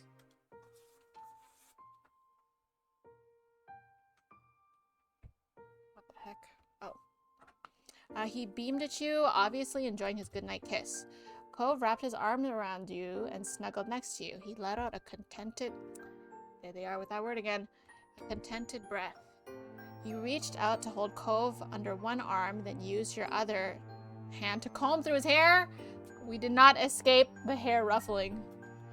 The two of you relaxed into one another, and you knew neither of you would want to be anywhere else. I can't believe we're really here. You and Liz and everyone else are going to be here in Sunset Bird again. I was staring at all the scenery going by while we were driving here, and it honestly felt like we never left. He ran a hand down his face. I mean, in some ways, it feels like it's been ages and everything's different. Some of that is definitely because I'm staying at a hotel instead of being in my room at Dad's, but yeah. It's so weird, it feels natural. I don't even know how to feel. It's exciting, I just hope things go okay. You couldn't even put anything you felt into words. It's exciting. Cove nodded. He understood completely. I'm looking. A yawn not another yawn. A yawn forced an interruption to the statement. Cove was undeterred. I'm looking forward to this. You tucked his head into your... No, he tucked his head into your neck. You felt his lashes flutter against your skin. Same here. See you tomorrow. Okay, that is not something I would say to someone that I'm sleeping with, but... I'll see you tomorrow sounds like we're parting ways, but... His words were a whisper you barely heard. It might not even have been that exactly. You might have just been guessing. Cove always had a habit of mumbling. It was okay either way, whether you heard it or only thought you heard. The sentiment was true regardless. Cove would see you tomorrow when he opened his eyes and the sunlight returned to your hometown of Sunset Bird. You comfortably drifted off to sleep and eagerly awaited seeing Cove tomorrow as well. Oh. Well, that happened quickly. A contented breath, contented snuggle, contented game, a contented Sunset Bird contentedly. They love that word in this game. We love an aviologist. Yes, the random bird talk. There's one way to find out. Yeah, that's right. Very Tism Riz info dumping vibes. But that was me saying it. Maybe I have autism too. Okay, anyways, your eyes gently opened to see a dim, unfamiliar ceiling. You recalled where you were, a hotel room. Yawning, your muscles felt relaxed and warm enough that sleep threatened to pull you under again. Morning. Cove's voice brought you back to consciousness. The heat made sense now. You knew the comfortable weight against you was your boyfriend. His arm was draped around you. His fingers were lightly drawing shapes on your pajamas. You twisted over to see him fully. Partially looky for now. Welcome back, Coco Pup.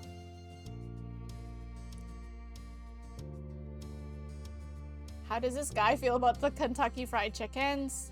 I would say that he's definitely a fan of football. I don't know. He's probably a fan of this. He's probably rooting for the 69ers because he's from California. Yeah, so he's probably against the Kentucky Fried Chickens. But I do think he's a football fan. That would be my guess. But he probably doesn't care about it that much. Not as much as he cares about surfing. You're telling me Kentucky Fried... This chicken? Wait, who's chicken? He's 69ers for sure type of guy? He is. He's a California boy, after all. Morning. Did you sleep well? I did. The expression on his face softened with a content sigh. They used the word again. We should start although I feel like they started using the word content. Maybe I'm only just noticing it in step 3, like Or step 4? Is it like the in-between of step 3? They kept saying it. I think it's step 3. Maybe they've been saying it this whole time, but like it feels like they really upped the amount of times that they are using that word in these later chapters. You felt his index finger lightly trace out the shape of a heart. There's nothing but good dreams when you're around. You squeezed him adoringly in your arms. You snuggled in his chest. You played with his hair. The hair. They really, you know, I'm a hair person, but I'm starting to learn that there's probably more, like, even more hair people out there, like, more hardcore hair people out there, because I feel like these options are in there for them. And I'm a hair person. Y'all know me. Y'all know me and my long hair, but, like, I still would not pick that. Anyways, you gently kissed him. You let a soft breath. No, we did not brush our teeth yet, so let's not do that. You slipped out of bed to start the day. We'll just snuggle. Pushing into him, you squished your face into his chest. The air knocked from Cove's lungs came out in a light chuckle. Cove closed his eyes. His hand found in the middle of your back again, and he held it there, enjoying the closeness of the moment. Neither of you were making any moves to get up and actually start the day. It was sweet and comfortable to be wrapped up in Cove. You could indulge just a little while longer. Eventually, enough time flew by that there really weren't any minutes to spare. There were too many people waiting, so you both crawled out of the sheets together. Standing up, Cove took a few seconds to stretch. He glanced over at you with an animated expression. I'm really looking forward to your mom's anniversary. Oh, that's tonight? Oh shit, okay. It's gonna be fun. I think so too. I mean...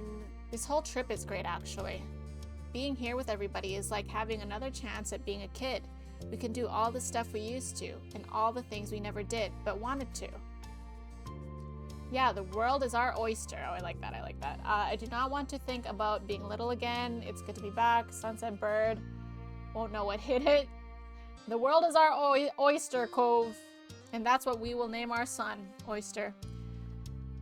Oh my god, I wonder, oh my god. What would be the third natural name to follow along Cove, Cliff, Cove, and what would it be? Oyster Holden?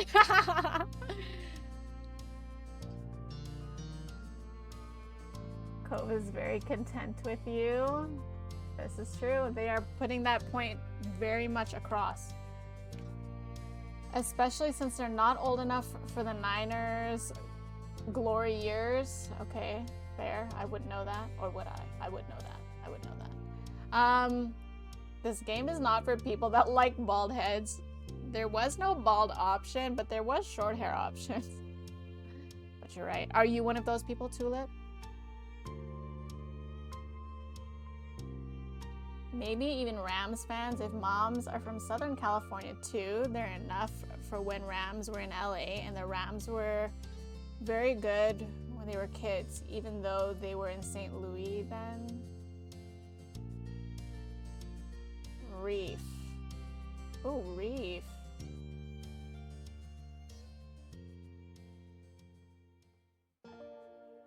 Copse is a word meaning like a bunch of trees. The first geological sea I can think of. Cliff Cove Channel. I guess channel, it could be like Channing. I don't know. That changes it completely. But yeah, channel. I'm trying to think of. Cliff Cove. Plate tectonics. Okay. I like his hair. I do. I like his hair too. I really like his hair. Coral. Ooh, coral reef. I like that. If it's a guy or a girl. We're moving further into the ocean. Yeah, we just keep moving further and further. Cliff Cove. I don't know. Words are not coming to me right now. Anyways, jumping up on the bed, you stood in a power stance in the center. We run the course of our lives. We're in control of our destinies. Exactly. Well, we better get back to it, huh? We've got a pretty full schedule ahead of us for your mom's big day. You smirked. So much for being a kid. So many responsibilities. I don't think seeing our friends really counts as responsibilities, Nicholas. It is when you're an introvert. Fine, you got me there. After that, you and Cove moved around each other, busily getting dressed and ready for the day. Light laughter and chatter filled the air the entire time. Bags were packed and phones were sought after. You suddenly tossed Cove his phone when he hadn't been able to find it. Oh, okay, see. You handed Cove his phone when he hadn't...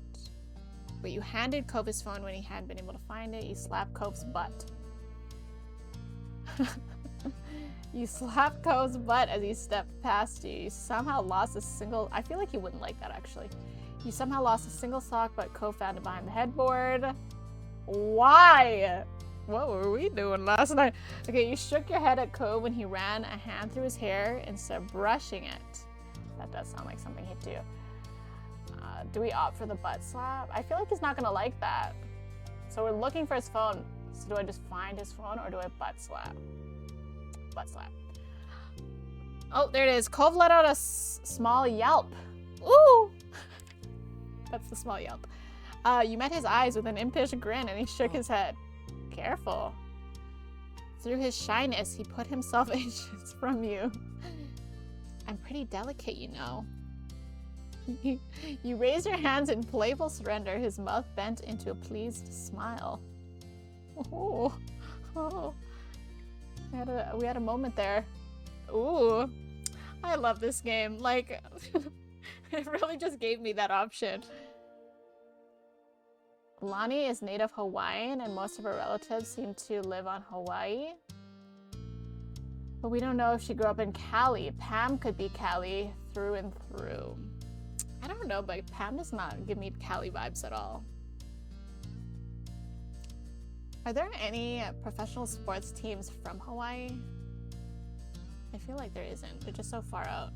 Anyways, there was nothing else stopping either of you now. In minutes, you were hopping into your ride and heading back into the neighborhood.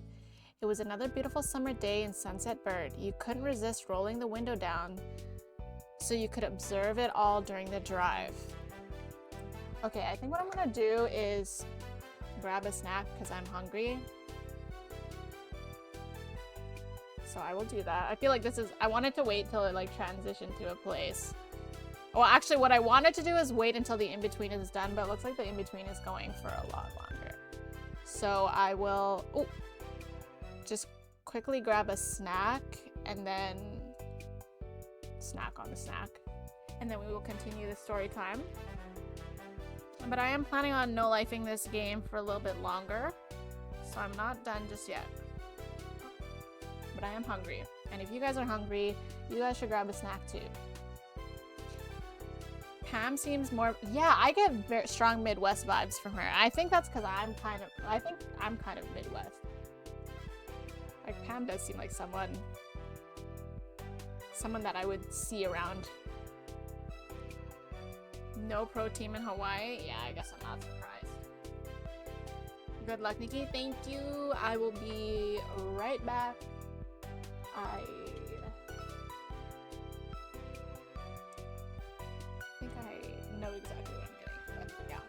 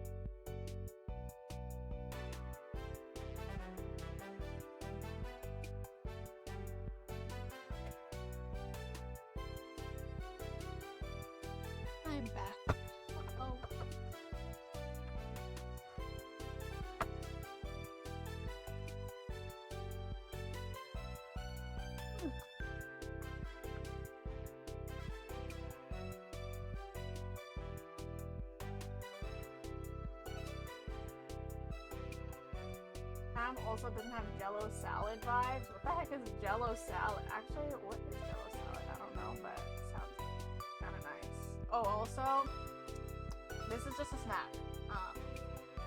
I thought about because we have turkey and mashed potatoes and corn right now, which is absolutely delicious. I was thinking about bringing that, but I was like, you know what? I'll have that after stream. I'm gonna be eating it on stream, so I grabbed a snack.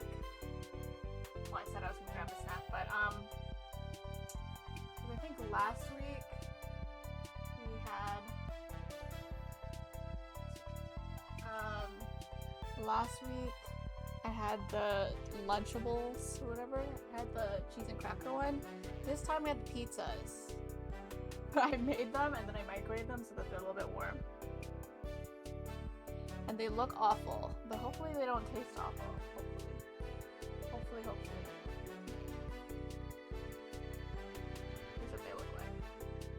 They look like little puddles of cheese. There's pepperoni in there. Trust.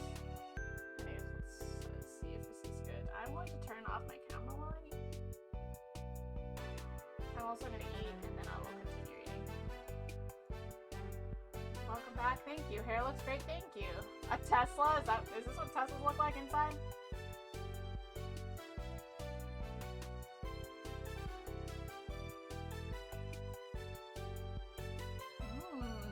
I can confirm it is good.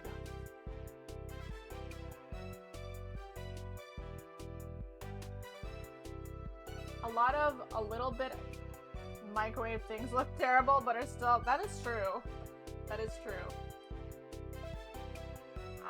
I can confirm that it is very delicious.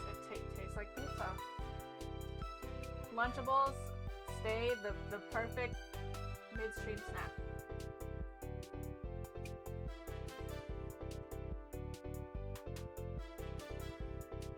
You just finished eating pizza, okay? What kind of pizza you got?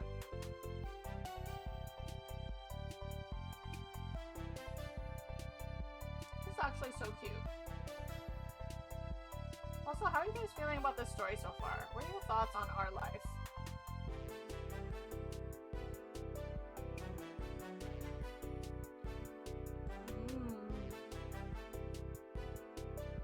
Red Baron frozen pizza. I don't think I've ever had that. Sounds so smart. Yes.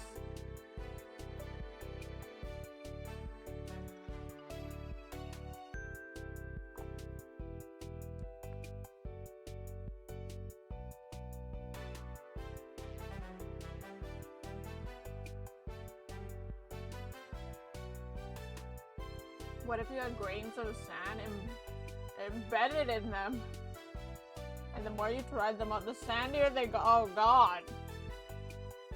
That, I mean, we would really be immersed. That's one way to really immerse ourselves into this story.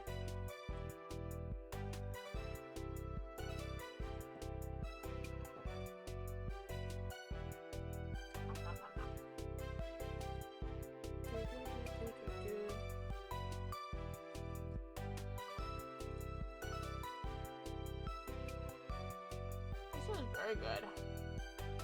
Or maybe I'm just really hungry. Probably both.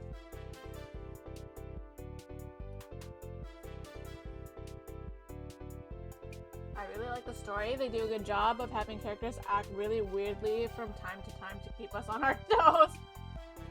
And they got rid of Baxter, so A+.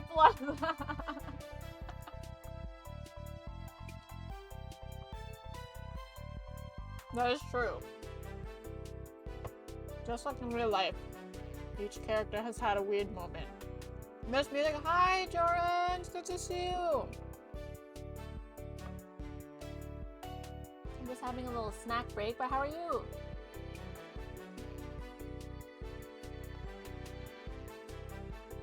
Insert the Rip Pan song from SpongeBob. I've never seen SpongeBob. Yep. Never.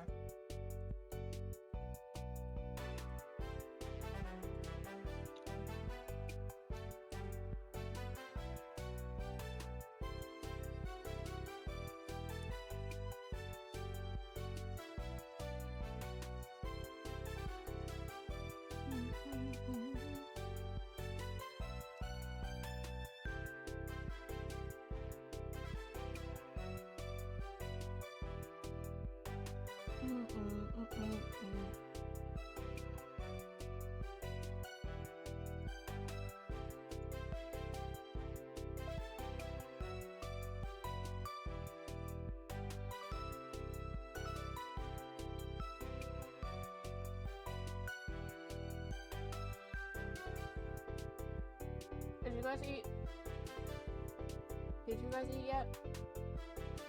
I'm eating, pretty baby. It's a crime in at least 2 or 3 of the oceans. You're gonna get fish arrested.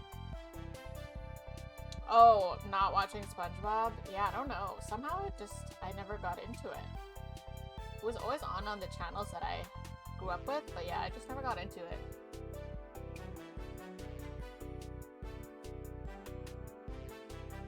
I think I'm just too much of a weeb, you know? Every time I saw SpongeBob, I was like, ugh, it's not anime.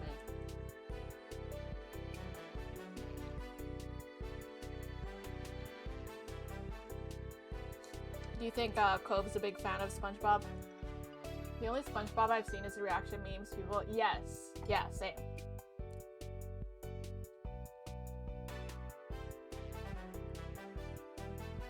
You ate? Nice. Now make sure you eat.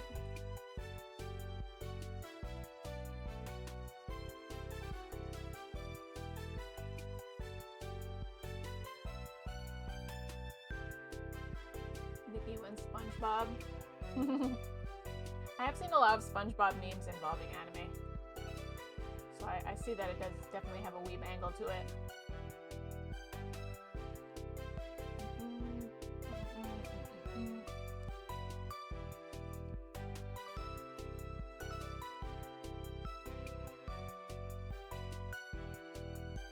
Nom, nom.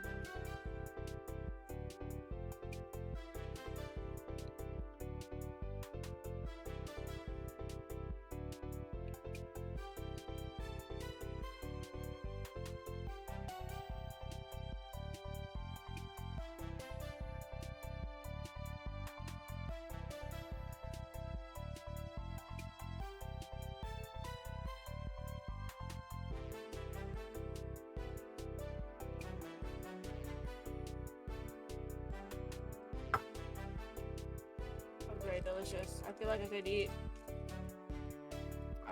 eat like 5 more of those. So it came with 3. I just ate all 3. I'm having chocolate now. I feel like I could eat 5 more of those. But it was just a snack.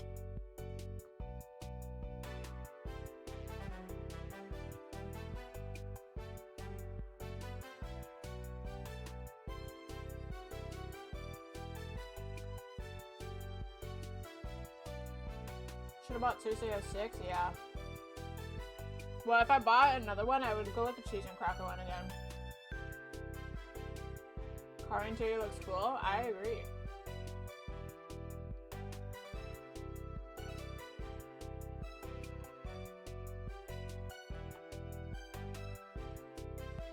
Snack vibe. I tried to stop when yeah, that is true. That is a hard one to control. Very much, yes. As I reach for more chocolate.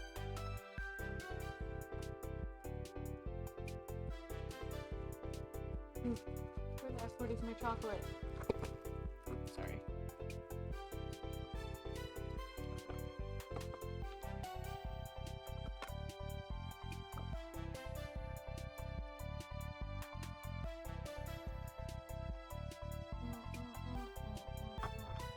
Wait, what? Surely I did not connect my chocolate. Oh, there it is. I found it. I have a Toblerone, which if you guys don't know, it's my favorite chocolate. Alright.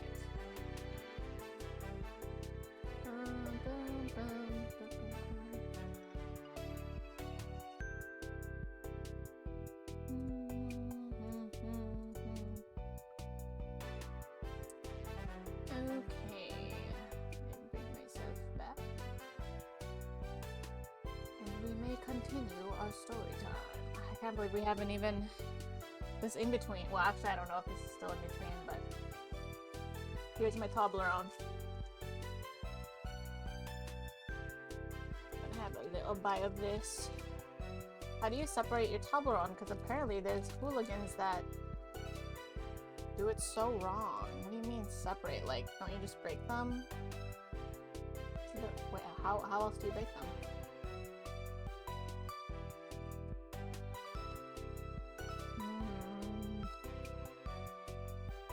Very good.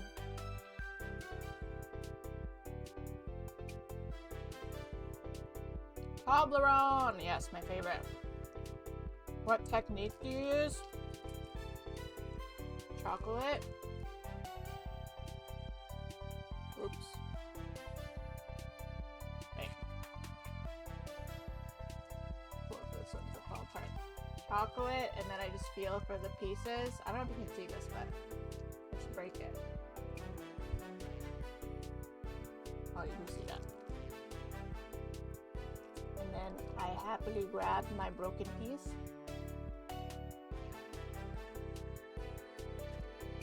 And I save the rest for next time.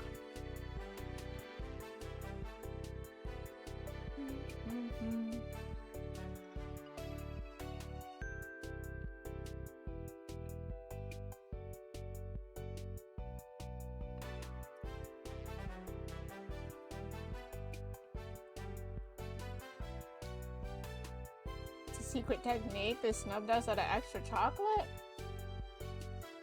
Either pull apart or push inwards. I guess there I pulled outwards. Breaking inside the wrapper is smart. Yeah, if the wrapper is like that, but I've had Toblerone that come in boxes too, which you cannot do. But otherwise I would still push it out. I think in order to push it in, then you have to pull out more of your chocolate bar from the wrapper, which is unnecessary. You snap apart like Nikki did. Is that the proper way?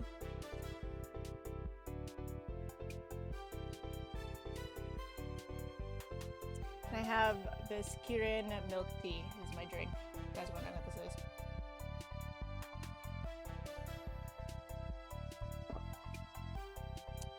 Alright, we may resume our story. But not before I reapply lip balm. Because you know, she gotta have lip balm all the time. She like lip balm.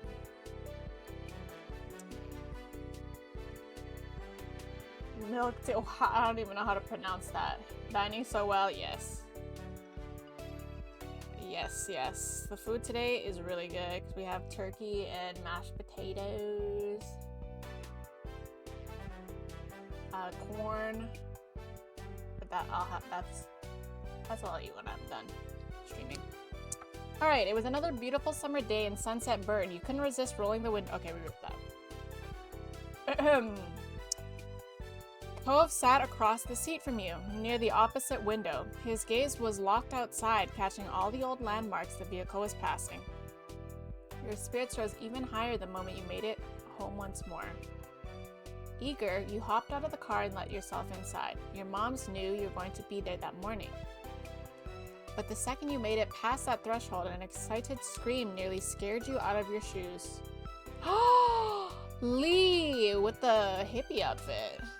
I was not expecting that. She looks so cute though. I love the short bob on her. And she seems to have lightened her hair, or is it the lighting? I'm not sure. I think she lightened her hair. Lee, wow, yeah, Lee always been looking good. But it makes me wonder, like, what does Shiloh look like now? Lee, my beloved.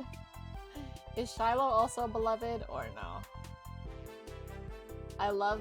Is that pink? Yeah, I can't tell. Like in this lighting, it just looks like the sun is just like glaring on her. Anyways, Nicholas, you're here, and guess what? I'm here too. While your heart rate settled, a broad grin quickly took over your whole face. Since your cousin moved out on her own, you'd notice that she really found her own groove. Oh yeah, she certainly did. She was still the same loving person she'd always been on the inside, but she expressed herself in new ways.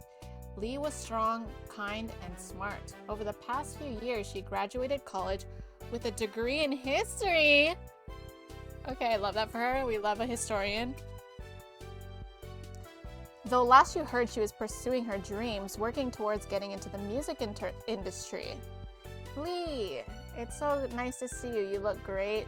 Can I get some warning next time you're gonna screech? Lee, where's the hug option? Everyone's gotta get a hug from me. Excited, you shouted as loud as she did.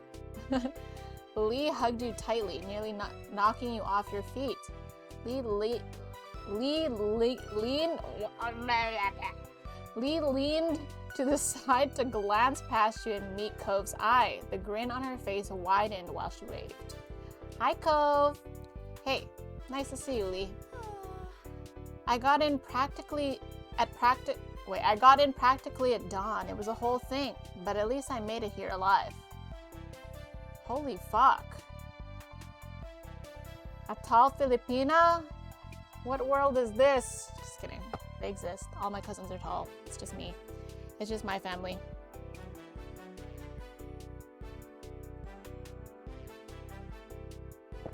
For some reason, my family was the short ones.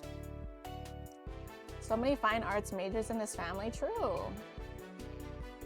In that they're studying fine arts and also art majors who are fine. Also true. The only hugs more dangerous than MC are those from Lee. The shrieks. Dude, I can't believe how tall Lee is. Or is it how short? No, she's fucking tall. I feel like she'd be like right up there with Cove, right? If they put a portrait there. Anyways. I'm here too, in case you were wondering. I'm always wondering if you're there somewhere. Nope, I wasn't, but thanks anyway. You merely shrugged. I wasn't, but thanks anyway. We gotta have our snarky comments towards sis. Liz is being betrayed. Very tall, yes. Lee giggled, and Liz's eyes narrowed at your remark. She seemed to stand up straighter. And I wonder if her height, oh, actually, no. I was gonna say, I wonder if her height has anything to do with me choosing if I was tall, but we're not blood related, so actually, no. She seemed to stand up straighter, and the demure smile on her face didn't move. It wouldn't kill you to say hello, you know? You neither, but I'm glad to see you too. Thanks, the feeling is mutual. Another friendly shout rang out in the living room. It was as cheery as it ever was from the many times you'd heard it over the years. Good morning, family. Your parents both came from the side hall together. Morning. Well, now that everyone's here, I do have a little something to mention. Ma put her hand lovingly over her wife's. Mom leaned her head into Ma's with matching affection. We're all still having dinner tonight, but Pam here actually made plans to take me to brunch to celebrate our anniversary. Just the two of us. Please, she hooked an arm around Ma's waist. Sorry to push you out, but I'm sure this group of mature grown-ups will be able to entertain themselves for an afternoon. We don't need to find a babysitter or anything. Totally. Yeah, have fun, moms. Don't worry about it. We can survive that. Easy. Enjoy your brunch. Mom's only brunch. Is Kyra invited? This works out actually. An afternoon open means there's time to meet up with Terry and Randy. Oh my god. Hopefully they're free today. Your two school friends still lived around the area. They knew you were coming for your mom's party, but when or how you might arrange to see each other wasn't set in stone. Definitely, we should call them. all right. I have some people I'd like to say hi to as well. Liz is just making that up. She has no friends. Liz had her cell phone in hand, ready to get her plans made before she was even done speaking. Arching an eyebrow, she then directed the next part at Lee. Would you want to come along? We've missed out on a lot of cousin bonding. Wait, have they been friends? A lot of cousin bonding time in the past. I'd love to. It'd be an honor to hang out with you, Liz. Okay, I guess they are friends. Dude, I thought she was my bestie! No fair. Lee's meant to go with me. I hope you both have fun. Yeah, I'm gonna say this. I'm gonna say this. I didn't hear you ask her. Well, I didn't get a chance, bitch. Deflating your sister was right. She beat you to that. It was okay, though. You knew that they'd have a fun day, and they deserved some time together.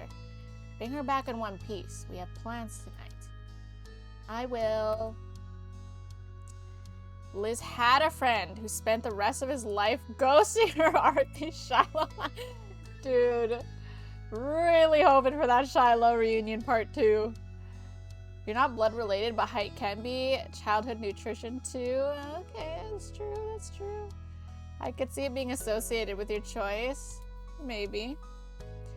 Excellent. It's settled. She squeezed her wife's hand. Her gaze took in the whole room, ecstatic that to have the house full again. Today is going to be perfect. Yes. I think so too. I truly couldn't be happier with my wife, my children, and our whole beautiful family. It's already a wonderful anniversary. There were ahs and sweet comments from the group gathered around the couple of the hour. Seeing how your moms were, you couldn't help but hope that when you got to be their age, that you could be as proud of your life as them. But Ma's attention then fell on you, and you looked at her face twisted mischievously. A shiver shot down your spine. This is a very good time of year for marriage, don't you think so? With snickers, all eyes eagerly slid over to you and Cove, shocked at her implication. His cheeks burned red. There was no missing the meaning in Ma's words. She was clear as a bell, and she knew it. Your mind leapt to the plan you'd been creating. You had been making moves in that direction. Ooh, you wondered if Cove agreed with Ma's words. You'd been hopefully waiting for him to ask.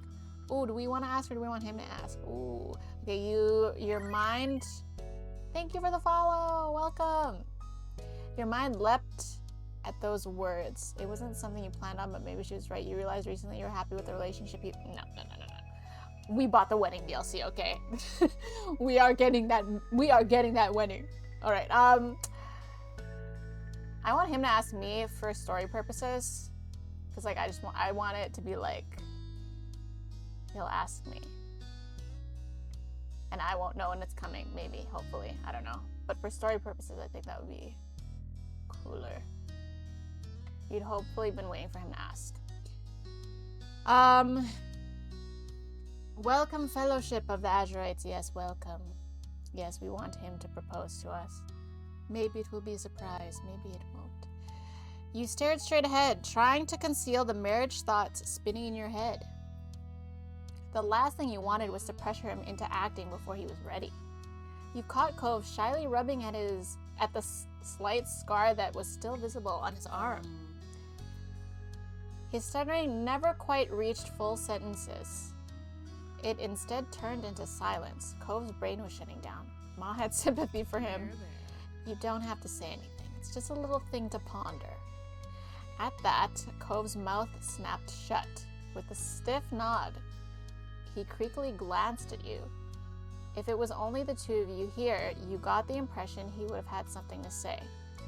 For now, a meaningful look was all there was. Right then, let's get back to what we were doing. After that, you enthusiastically began setting up plans to meet up with your friends. They were both able to come see you, having kept their schedules free for this, and you couldn't wait. Cove was also speedily sending text messages. Since you conveyed the plans to Terry and Randy, you imagined that he was letting his parents know about what he was going to be up to. The group continued to chat and catch up until it was time for your mom's brunch and your big meetup with your friends. Soon enough, everyone was out the door, looking forward to their fun-filled afternoons and the dinner later that night. Once outside, on the neighborhood street, you looked at Cove. He stood at your side with a bent smile. They love that bent smile. They love giving him that bent smile. One thing about Cove, he's content and he has a bent smile. That's for sure. There's always time to tease Cove Holden. Also true, especially when you're Liz. Terry and Randy were driving into town while you and Cove were traveling on foot to meet them at an easier-to-reach spot. Man, we really are kids in Sunset Bird again, having to rely on other people who actually have cars to get anywhere. Now we're stuck walking to whatever is nearby.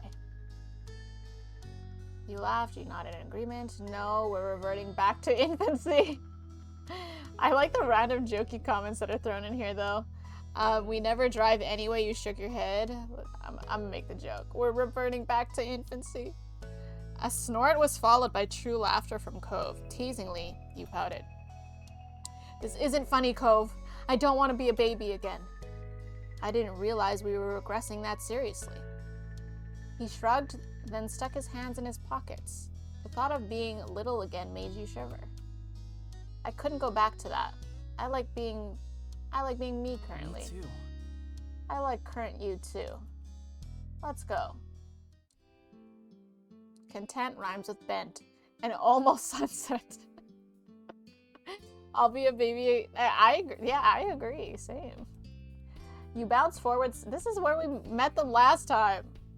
We're going back to this exact spot. You bounce forward several steps and shot Cove a playful look over your shoulder. With that, the two of you began to trip down the old road. It was a casual stroll into town, but before you knew it, you were at one of the large parking lots in Sunset Bird. It was the one that used to have the little crepe stall. Oh, it doesn't have it anymore? Smooch! Remembering that the delicious smell. Oh, thank you for the hydrate, Tom. Oh. Remembering the delicious smell, you got lost in thought. The store did well enough that it moved into a full-size building a couple years ago. Okay. You'd seen pictures. It was very cute.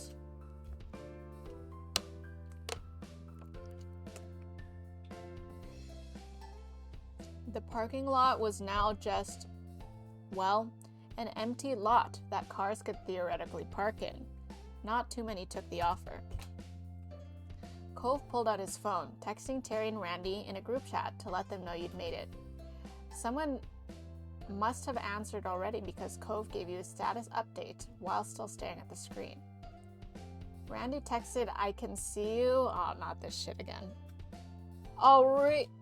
The blare of a car horn cut you off. You and Cove both turned toward the source of the noise. One of the windows rolled down. Hey, buddies. Oh my god, the voice. I can't wait to see this. Your friends had arrived, making a spectacle of it, as expected. Being the only car meant that they got the pick of the lot, so they pulled to a stop in front of you. The window closed back up, and instead the two front doors popped open. Terry and Miranda stepped out onto the pavement. Oh, Miranda's so cute. I love that look. Love that look for her. I'm a fan. I'm a fan of the hair. I'm a fan of the hat. I'm a fan of the top. I'm not a fan of the shorts, but the shorts are covered by the text anyway, so we're not gonna look. I never noticed she had purple eyes. Very cute. Anyways. With a cheery wave, Miranda skipped towards you. Terry, on the other hand, walked speedily over to Cove, squeezing him into a hug. I feel like Terry's probably taller than us. A quiet laugh escaped Cove, along with the majority of the air in his lungs. He didn't fight the constriction, but instead gave Terry's back a pat with a large grin spreading across his face. Damn! Okay. That fade's kind of clean, though. Terry with that clean fade. This is not the outfit I expected, but actually, this does fit Terry's, like, I don't know, Terry was always wearing outdoorsy stuff back then, so actually it definitely fits the mold. The parking lot map of the back rooms. One thing about Randy is that she'll always serve. True. Mr. Handsome out here sitting, hitting the parking lot. That is a clean fade. All right, when he let Cove go, Terry came right up to you. He held his fist up for you to bump it. But I give out the high five, right? You fist bumped him. You smacked his fist with a high five to make a turkey. Yes, we do this. Terry nodded sagely. You wiggled your fingers as an added hello. So it's like this. Is that what happened? I don't get it. But anyway. Gobble gobble. Oh, he literally said gobble. Anyways, the goblin. It felt so nice to have your friend group reunited as adults. Terry was currently a full-time lifeguard. Okay, that makes sense for Terry as well. A full-time lifeguard down at the busier beach a town over. You were proud of him. He'd helped a lot of people in his line of work. Miranda took Cove's hand and one of yours in her other. Her eyes alight and gave you both a gentle squeeze. So great. I'm so happy to see you again. Hey, Terry. I'm Miranda. He answered assuredly. It was clear that he was equally glad to see them. This reunion was long awaited. For a while, Miranda had been working hard as an assistant at a school while continuing her own education. She also kept busy running a small online shop, selling crafted knickknacks she had made. Oh, I wonder what kind of knickknacks. Same, it's good to see you too. I missed you. It's been forever. You look so cute. You look so cute. Not a lie. Oh, stop that. The pink in her cheeks deepened at the compliment. I mean it.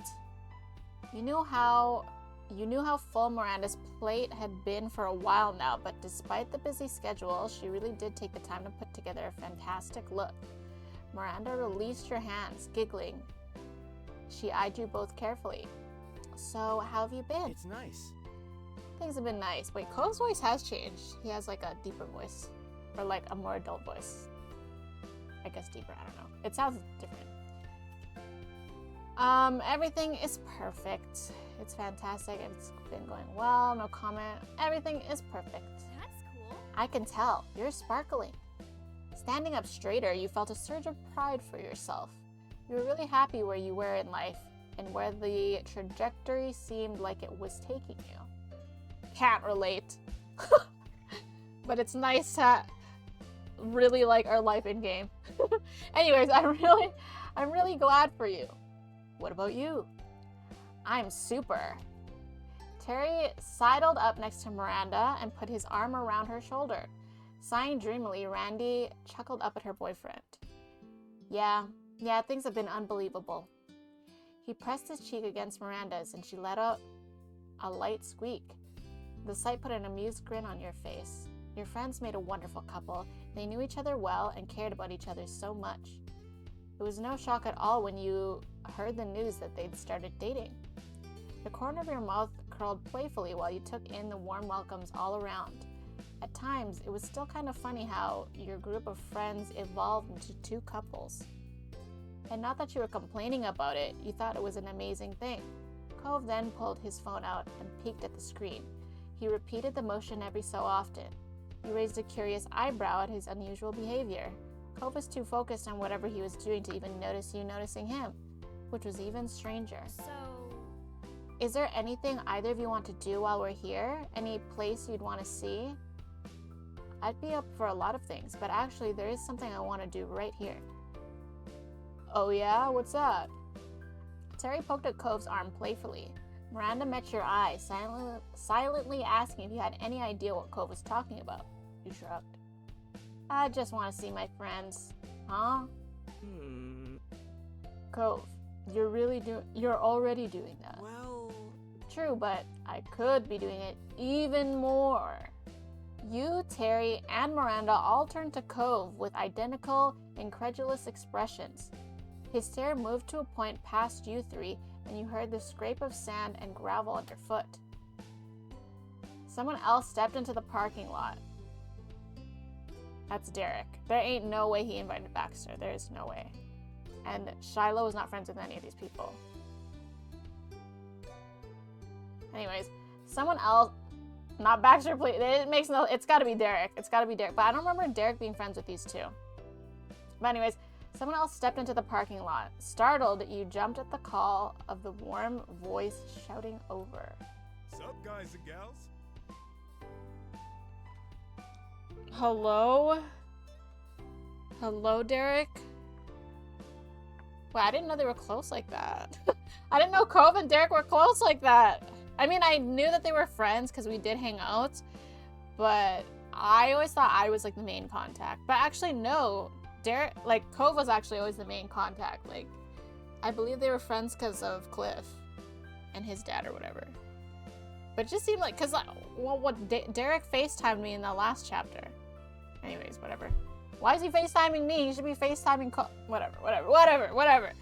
He big thick. Derek, my baby, my husband number 2. Exactly, that's the reason why I told you that I was excited for you to see Derek in the future. I was patiently waiting for your reaction. He looked good. I'm not crazy about the cut-off sleeve hoodie, even though I own one of those. But I'm not crazy about muscle shirts in general. It's like a muscle hoodie, if you will. I'm not crazy about those. But he is rocking it. We love a guy with a big heart. I did love Derek during that time when we invited him for dinner, and he was like the well-mannered one. I love that. I loved learning that about Derek. That was a really cool moment for him. Sup, guys and gals? Running a hand through his hair, the person who crossed the lot was unmistakably Derek Suarez. He was beaming the whole way. It's been too long. Even though I'm glad Derek never disappeared. It seems like because Shiloh showed up and then he left, and then Baxter showed up and he left. Like, I'm glad that Derek has come back. It feels like a lot of people. I'm also glad that Terry and Randy stuck around. Even though it hasn't actually been that long, but long enough. Derek, this is how I've been greeting everyone. Wow, I'm so glad you're here. Oh man, hunk alert. You ran over and hugged him. Oh, we gotta hug everybody. We gotta hug everybody. You grabbed onto his arm. I do want to say hunk alert though. I'm kind of curious at how Cove would react to that. But fuck it. No one is immune to the hugs from Mr. Nicholas. He was comforting and solid, but he was also big enough that it was hard for him to fit in your arms. You could feel the rumble of his laughter against your cheek. Derek held you in return. I missed you. Fuck that voice, though. He spoke to you gently. You were thrilled just being there, reunited with him. Derek was a good friend of yours, and he had been for a long time. Hey. He waved over at Terry and Miranda pleasantly. Over the years, they all had met several times in passing, simply through being friends with the same people. Sup, big man? Hi. It's great you could come. Cove put himself next to Derek. Happy, he clapped a hand on his friend's shoulder. Hi. Thanks for coming. Thanks. Of course. Thanks for inviting me. Sheepishly, okay, I feel like they use sheepishly like 10 times as well. Okay, Cove, because I keep struggling every time it comes up. Cove looked back at you and the others. That's when it clicked in your mind. It wasn't his parents that he was texting earlier. It was Derek the entire time. How's he not gonna tell me that? Fuck. You texting Derek behind my back, Cove? Question mark? Insecure Nikki immediately came out. All right, Derek is in town for a few months to help my dad and his dad with some work. Yup, I'm working on my own business thing too, but I'm still involved with running the scuba shop when it's called for. Very nifty.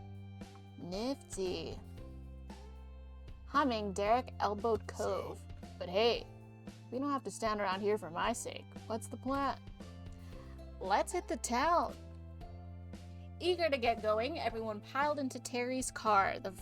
The rest of the afternoon was spent visiting spots all over Sunset Bird, laughing and reminiscing the whole way. Once it started to get late, Terry brought you and Cove back to the neighborhood. You didn't have to walk there after all. You didn't get out until promises were made to see each other again before your trip ended. Side by side, you and Cove stood in the street and waved at the car as it drove away. Terry tapped the horn for 2 honks while Miranda stuck her hand out the window to wave back. You caught Derek in the back window giving you a wide grin. Sighing, as soon as the car turned down another street, they were finally out of sight. I'm surprised that they didn't show us hanging out. It's been Agatha all along? Who the heck is Agatha? Are you getting any to-do vibes from Derek? I was a little, like, the voice. The voice was, actually the voice was giving me Balthus vibes, if you know who that is from Fire Emblem Three Houses. He's literally a boyfriend that you and him would be played fighting and he would pick you up and spin you. I feel like Cove did do that to me. I feel like Cove did that to me at one point. Didn't he? Didn't he like throw me on the bed? I mean, we weren't play fighting, but yes, that I do feel Derek is that type. Okay, well, that was one party. Time for another. Oh, right, the mom's dinner is still today. Oh my god, I would be so socialized. Like, I would be socially dead at this hour. They have a whole ass dinner party to go to now. Like, y'all, I would be socially exhausted. Anyways, ready to go see your moms? Always. Let's keep the celebration going. You shimmied a bit right there in the street for added emphasis. He looked at you amusedly and rolled his eyes. Come on, let's go. Spirits high, you and Cove crossed the distance to your house. It was almost time for the anniversary dinner. You barely stepped over the threshold of the condo before Ma descended, eagerly welcoming you both. The usual greetings were followed by questions on everyone's well-being, after which the conversation moved on to excited chatter about tonight's dinner plans. I hope that they change everyone's outfits for tonight. Cove excused himself to the restroom to freshen up before being on the move again. Oh! He would opt for the fucking seagull shirt. But at least it's open chest. Man's showing he definitely got that cliff chest.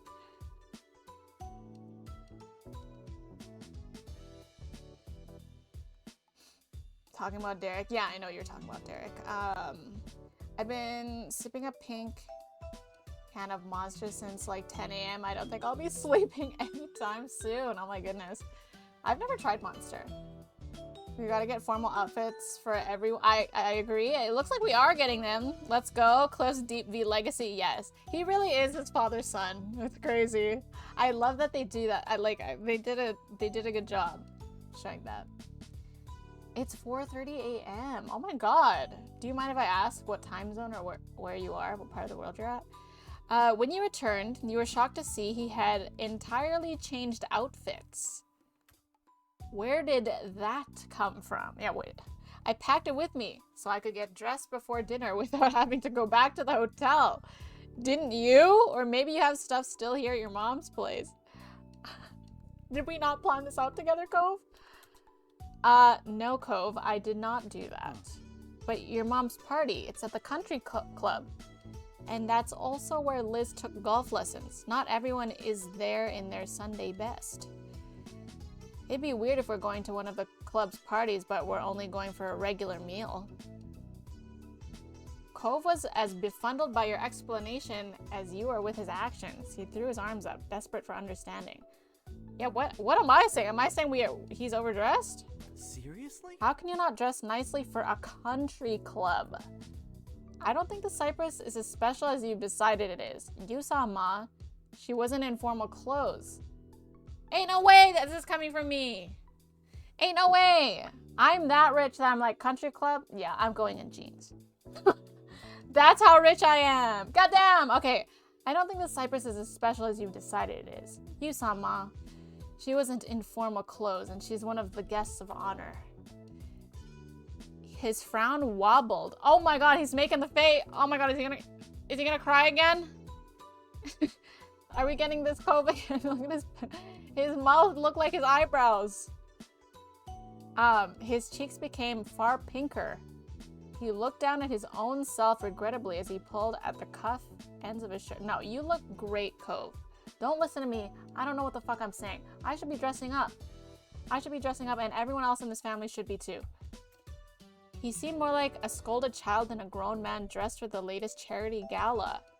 I thought she was gonna get changed while you and me were... You and me were what? What is going on in this conversation? You should give Cliff $20 for making his son. I should. We were watching Ma dress. How dare Nicholas shame Cove? He looks at me. I agree. I'm mad that that wasn't even a choice. That mouth eyebrow comment was vile.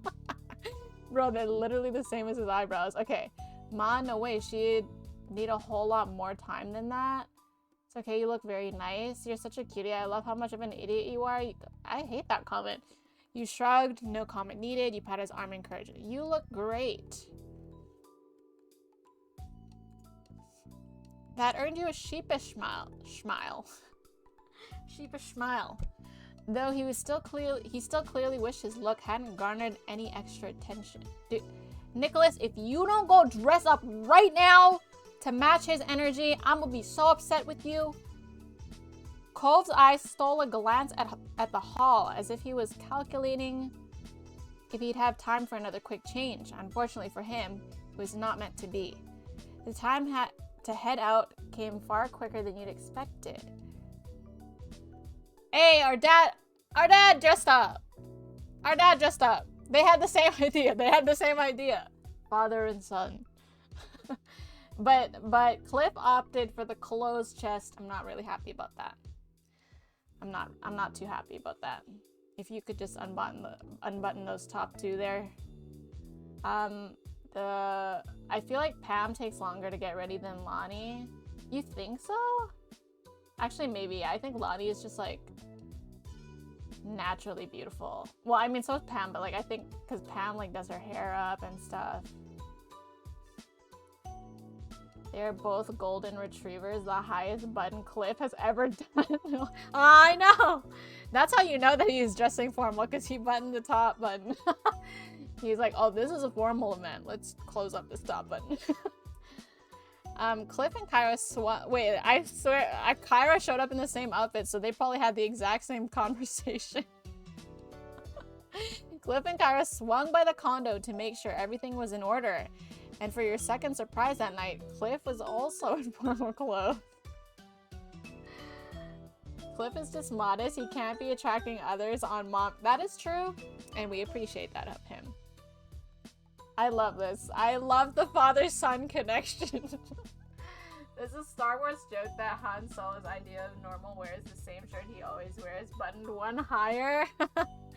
Yeah, that's pretty much, I think, how Cliff was thinking. And I'm pretty sure that Cliff and Kyra just had the exact same conversation we did. I'm really mad though. If I got the choice, if the game let me have the choice, I would have gone and dressed up to match his energy. Because like, no, I'm not gonna let him feel like he dressed, like overdressed. I have to match his energy. Cove's face excitedly whipped towards yours at the same time Cliff went to Kyra's. The two men pointed at one another. See? He knows. Like they're both excited. Exactly, sport. Kyra was talking to me like I was crazy. I see. I fucking knew they just had that convo. I fucking knew it. Wait, does that mean I'm the Kyra of this relationship? Kyra and MC have to deal with the little idiot. Hey, I think I'm the little idiot for not getting changed, personally. Okay. The aforementioned Kyra placed a hand delicately yet dramatically across her eyes. Clifford, our only son knows this because you are the one who raised him. And what is wrong with that?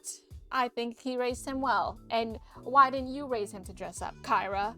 Maybe you should look at that cardigan you're wearing. Okay, but I love you. Please don't hate me. Okay. Cliff chuckled, his arm moving to scratch at the back of his neck. Yep, that's my boy. My bucko. Little bucko. The ends of Cove's mouth gently bent up. There he goes with that bent smile again. He's content and bent. He truly was his father's kid in more ways than he ever realized. They may be the only ones in the group, potentially the only guests at the entire club. All gussied up. But at least, do you really not dress up for the country club? There's some rich people stuff that I really will never know. Has anyone here ever been to a country club? Which one of you in here is rich? Bobby? Wait, who's Bobby? Okay, all gussied up. But at least they could now take the solace in one another. That looked to be good enough for them. Ooh, wait, we've already seen this, but I don't think I've seen this at nighttime. It's very pretty. ... You've been to a country club, haven't you? The Kyra cardigan is a white flag of giving up her shirt. I mean, it's a nice choice, but I would not wear that to a country club. Can I get an in to your country? Hell yeah! No. Listen, in my country club though, y'all gotta dress up. Okay? This isn't like a you wear this. Okay, what is she? Is she wearing jeans? Yeah, no. You dress like Cove and Cliff to my country club. They understood the assignment. I'd never been to a country club. Would definitely overdress for it. So would I. I feel like that's the natural. Or I feel like I imagine that you would wear like I would overdress, or like you wear golf clothes. Imagine being bougie. I'm imagining. Yeah, I would dress up. Yeah. All of the Zoldyck family, as well as the honorary members, Cliff, Kyra, and Cove, hit it. Is Lee not here? Oh, I guess she's a member of the Zoldyck family. Okay. All of the Zoldyck family, as well as the honorary members, Cliff, Kyra, and Cove, headed out at the same time to the Cypress. It was to be a perfect reunion. An impeccably smart host greeted you on arrival, smoothly leading the way to the set of tables reserved for your group. Once you'd all settled in, chosen drinks were poured into a delicate glass. The food would be coming out later, letting you soak up the atmosphere for a little longer. Smiling, your parents faced the group of familiar faces, all gathered here together to share their special day with them. Mom reached over and took Ma's hand, clasping it between both of hers. Thanks for being here tonight, gang. Marrying this lady right here is the best thing I've ever done, and there's no one else I'd want to celebrate that with. Excuse me.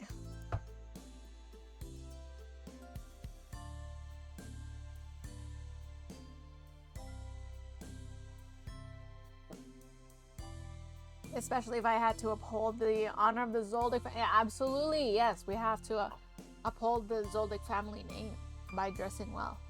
Cove won't just be an honorary member of the Zoldyck family for— That's right!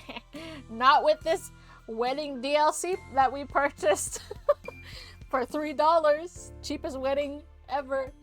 That's the reason why I'm able to go to country club a few times. Oh, I have a cousin who's like Lee. Damn, I want a cousin like Lee. That's what they all say. All right. Yes, we're so lucky. Not only do we have each other, but we've got such a large and loving family through all of you. I love how close mine and Co's family ended up being. Like, we're not nearly as I'm assuming that, I mean, if they're not invited to this dinner, like Lee's friends, we never got that close with them. We just really got close to Cove's family in particular. Our next door neighbors. I've never been that close with my neighbor. I mean, I dated my neighbor. That was like, well, a long time ago. But like, we were dating, and then they bought the house across from us. Not in a creepy way, or maybe it was, I don't know. But it was not in a creepy way, at least how I took it. But so yes, I did date my neighbor for a time, and it was really cool because we would hang out, and then we would just walk across the street. So that was nice. That was nice. Yeah. And I was like always allowed to go, like my parents were pretty strict, but because it was next door, I always got to, like, my parents just always let me go. So that was a really nice plus. If you don't believe me, then that's all cool. I got nothing to prove to no one. Okay. I mean, since you got to know each other when y'all were kids, the parents had to interact often. And if it clicks, the parents just stay friends. That's true. That's like, my parents are like that with some of my friends' parents. I wouldn't say they're like best friends or anything like that, but yeah. But like with these guys are really close. Like, I don't know if we got aunties and uncles, grandmas and grandpas. I don't know who the fuck these guys were friends with in their younger years, but like none of them were invited here. We invited Cliff, Kyra, and Cove. But whatever, it's fine. I'm happy with this. Around you, you heard people saying "aw" and chuckling appreciatively at the comment. Lee had clasped her hands tightly in front of her. Like, yeah, well, so Lee is my cousin. I don't know. I always assumed it was mom's side because of the red hair. But who is your mom, Lee? Who is your dad? Why weren't they invited? And why are you here and not them? Hi, Inno! What's up, what's up? Ooh, you're in your hard mode already? I'm close to that cousin, like really close. I called him almost every day. That's why, dude, I was never that close to my cousins. That sounds really nice though. Are you serious? I'm like, yeah, it's really funny. Aw. That is cute. Just imagine the school events Zoldix and Cliff had to attend. I don't know, because my school didn't have a lot of school events. What school events did you guys have? It's done. Was it a good smooth run like last week? Got 1 normal Voltus left and 2 con and I'm free. You think you're gonna get those all done today? Okay, Lee clasped her hands tightly in front of her, her eyes shining. Your eyes met Liz's, oh, I forgot Liz was here. Your eyes met Liz's misty ones, and the affection she had for her mom's carried over to you too. Oh, what a cute photo. They definitely look old there though. My mom's definitely be looking old, y'all. I can see their eye wrinkles. Which is the only wrinkles they have, but like my mom, okay, I'm telling you that hairstyle is not for her. She needs to dump that ASAP. She looking real old.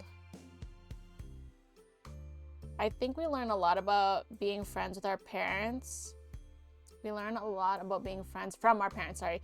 We grew up next door to a family with same kids age. They moved and my parents hadn't talked to their parents in a long time and I don't talk to those kids either. Yeah, that makes sense. I never was close with any of my neighbors either. That was just never a thing for me, except for the one that I dated. But like I said, we were dating before they became our neighbor. I have over 10 cousins and I don't talk to any. Oh, I have a bajillion cousins. I am closer with some, but I wouldn't say that we're like close. I wouldn't like, if I was like going through a breakup, I would not reach out to one of them or anything.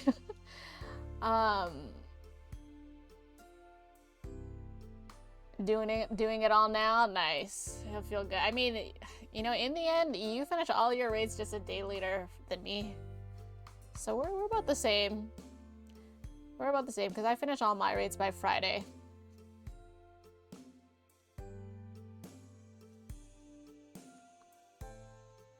I guess I'm the Shiloh. It's me. Hi, I'm Shiloh. It's me.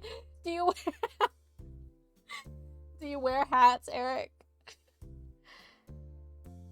It was a little over an hour. Dang, y'all getting real good at that hard mode, huh? Is it as hard as you remember it the first time?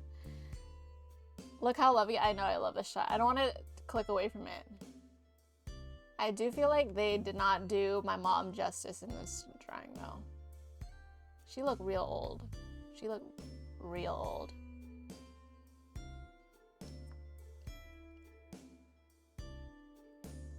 I don't know, parent-teacher conferences, potential talent shows, theaters, plays, school fairs. I don't know, I guess I never had those things in my school. Like, I had those things, but I didn't partake in them. The teacher conferences, yes, but like, you don't interact with anyone during those. And we did not have school. What's a school fair?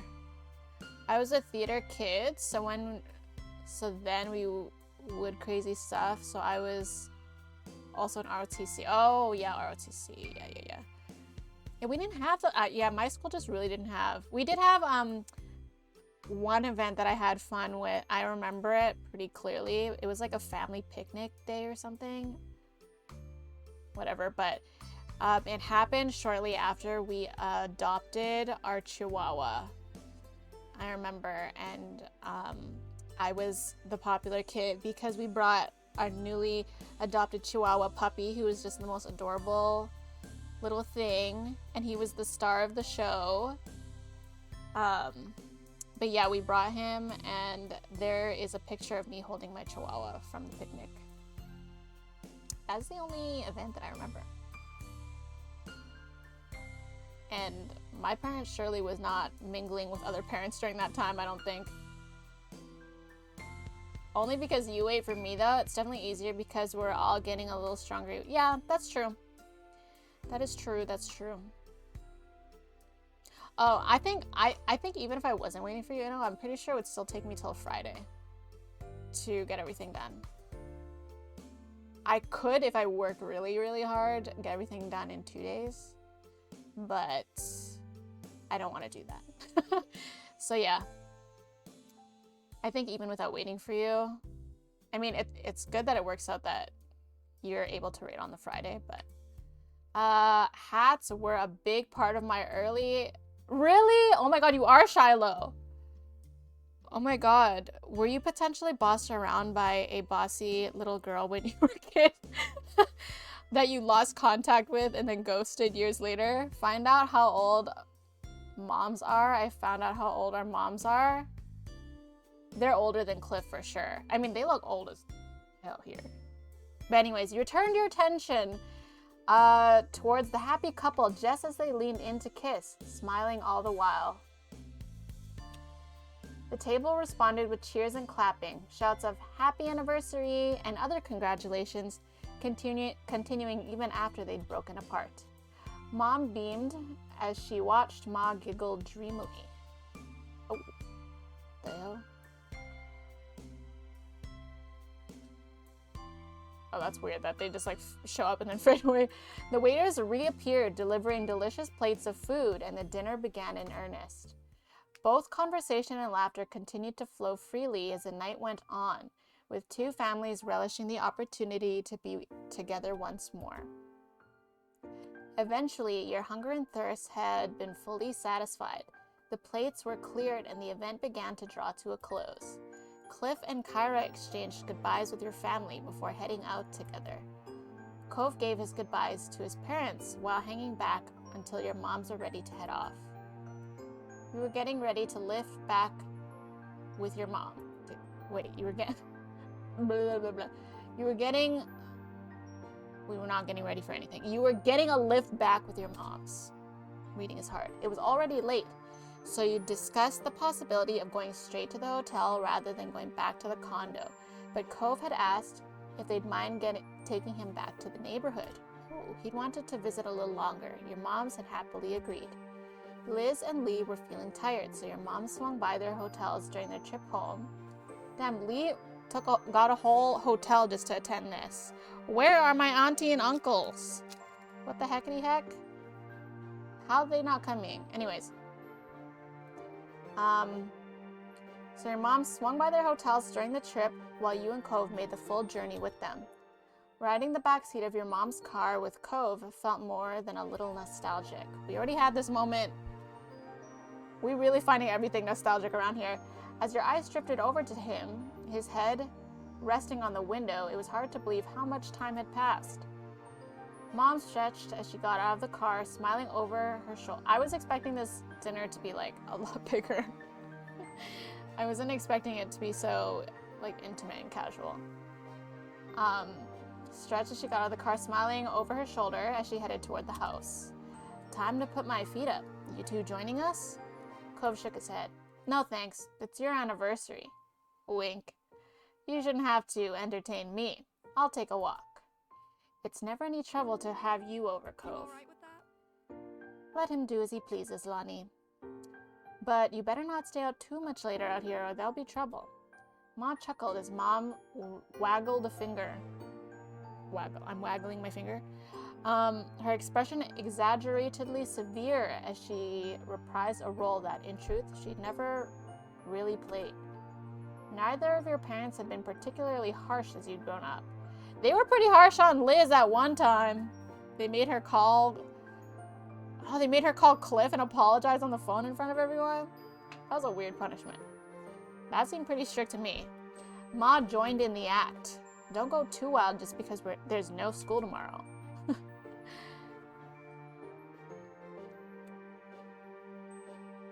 I wasn't bossed around, but more importantly, I didn't have freckles. Non-Shiloh confirmed. Oh, you're the alternate non-freckled Shiloh. Alternate universe. Mid-50s for the moms? Dang. I think the fadeaway is because the models are technically there behind the CG, so they had to make them fade out after. They couldn't have done it not on screen. Ever meeting Lee's parents is a continually surprising omission. I'm assuming they did that to remove, or like, they didn't include them so that they didn't have to commission the artist to draw more characters. There's always the possibility that they're busy. True. The school reference is very cute. True. Ma is 15, Mom is 52. They're like 10 years older than Cove's parents. Crazy. Laughing, they made their way inside, leaving you standing out in the dark street with Cove. You didn't even need to ask him why. You already had the answer for this. He wasn't ready yet for the day to end. We're going to the Poppy Hill? We're going to the Poppy Hill. Without a word, Cove began to stroll down the road. You walked alongside him. You'd known your destination long before. Oh, not the Poppy Hill, the beach, of course. You'd known your destination long before you arrived on the dark, utterly deserted beach. There were no lights down here, nothing but the moon and the stars for illumination. The only sounds were the gentle waves rolling in and out, and the soft sound of footprints left in the sand. In other words, it was perfect. Cove stepped out into the waves without a word. He looked up at the sky with a smile, then tucked his head down and began to pull his fancy shirt off. What?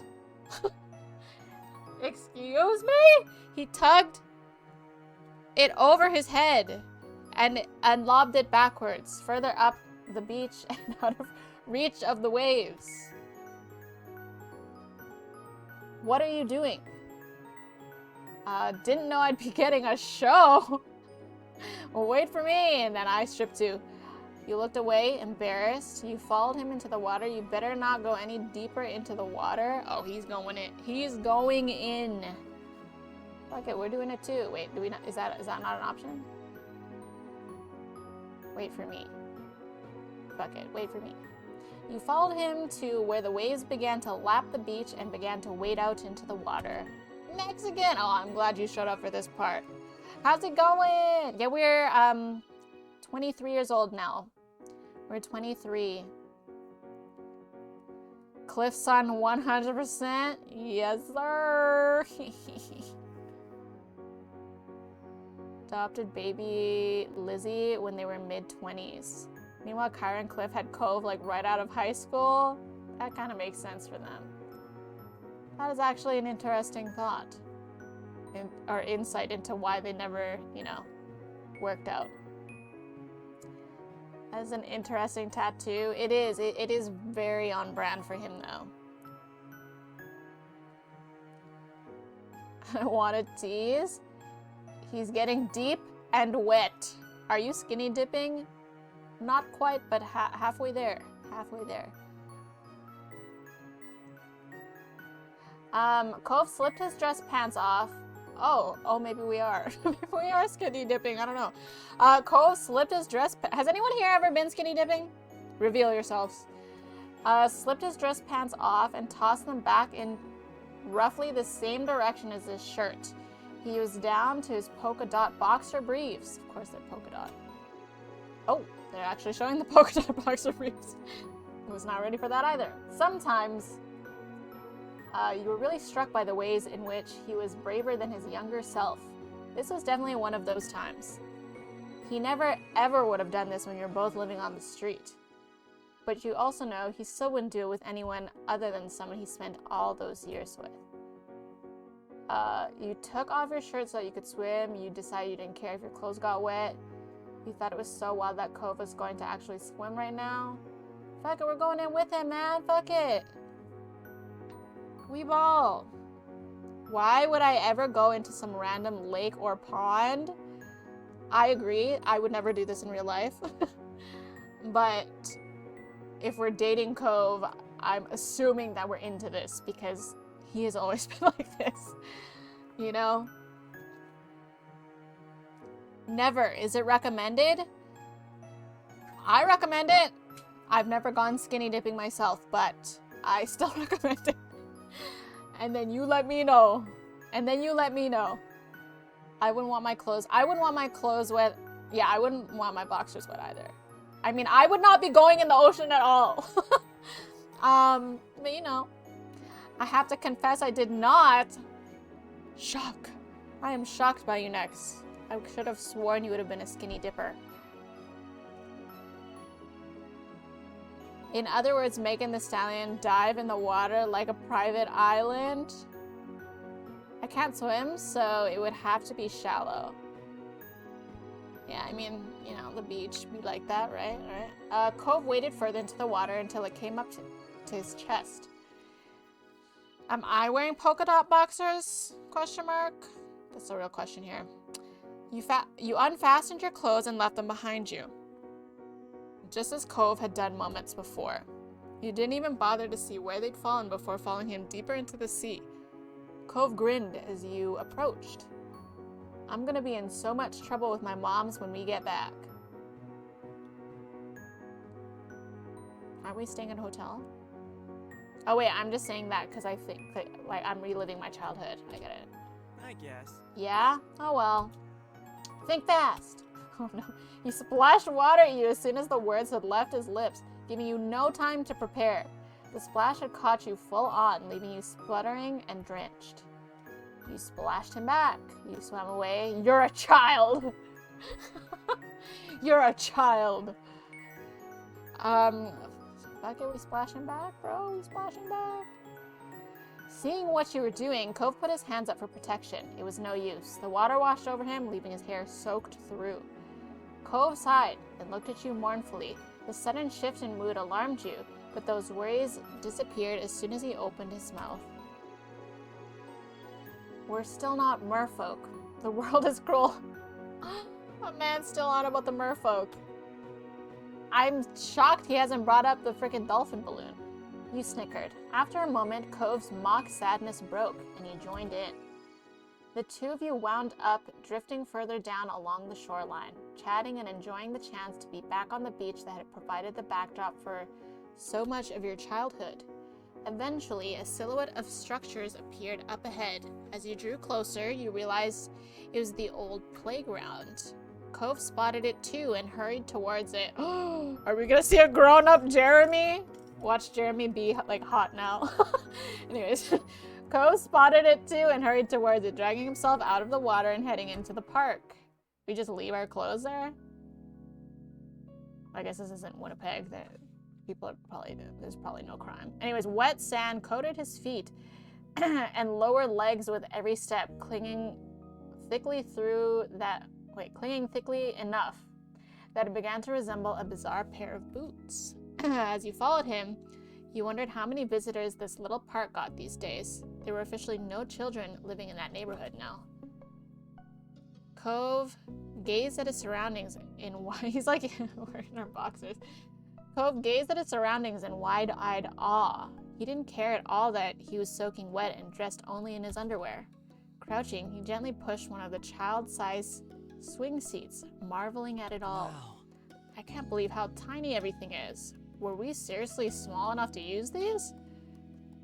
He shook his head, unable to fathom just how little you'd both been when you first met, then walked over to the monkey bars.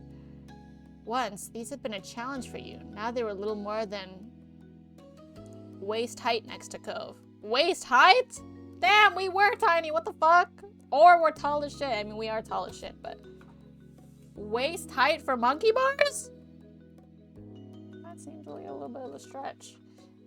Just wait till Cove discovers a merman potion. Oh, he'll be gone instantly. I mean, it's the middle of the night in a small tourist town on a less active beach. Cove talking, yes. He'll totally do it whenever he gets a chance to make MC annoyed. Cove leaving us drenched. We're soaking, the world is cruel. Cove flirted. You'll need a ride to the hotel. I just figured we would get like an Uber. Pretend to skinny dip without the water. Okay, Neon. I can't okay with that one. Cove turned his back to the bars and hopped up onto them with ease, sitting on them comfortably. You sat on the bars with him. Yes, yes, we sit, we sit.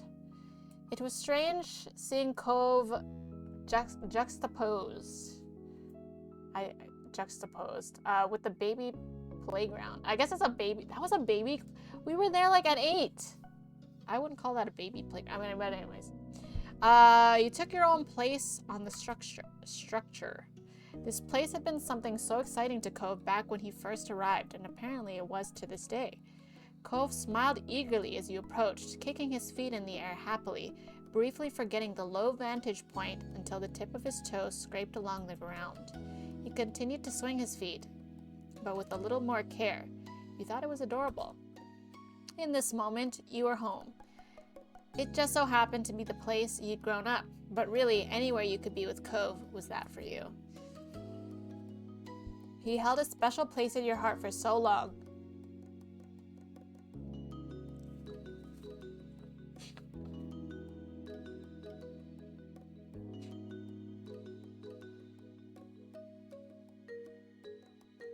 Excuse me. Cove is 6'4". We love that. I wonder how tall Mr. Holden is. Cliff. How are you gonna Uber after getting drenched? Okay, that is a good point, but yeah. Yeah. Use plastic bags? Question mark? Anyways, he had held a special place in your heart for so long, so much of your life had been shared. You'd grown up on the same street, which had given you some common ground, but it went far beyond that. You had both chosen from a young age to share your life with each other. You wouldn't have it any other way. Here we go again. Here we are. The mood had shifted now. The funny, impulsive night beach trip with a spike of adrenaline that came from you playing in the water under the moonlight had settled into something quieter and more nostalgic. Cove leaned back, tilting his head toward the sky to admire the stars above. The dinner was really nice. It was great to do all of this. The smile he had when he spoke those words fell as quickly as it had appeared. It went by so fast. We all came out here for the party and it's over. Liz, Lee, our parents will all be going back to our own things now. But what else can you do except say it's okay? I guess it's part of growing up. This place and these people, they're our foundation. It shaped who we are now, like making castles out of sand. I owe a lot to Sunset Bird. His eyes crinkled fondly, and Cove's voice was gentle when he spoke again. We had a good childhood, I think. I think so too. We're really lucky. I'll always remember our days here. Wow, you're sounding so old now. Shrug, nod.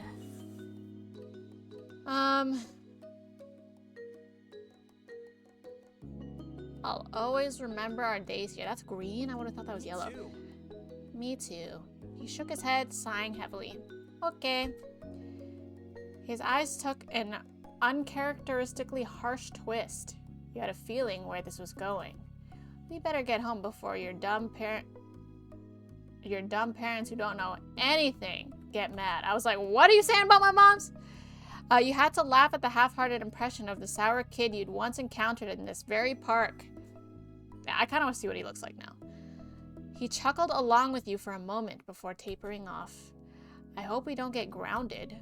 The jokes kept coming. It was very amusing to imagine that not only could your mom somehow ground you as a fully grown and independent adult, but that their powers extended over Cove as well. I feel like Cove does not get ground. I feel like Cliff does not ground his one kid. As much as you were enjoying being back here, Cove was right. You had to accept that you needed to go now. It was late, and your moms were still expecting to see you before you got a ride back to the hotel. You and Cove hopped down from the bars, landing easily with the ground only a short distance below. Before you could return, you had some clothes to retrieve from the beach. You retrod the same path, following the footprints down the shore you'd left in the sand only a little while earlier. Once you and Cove had scrounged up your abandoned clothes, you started to walk up the path home, side by side. Hi, Steve! Just saying hi, eating right now. Ooh, enjoy your food. Thank you for the lurk, Steve. I'm tearing up too. Kleenex, very cute. Why is he still in his box? We walked down the street like this? Droplets of water slipped down your skin and fell onto the road as you made your way back to your mom's house. As you and Cove were still soaked in sandy from your earlier adventure, it was likely you were leaving quite a trail in your wake. But you'd seen Cove's bedroom growing up. It was only natural for him. The air was slightly humid, already pleasantly dense with moisture that felt like a hug. As it closed around you. Any damp footsteps that were left behind would take longer to dry in this weather. The signs of your adventure might even be visible when the sun came up the next day.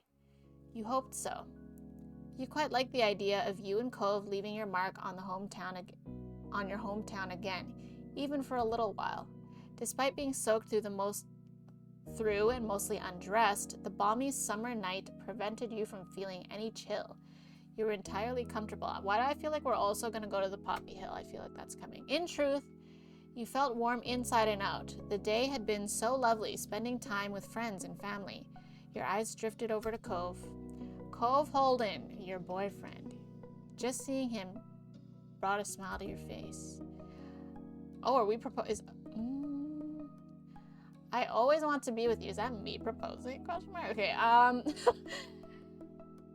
You make me happy. You're truly. I'm sorry, but I'm very distracted by this bulge that I'm seeing down there. They really chose not to give us a fifth option so that the bulge would be peeking out there. You said nothing. Enjoying his presence. We say nothing because we're not words of affirmation people. Oh, you enveloped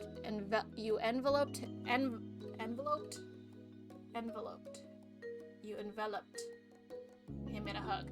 You playfully bumped against him with your side. You kissed him. You reached for his hand. You nodded, pleased with how tonight played out.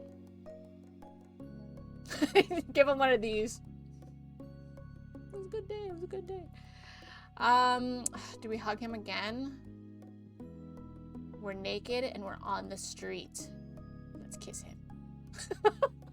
You catching him by the hand. You stopped Cove in his tracks and pulled him close. Your heart somersaulted as your lips melted. As your lips met, not melt. At this moment, with the quiet seaside town at rest, it felt like it was just the two of you in the world. Yes, and we could potentially get arrested for this, maybe? Cove returned the kiss, gently cradling your head with his hand, until you broke apart. You were full of joy.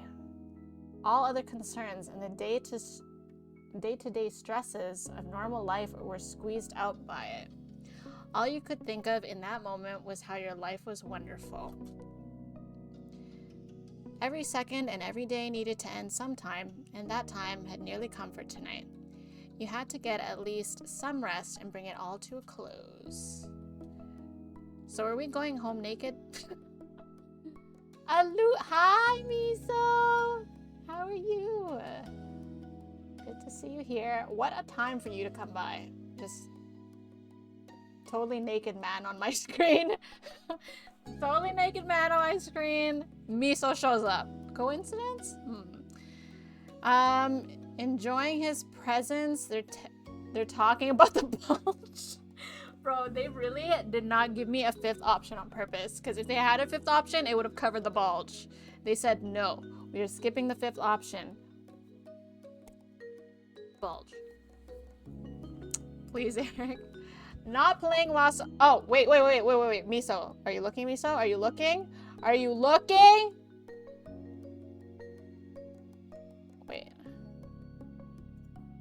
You see that? You see that? My Lost Ark is always open. It's right there. Oops. It is right there.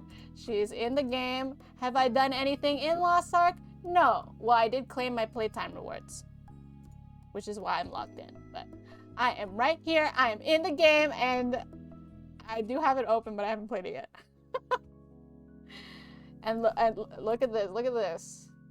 Look at them. Look at those rest bonuses. You see that? She plays the game. See? Sounds like you're playing someone else's account. Yo, chill. Miso has the theory, guys, that I don't actually play Lost Ark because I never stream it. Oh, whoops. Because I never stream it. And it is true, I do rarely stream that game. But don't worry, when Extreme Vaulting comes out, we will stream it. Maybe, or we'll try to. I guess it depends when I do it.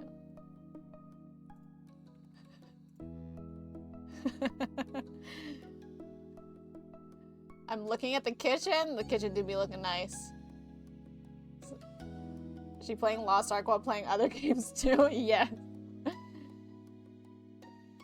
I hate that playtime thing. I always forgot. I forgot to leave it open. I think the playtime thing is the reason I started opening the game and just leaving it open forever. Because I would just want to claim the playtime thing. I love the playtime rewards because it's the easiest reward to get. You just open the game and you can AFK. But yes.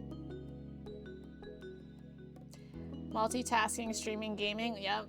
I actually just finished a Ivory Tower raid while reading this. It's not a theory, it's facts. One of these days. I do always have the game open. But I'm not playing it currently. Hi, Inside. Good to see you. All right, so I guess I went back home to my mom's place, like totally naked with my boyfriend. This is normal, I guess. And so the two of you went inside to say goodnight to your moms, as well as clean yourselves up as best as you could. Your moms, both in pajamas, ready for their own sleep, hooted with laughter as you came inside, disheveled and damped, and their teasing continued until the car came to get you to the hotel. Oh, we did take an Uber. Cove stayed silent as he put his casual clothes on again, placing the normal ones back in the bag he brought. Oh, right, he had 2 sets of clothes. You'd given Mom and Ma plenty of material for mock scolding, and you got a playful lecture about not getting into the water without bothering to change first. You just grinned at your partner in crime, feeling like a naughty kid again. It had been worth it. By the time you and Cove finally dragged yourself to your hotel room for the night, the sky had been dark for some time and the lovely hotel hallways were quiet. The late hour made you feel a sense of fulfillment. You really were making the most of your trip. It was such an odd thought that this was almost over. You had settled into this new routine naturally. All the familiar streets and faces made everything easy to get used to. I'm stealing that hoodie jacket on your chair. It's the literal cape. It is not a hoodie or a jacket, but I should have a hoodie. I should have a Scouting Legion hoodie. I am surprised I don't, of all the nerdy hoodies that I have. I've had that for forever though. Like, I feel like I've had that for a decade now. All right, the two of you drowsily shoveled past an ice machine. It's always the hotel ice machine. And into your room. Cove set his phone on his bedside table and you followed suit. You both started settling in for the night. The hotel room was a welcome sight after your long day. You notice, you notice Cove rub the back of his neck and yawn. That is definitely a Holden trait to do. They always do that back of the neck thing. I think I do that too though. I'm doing it right now. Okay. His voice was quiet and distant. I hope that pet sitter is doing good. Oh, yeah, who's watching LeBron James? The wish wasn't exactly directed at you. The wish wasn't exactly directed to you. It was just a sleepy thought that Cove had unleashed upon the world at large, but you still agreed. I hope so too. Wait, we got a pet sitter for... I mean, we should have a pet sitter for LeBron. I mean, if we're only here for the weekend, actually, you don't need one, but... Also depends what kind of fish LeBron is. We still don't know. Anywho. What are you doing here? Wait, do you guys know each other? What the random? You guys know each other? That's what I'm saying, that this is random. Hydrate. Thank you, Tom. I don't remember. Did you pick the option that you have a fish and pets? I just did fish. if I remember correctly. I did me, Cove, and Fish.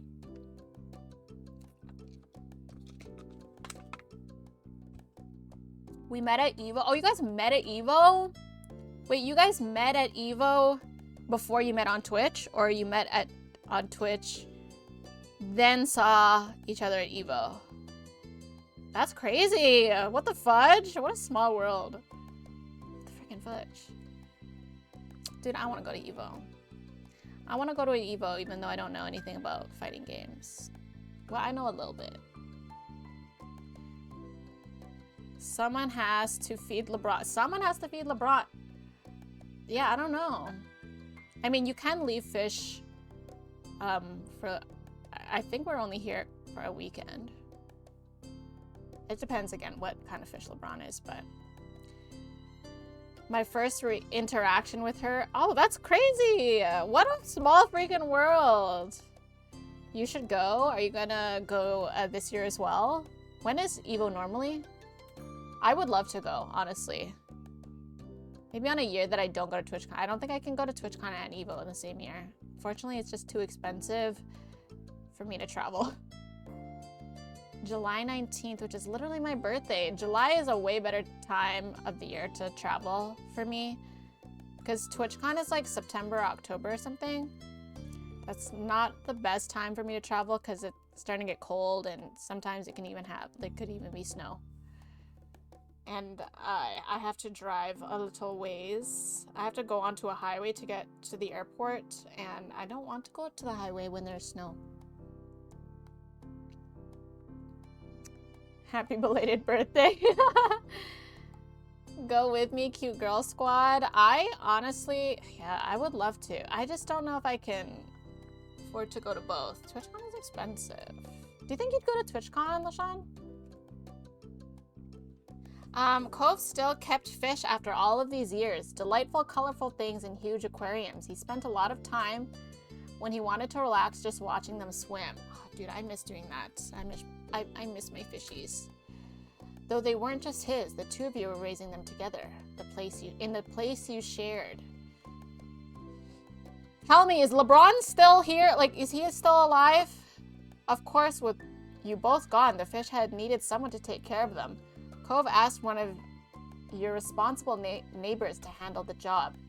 You're glad to have a decent pet sitter. Cove wasn't the only one who loved those fish.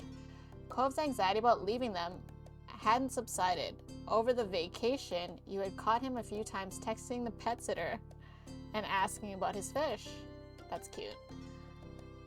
Okay, but how is LeBron doing? Is he good or... I mean, now it's been 10 years, I think. I think it's been 10 years now. Uh-oh. I don't know if LeBron's still around. 3 years. That's crazy. 5 years. Goddamn, Tom.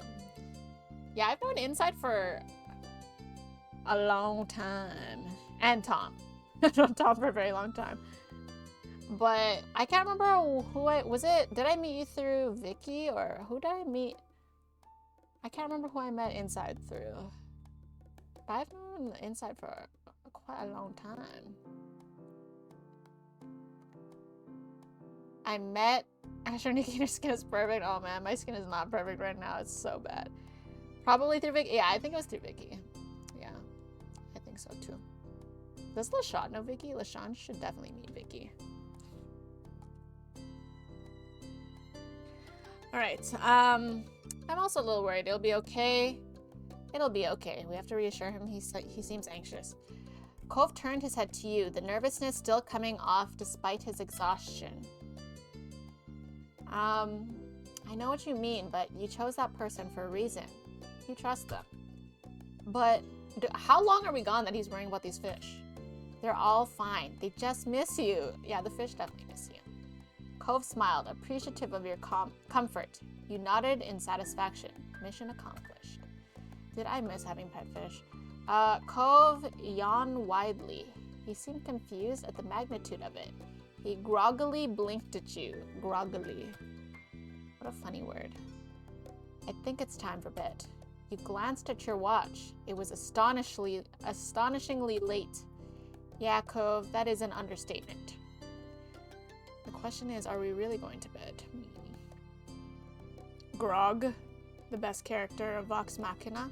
The two of you got changed and brushed your teeth. In no time at all, both of you were cozy and ready to sleep. After that, you flopped onto your side of the shared bed. Cove headed over to his side, and you felt the mattress dip under his weight. You tucked yourself under the covers, and Cove snuggled in closer to the middle. You turned on your side to face him and scooted slightly closer. Your noses almost touched, and Cove watched you with a soft expression on his face. Cove gently spoke, his words like a lullaby. Good night. How they not have him say my name? Night! Cove's eyes fluttered shut, and he let out a contented sigh. There was a warmth from Cove's body next to you. He was right there. His presence was comforting, perfect for lulling you to sleep, alluring. You really wanted your hands on him. Oh my god, do we go the horny route or the fucking veg route? Sheesh. How horny are we, chat, on a scale of 1 to 10? Horny route? I'm kind of curious about how spicy this gets. I'm not gonna lie. Starting to think Cove is Aquaman. Ooh, you right. Loves the ocean, a little intense about fish. Absolute babe mom.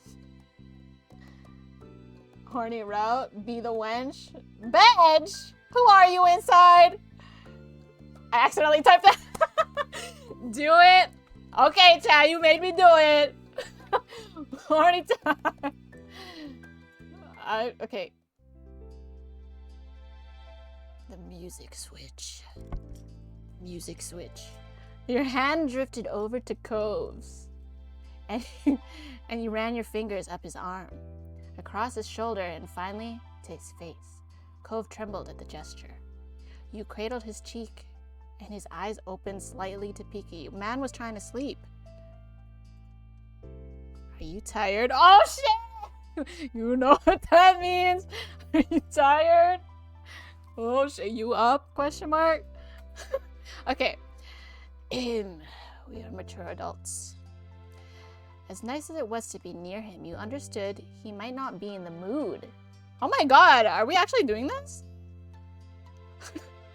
Are you tired? Cause you're gonna be. Bruh. Wait, is this okay for Twitch? Actually, I mean, okay, hold on. I have definitely watched some spicy scenes in Mass Effect on stream, so there's no way it can be worse than that. Okay, as nice as it was to be near him, you understood he might not be in the mood.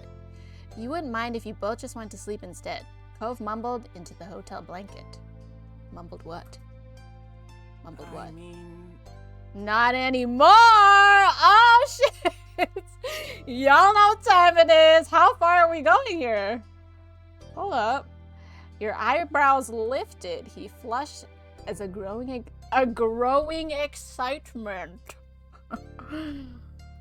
We're mature adults. A growing excitement replaced any previously held plans to rest. You leaned forward and lightly kissed his lips. He pecked you back affectionately. You could feel his smile and his affection. He rolled slightly so that he was fully on his side. This is like lewd reading story time. Brought to you by Azure Nikki. Hello, welcome to my stream. He rolled slightly so that he was fully on his side, and he had better range of motion, because he gonna need that range of motion, you know what I'm saying? Okay, with the new freedom of his arm, he reached over to stroke the back of your head. The back of your head. He stroked the back of our head. When the first kiss ended, you immediately started another, and then another. Cove stopped running his fingers down your hair to hold your head closer. The one on top of your body, not the other one. You broke apart. What does that mean? Oh, like we're done? Oh, hell no. Wait, are we allowed to do this? Oh, wait a minute. We're in deep now. Okay, you kept going. Oh, wait, we get choices here too. What the F word? Guys, I'm gonna have to end the stream here. I'm just kidding. Okay, let's see what we got here. You kissed him deeply. You grabbed onto his shirt. You hooked your legs around him. You kissed down his neck. You grabbed his butt. You nibbled his ear. You pressed your foreheads together affectionately. Oh my, they about to fuck and she's talking about F word. Hey, how dare you make me say the F word? Which I probably said 20 times already today. But still. You made me say it! Okay, what are we doing? What did we just do? I think we're just kissing, right? We're kissing, so... Oh, right. Wait. Okay, let me... We just kept kissing. Oh, and I was hair ruffling, of course. Shock. Okay, so we keep going. So then we kiss him again. That doesn't feel right. We could grab his shirt. It's like pulling him closer. You could hook your legs around him. That's like going in. You could do the neck kiss. That also makes sense. I don't know if I want to grab his butt. That seems a little too comedic. We're trying to get it in. We're trying to get it in with our mans. I guess ear nibbling is cool too.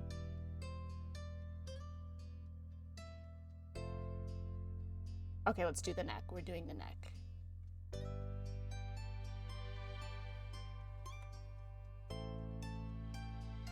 The IRL Bible has a very sexy IRL. Oh, the IRL Bible. I was like, what's that? You mean like the actual Bible? Okay. Very sexy book called The Song of Songs. What?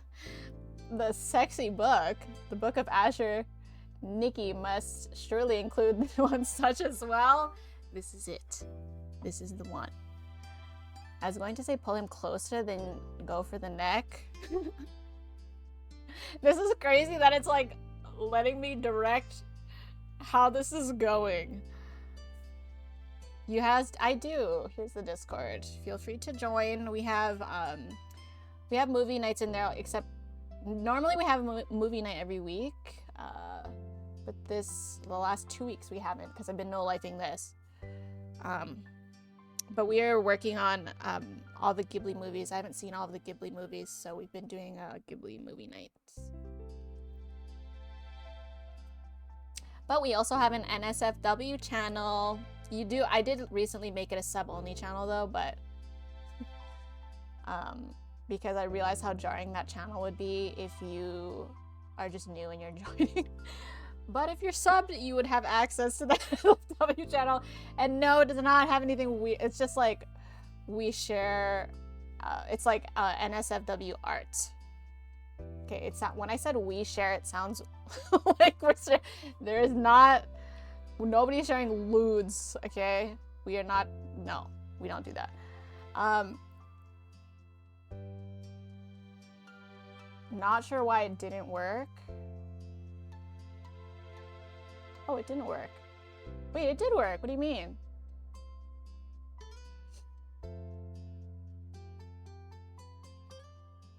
I do, and I'm here. Lewds? You're good at explaining? I definitely think I'm not. But anyways, let's not postpone this lovemaking scene any longer, folks. Alright, you bent over Cove. The covers wrapping around you and kissed all the way across the side of his neck. Cove squirmed under your touch and made a new pleased noise with every touch. Wait, they used touch twice in the same sentence. I don't like that. Oh, we can go again. Oh, we get to. Oh, okay. Oh, we could just do it all. We could just do it all. Wait, why is he making the eyebrow mouth? He's making the eyebrow mouth.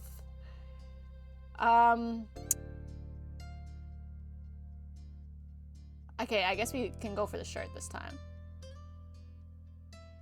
It feels... Okay, whatever. We're just gonna go for the shirt. Okay, you tugged and pulled at Cove's soft pajamas. It stretched under your fingers. I think we just read all of them at this point.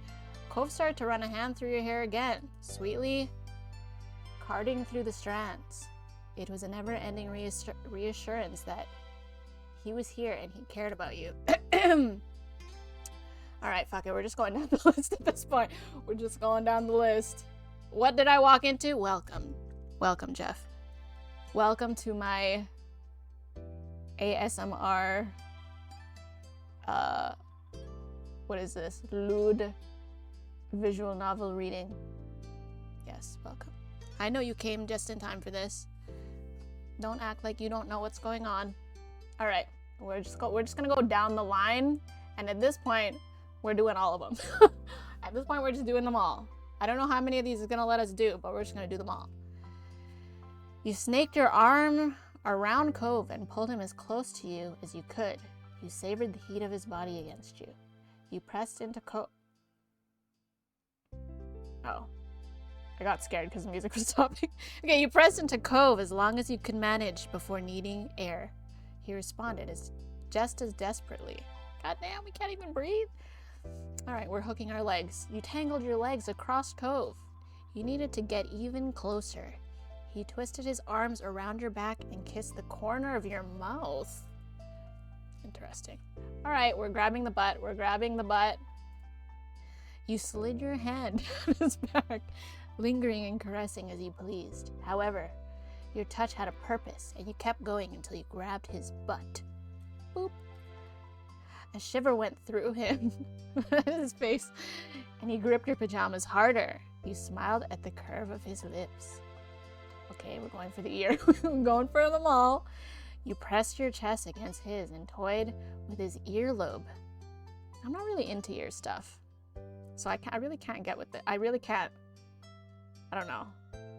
I never really understood ear stuff, but anyways, you pressed your chest against his and toyed with his earlobe, peppering it with soft little bites. Cove spoke breathily, inaudible words against the crook of your neck.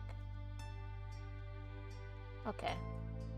Forehead resting. Cove happily looked back at you, for he bent his torso so that he was in a position more over you. Excuse me? He kissed you and ran his tongue along the bottom of your lip. You kissed him back eagerly, encouraged further. Cove twisted his head toward his pillow and squished his face into it, letting out a sigh. You smiled. You snuggled up against him, both of you starting to settle from the heated moment. Cove's face remained pressed to the pillow, and you watched his chest rise and fall visibly with his deep inhales. But his arms stayed around you, holding you close. When his breathing slowed, he shifted back over and met your eyes. Cove nuzzled his cheek against you lovingly and whispered, "We really shouldn't stay up all night, huh? It's not gonna let me choose the last one, huh? Because we went through all of them. I get it." You accepted Cove's judgment. He was right. You both needed sleep. Do we? Aren't we in deep here? We're not in deep? Okay, guess not. You curled up comfortably in each other's arms, ready to actually settle down for the night. Your eyes fell closed sometime after. You were not sure exactly when.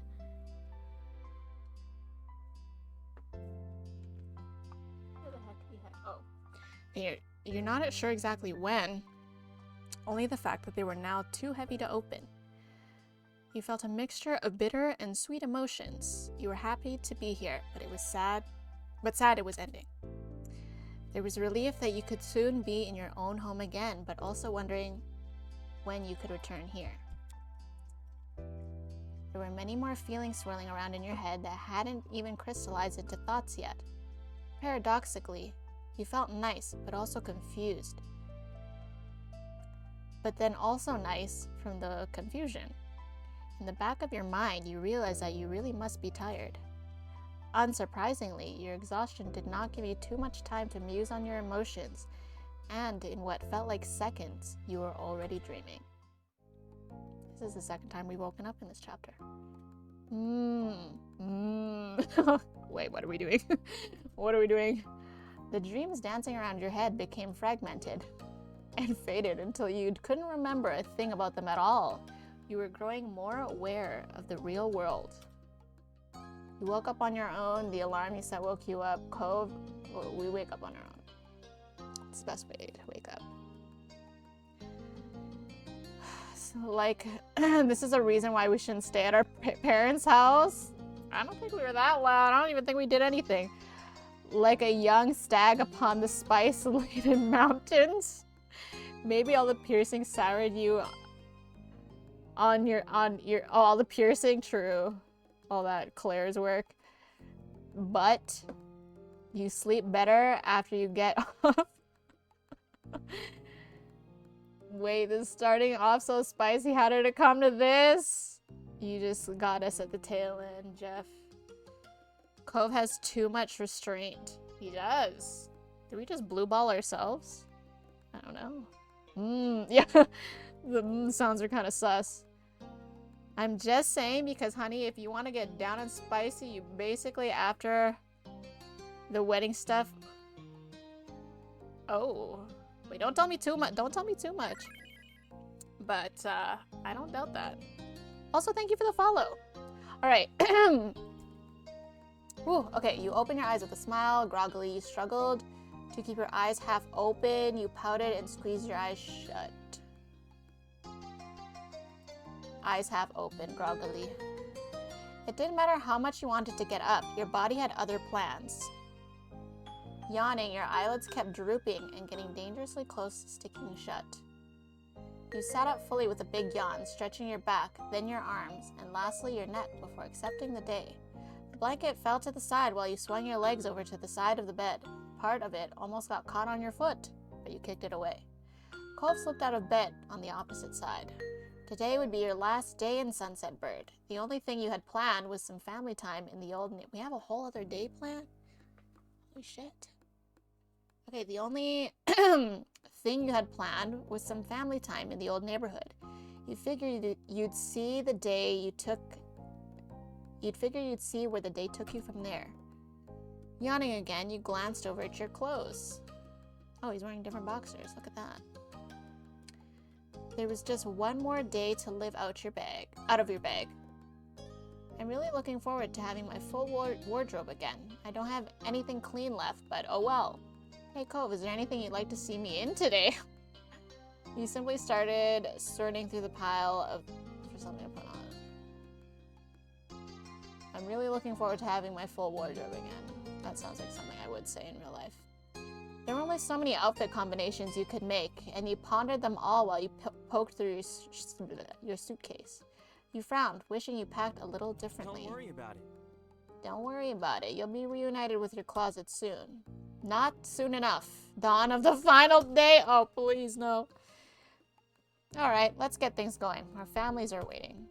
Dude, I keep thinking that this chapter is gonna end, and then it doesn't. It just keeps going.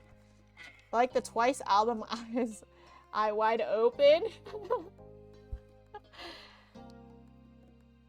I'm not saying anymore. I was just saying that. I can't get with not planning outfits very meticulously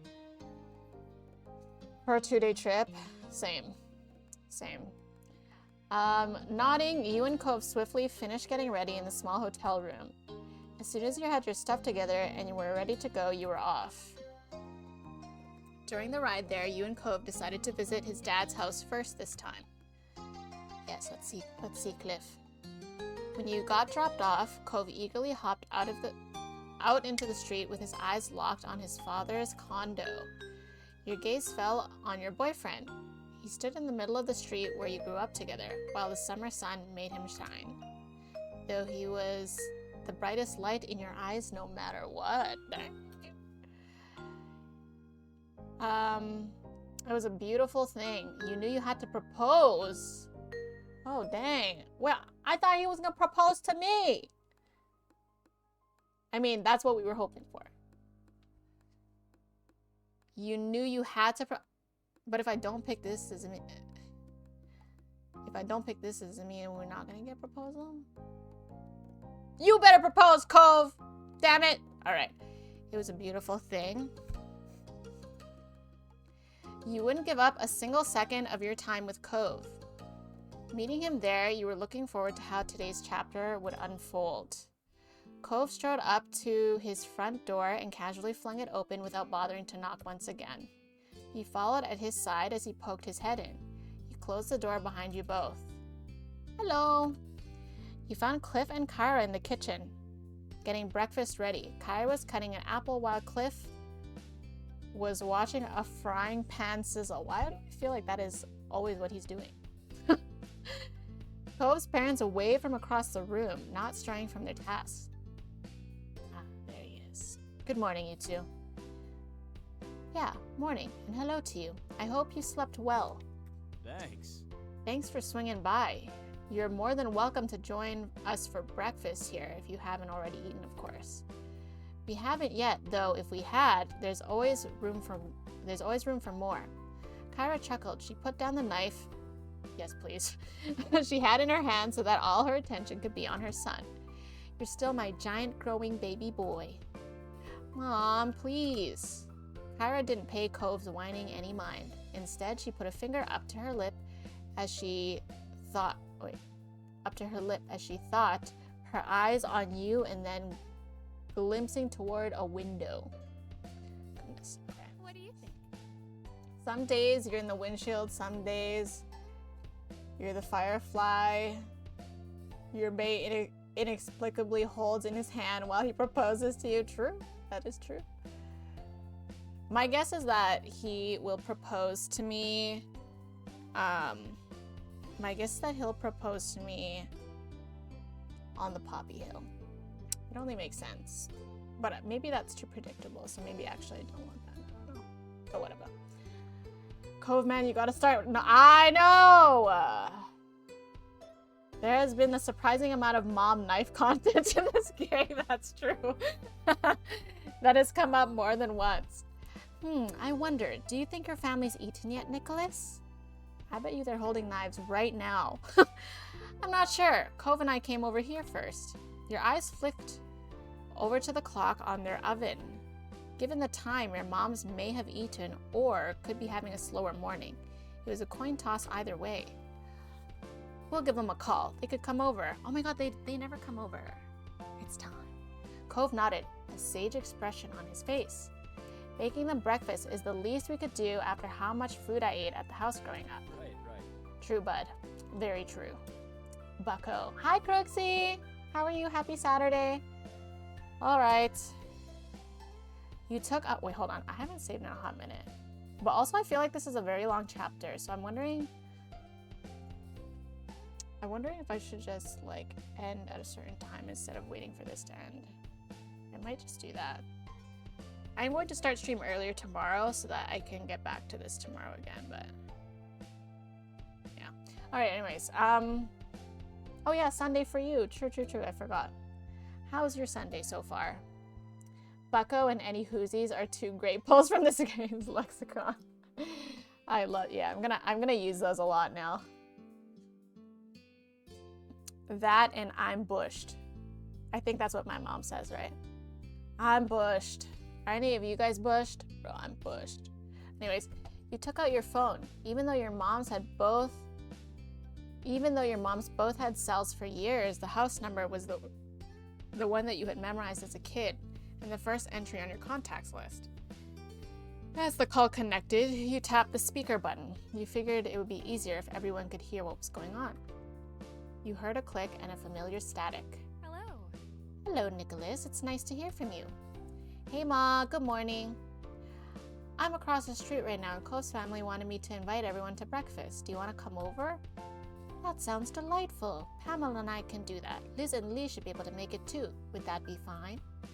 Cliff took a step forward and spoke loudly so that his voice would be picked up.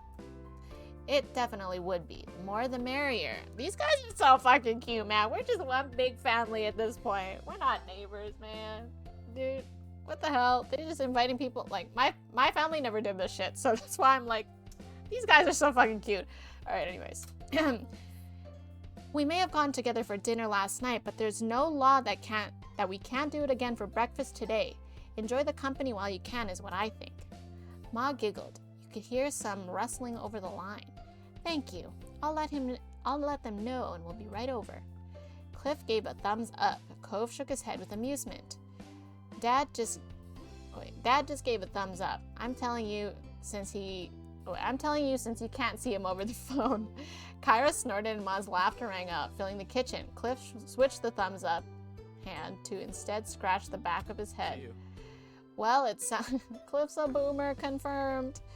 Well, it sounds like we'll see you soon. Goodbye for a little while. You could feel her smile from her voice. Bye, Ma. These two families coming together is definitely cute and heartwarming. I like it. I like it a lot. It's very cute. It's very cute and not relatable for me, so it's nice to vicariously live it through them. You ended the call with a satisfying tap of the red button. Cliff's eyes wandered around the space. We better get cooking. Sounds good. I can help. Me too. No way, you're guests. Kyra and I got this. She grinned. There was something playful in the twist of her lips. Right. I couldn't have said it better myself, Cliff. I've been in your spot before. There's no choice but to accept it. Cove sighed, but from the sparkle in his eyes, you could see that he was entertained. Fine, I'll just hang out over here, I guess. Good. Cove walked over to the living room and gestured at the couch. You both took a seat, getting a comfortable spot to wait for food and family. Cove tilted toward his parents with his chin, then shook his head with a gentle smile, silently asking if you could believe this. All you had was a silent shrug. Time passed, filled with light chatting. Cove kept a careful watch on his parents' culinary progress and teasingly kept a running commentary. Oh, Dad added another pinch of salt. I wonder if that was a good idea. He's like helicopter watching him or whatever. Cliff had to raise his voice to project over to the living room. He sounded very amused. It's funny that you, of all people, are commenting on my salt usage. We were both born and raised in salt water. Besides, I'm sure you remember back when you were about 12 and tried to make... Cove flushed slightly, but his smile remained as bright as ever. Do you really want to start talking about cooking mistakes, Dad? Because I remember a lot of things too. Like, what about that chowder that was supposed to be a pie? A chowder that was supposed to be a pie? Those sound like two very far away things, and I think that's the point. Cove and his family were quite a show to listen to. You chimed in occasionally, but mostly you provided the laugh track. Eventually, there was a rhythmic knock on the door. That's them. He said it loudly for his parents' benefit. You nodded and got up to greet your family. When you opened the door, surprisingly, there were no moms. Oh, Derek! Wait, what the fuck? Wait, do we invite them too? Okay, then. Okay. Terry stood in front of Miranda at his side. Derek waved from behind them. Hey, buddies. We came to see you two before you left. The plan would have been to go over to Nicholas's house next if you weren't there. Luckily, you two aren't too hard to find. What he said. And hi. Cove burst into... I like how these three were hanging out together. Cove burst into happy laughter. His wavy brows were high in surprise, not unlike how he looked after unwrapping a nice present. Wow, thanks for coming. Hello. Kyra's voice carried through the house from the kitchen. Cliff likewise projected. Great, the whole gang will be here. Did we cook enough for this? You heard the sound of a cabinet open and shut. Pan clattered and the faucet turned on. Are we interrupting something? My parents, sister, and cousin are coming over for breakfast. They should be here in a few minutes. Yep, but my dad always makes a ton of food anyway. It's no problem for you guys to join. Cove waved off their concerns before pausing with a thoughtful hum. The only real problem is, do we have enough places for all these people to sit? He peered back into the house and started counting the dining room table, chairs, and we're gonna go eat outside or something. 5, 6. Cliff interrupted when Cove began trying to use his fingers to connect the different chairs to different guests. No worries. Don't worry, some people can squish together on the sofas. It'll be fine. This really is going to be a party. Well, I'd be happy to accept the invitation. Oh, Derek and his kind manners. Yeah. Yeah, and you'd have to be crazy to skip out on this. Thanks. Thank you for making room.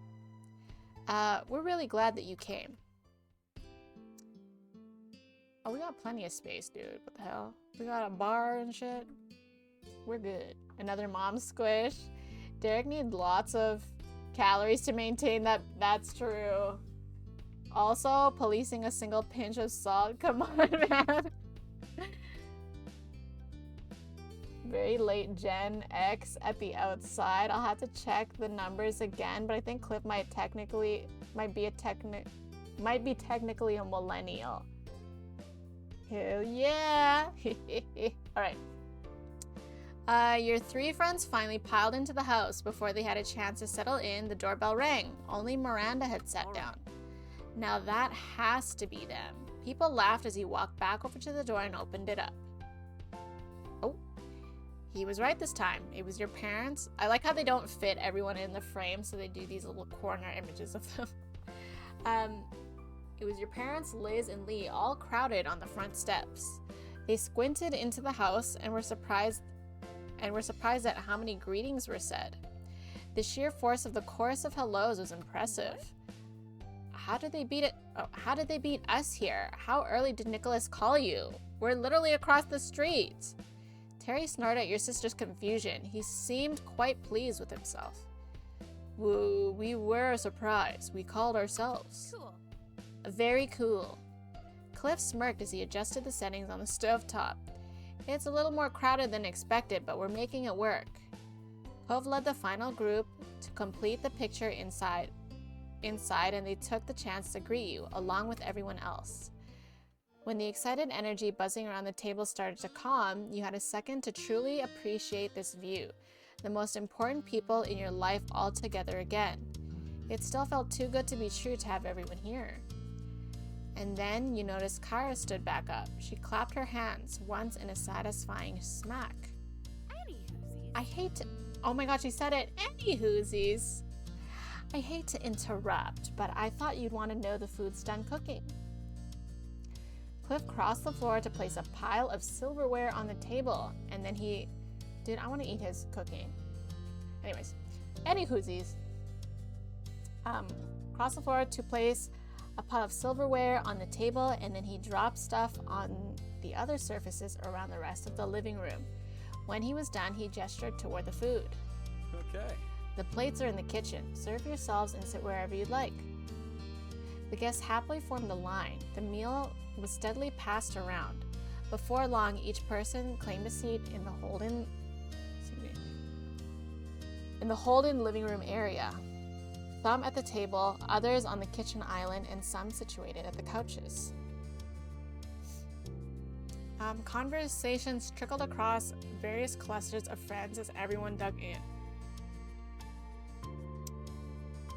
So I keep thinking I'm gonna bark, but it's not happening. Cove finished his plate in record time with a pleased sigh. He put his fork down and surveyed the room. This is really cool, just how we're getting to do this kind of thing. I like this too, Cove. I hope we'll be able to make this happen again. At the wedding, ha! Okay, sorry. Of course, there'll be more reasons to get the gang back together in the future. Yes, the two of you might even dare to celebrate your yearly anniversary. Gasp. Every year. Is she saying that to our moms? She really has no chill on anyone in this game. The smirk on Liz's face grew only wider as your moms giggled at her teasing. Ma shook her head, chuckling softer now. Josh. Liz, shush. True. Honestly, we just might. You've made a good point. It does come around every year. You should. Seriously, you deserve a big celebration for your magical day. If we do it, I feel like the sad thing is if they did it every year, I feel like it becomes too, like, it wouldn't be as special and, like, people wouldn't come every year, sadly. Like, people, I think we would go every year, but I think people like maybe Lee might not come all the time. I don't know. Or Terry and them. Anyways, the kids are right. You've got a lot of people who want to appreciate you. Oh, is Cliff saying this? Oh, shit. You've got to give them a chance. It's true. I know I have a lot to thank you for. There were more nods of agreement around the room, and your moms took each other's hands for support. Neither were expecting so much encouragement. We'll think about it. She'll think about it, and I'll tell Lonnie to stop thinking so hard if she doesn't agree. Ma'am. Good. Good job, Mom. Now, with that settled, let us continue to enjoy this perfect gathering. That seemed not like Liz saying that. I believe would come more than Liz.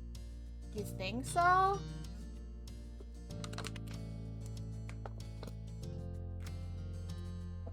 I feel like Liz would show up.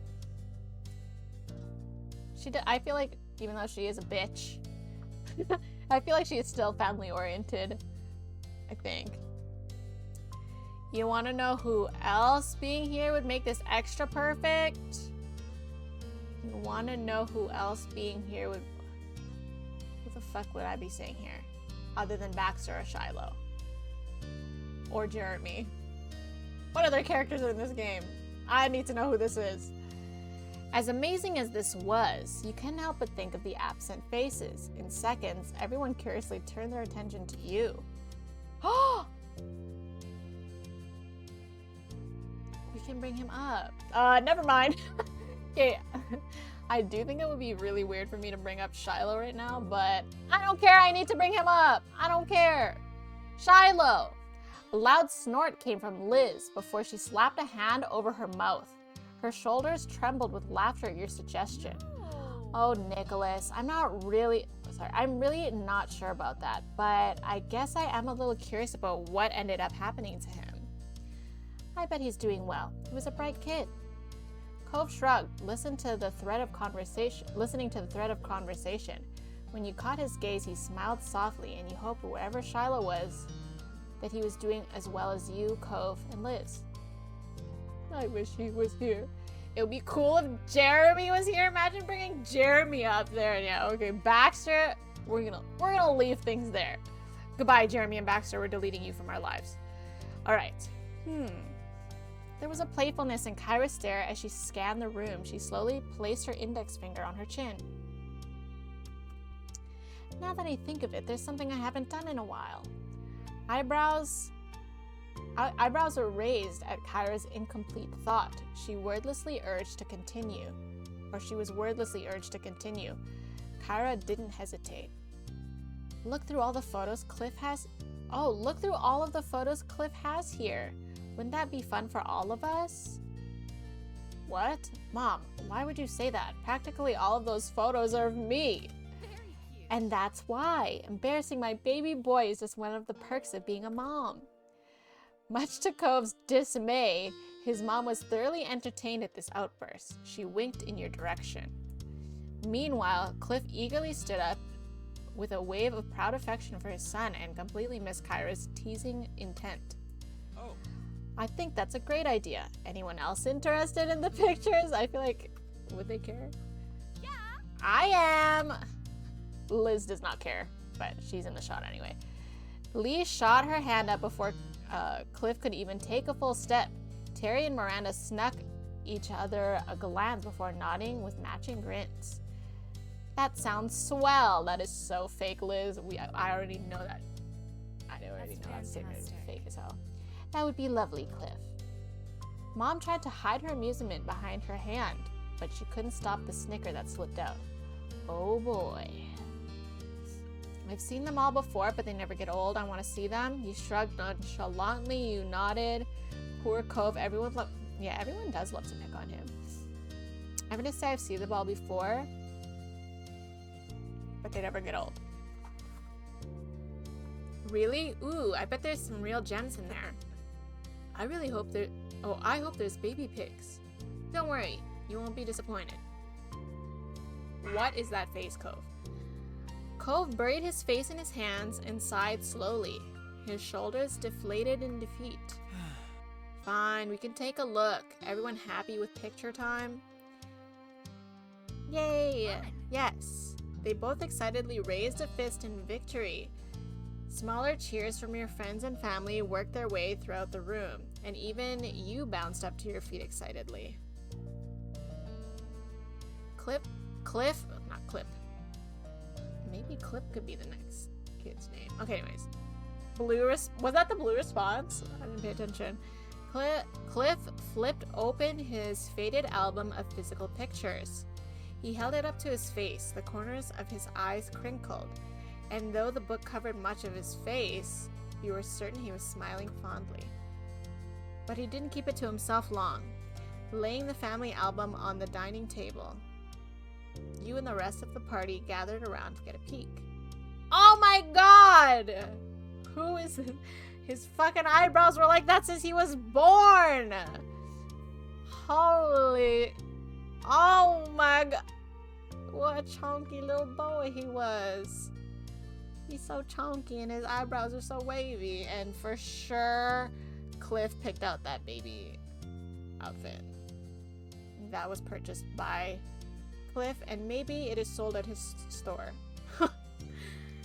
So cute. Babies literally don't have eyebrows, but still so cute. Well, yeah, not this baby. This baby definitely got eyebrows. The first picture on the first page was Baby Cove in a cute little onesie. There were several coos and ahs from the group, and Cliff's eyes were shiny with tears as he sniffled. He's grown so much. Cove's such a cute kid. My darling angel. Nice onesie, Cove. How precious. Even as a baby, you looked unimpressed. You smiled, enjoying the view. I want to say nice onesie because I want to hear confirmation that Cliff bought it. You leaned your head into his shoulder as you said it. His scowl quickly fizzled into a pout the longer you batted your eyelashes at him. Do you think he could still pull the onesie look off? Absolutely not, which is a shame. Infant Cove has a real look. You tried in vain to hide your smirk, but you knew that Cove was aware of your quiet giggling. He sighed exasperatedly? I don't know if I said that right. Hoping that the moment would pass immediately. After breakfast and the photo showcase, everyone decided to stick around. Hanging around Mr. Holden's house turned into taking a walk around the neighborhood, and then for lunch, you switched over to your mom's condo. Damn, we spent the whole day together. We're so cute. Y'all, these families are so cute. Baby Cove, very cute, very cute. It was a really good time. Enjoying I feel like tonight's the Poppy Hill. I think that's what's happening. It was a really good time, enjoying each other's company, but eventually the sun began to set and there was nothing else to delay your friends and family from going home. Inside your mom's house, the home you had been raised in, the group was taking their time saying their goodbyes. It was tough for you, your family, your friends. You knew what was weighing on the mood. It might be some time before you'd see one another again. It was a pleasure having you all here. You're all welcome to come around again, anytime. Ma wrapped an arm around Mom with a light chuckle. Mom leaned her head gently into her wife, and they both beamed. I appreciate it. Absolutely. I know we're all adults with our own hectic lives, but we appreciate the time taken to visit. Snorting. Why is Liz always snorting? Snorting, Liz crossed her arms. She leaned one hip out to the side while her lips curled teasingly. You make it sound like this was such a struggle. Some of these people still live here, and it was a vacation for everyone else. Even so, it was very thoughtful, and I hope everyone has a safe trip home. Kyra clapped a hand on Cliff's shoulder. He was puzzled as she leaned in so he could hear her. That means you too. It's dangerous crossing the street. Remember to look both ways. Damn, Kyra! Savage. Hey now. Yeah, good luck with all of the important grown-up things I'm sure you'll have to do when you're all out of here. Definitely. I'll give updates next time something exciting happens, or something lame so I can vent about it. How nice. I'm glad Lee won't be forgetting the little people. Never ever. Dude, Lee has really been here. Lee was really here for that time that we found out that, like, we were adopted and our biological parents were dead. Yo, Lee was really part of our childhood. I'm buying Persona 5 Tactica. They're both on sale for 20 bucks each? That's pretty good. Wait, I don't know what Persona 5 Tactica is though. You played through, didn't you just finish Persona 5? Am I tripping? Or you just played through that, didn't you? Was that someone else? Okay, anyways. I'll keep in touch too. Very nice. You better. Well, me and Randy aren't going far, so we can keep an eye on the town for the rest of you. Nothing will get past us. Right, we'll make sure everything is okay. No need to worry at all. Thanks. That's kind of you.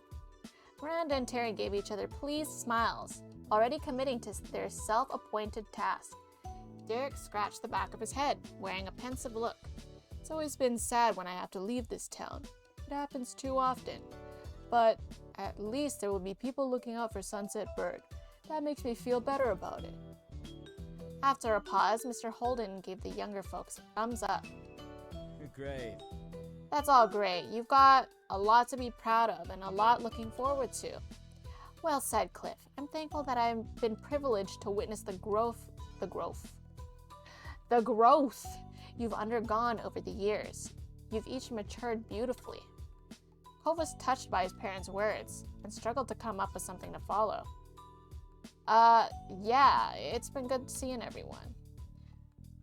No one had taken a step yet. You couldn't put this off any longer. It was time to say goodbye. Is this like goodbye, or like, are we taking each other to the airport? What's going on here? Tactica is the grid-based strategy game. Fire Emblem with P. Oh, okay. Dude, why is it Persona 5? Persona 5 has so much to it. Derek a cute hunk, I agree. The realist cousin by a wide margin, I also agree. I love Lee. We just did the everyone goodbye chapter. Why? I know! Here we go freaking again. I already know we're going to the Poppy Hill before we go to bed. And it's going to be another long bed chapter. Okay, goodbye. I'll see you again. I'll miss you. This was fun. Thanks for being here. I'm so glad we got to do this. I'm so glad we got to do this. Me too. Today was even better than I imagined. I don't know what we're gonna do without the kids around. I know, they keep us young. Oh, is that your secret to youthfulness, Mr. Cliff? We're not that old. Some of us still got it. Kyra, look at him. Man hasn't aged a second. We cannot be saying this around him.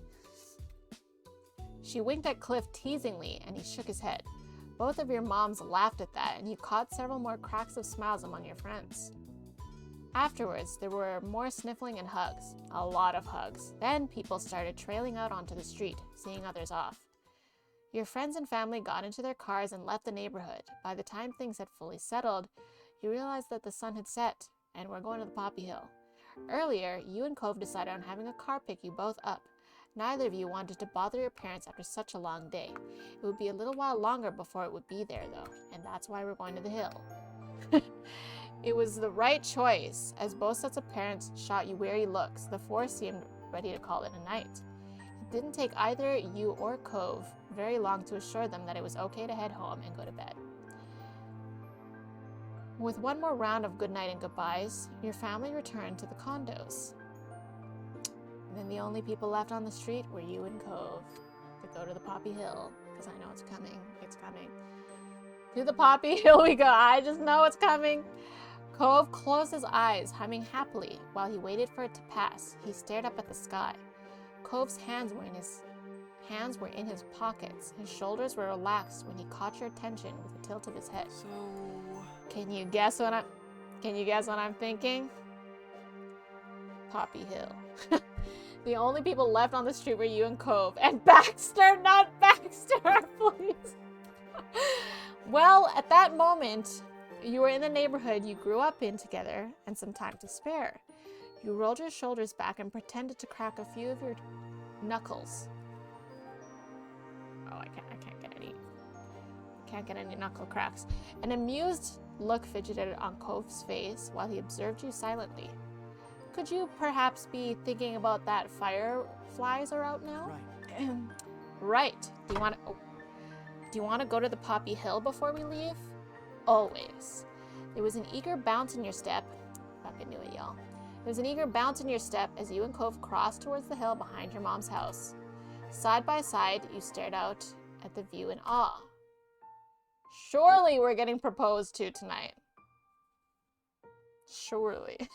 As you imagined, the hill was dotted with glowing firefly light. It perfectly reflected the memories of childhood held closely in your mind. Cove sighed contentedly, this game's favorite word, seeing them across the hill, weaving in around the blades of grass and the stars above. Eventually, Cove moved his attention back to you again. There was a dazzling brightness there in his expression that quickly morphed into something more mischievous. "Wanna catch one?" he asked, raising a curious eyebrow, but then he didn't wait for you to respond. Cove bolted off before the first firefly that happened to dart past his nose. Cove bolted off after the first firefly that happened to dart past his nose. "Oh, it's on!" You laughed and watched him try to catch one instead.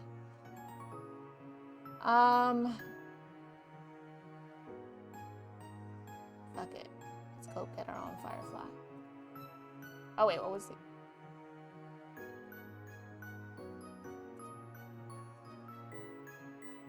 Oh, okay, no, that was okay.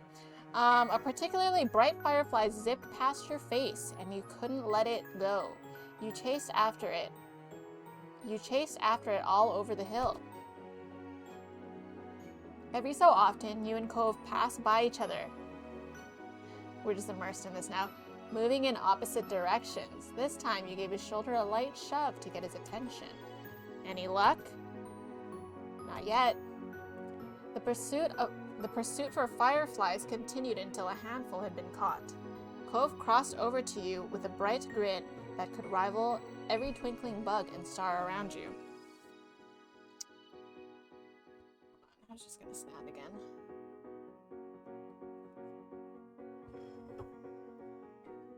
Cupped between both of his hands, Cove carefully held a firefly.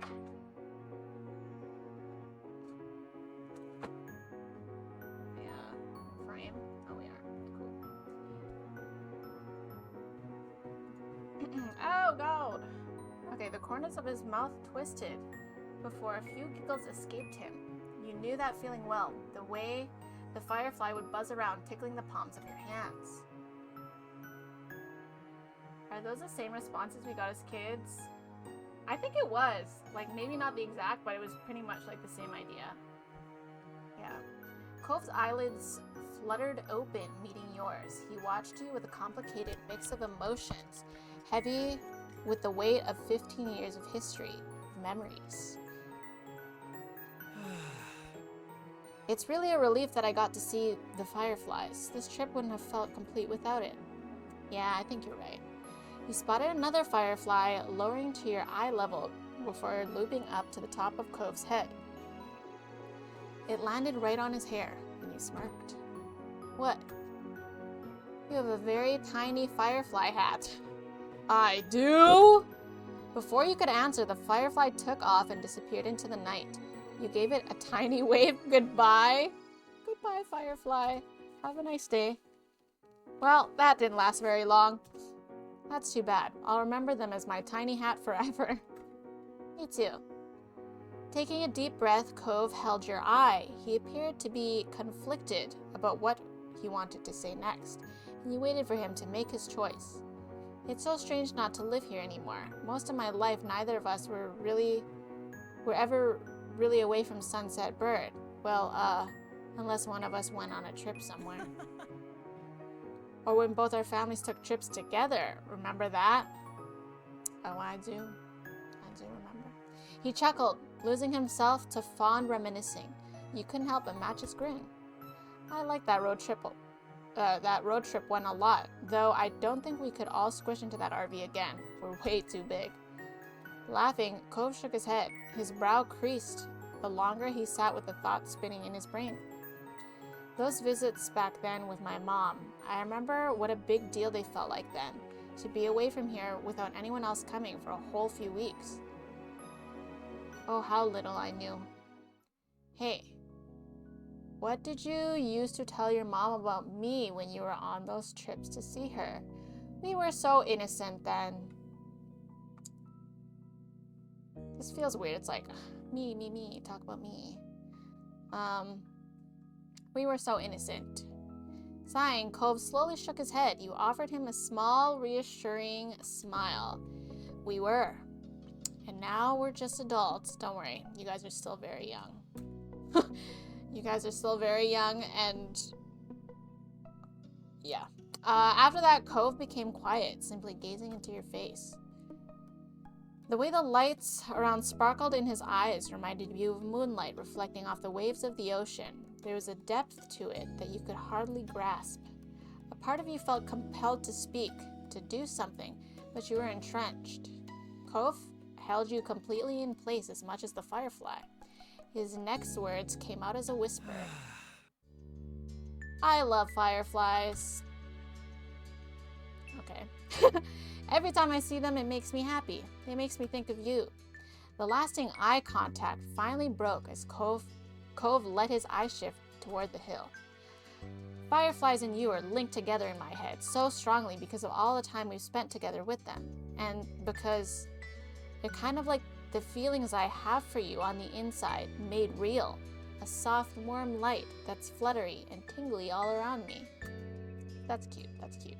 He faced you completely once more. His eyes were now glossy and even fuller with abundant affection. Bro, I thought he was proposing for real, for real. I thought I was about to do the oh! I thought that shit was a ring. Okay, Cove opened up his hands. Holding the firefly settled there towards you. He was wholeheartedly offering it to you. The significance of the gesture wasn't lost on you. After he confessed what fireflies truly meant to him. Thank you, Tom. One of you was innocent back then. Someone was hanging out in the RV, beckoning Cove into their sleeping bag. I will bring up the talk. Don't play with Cove. James Holden. Wait, was his middle name James? Like his fish? LeBron James? About to be blessed.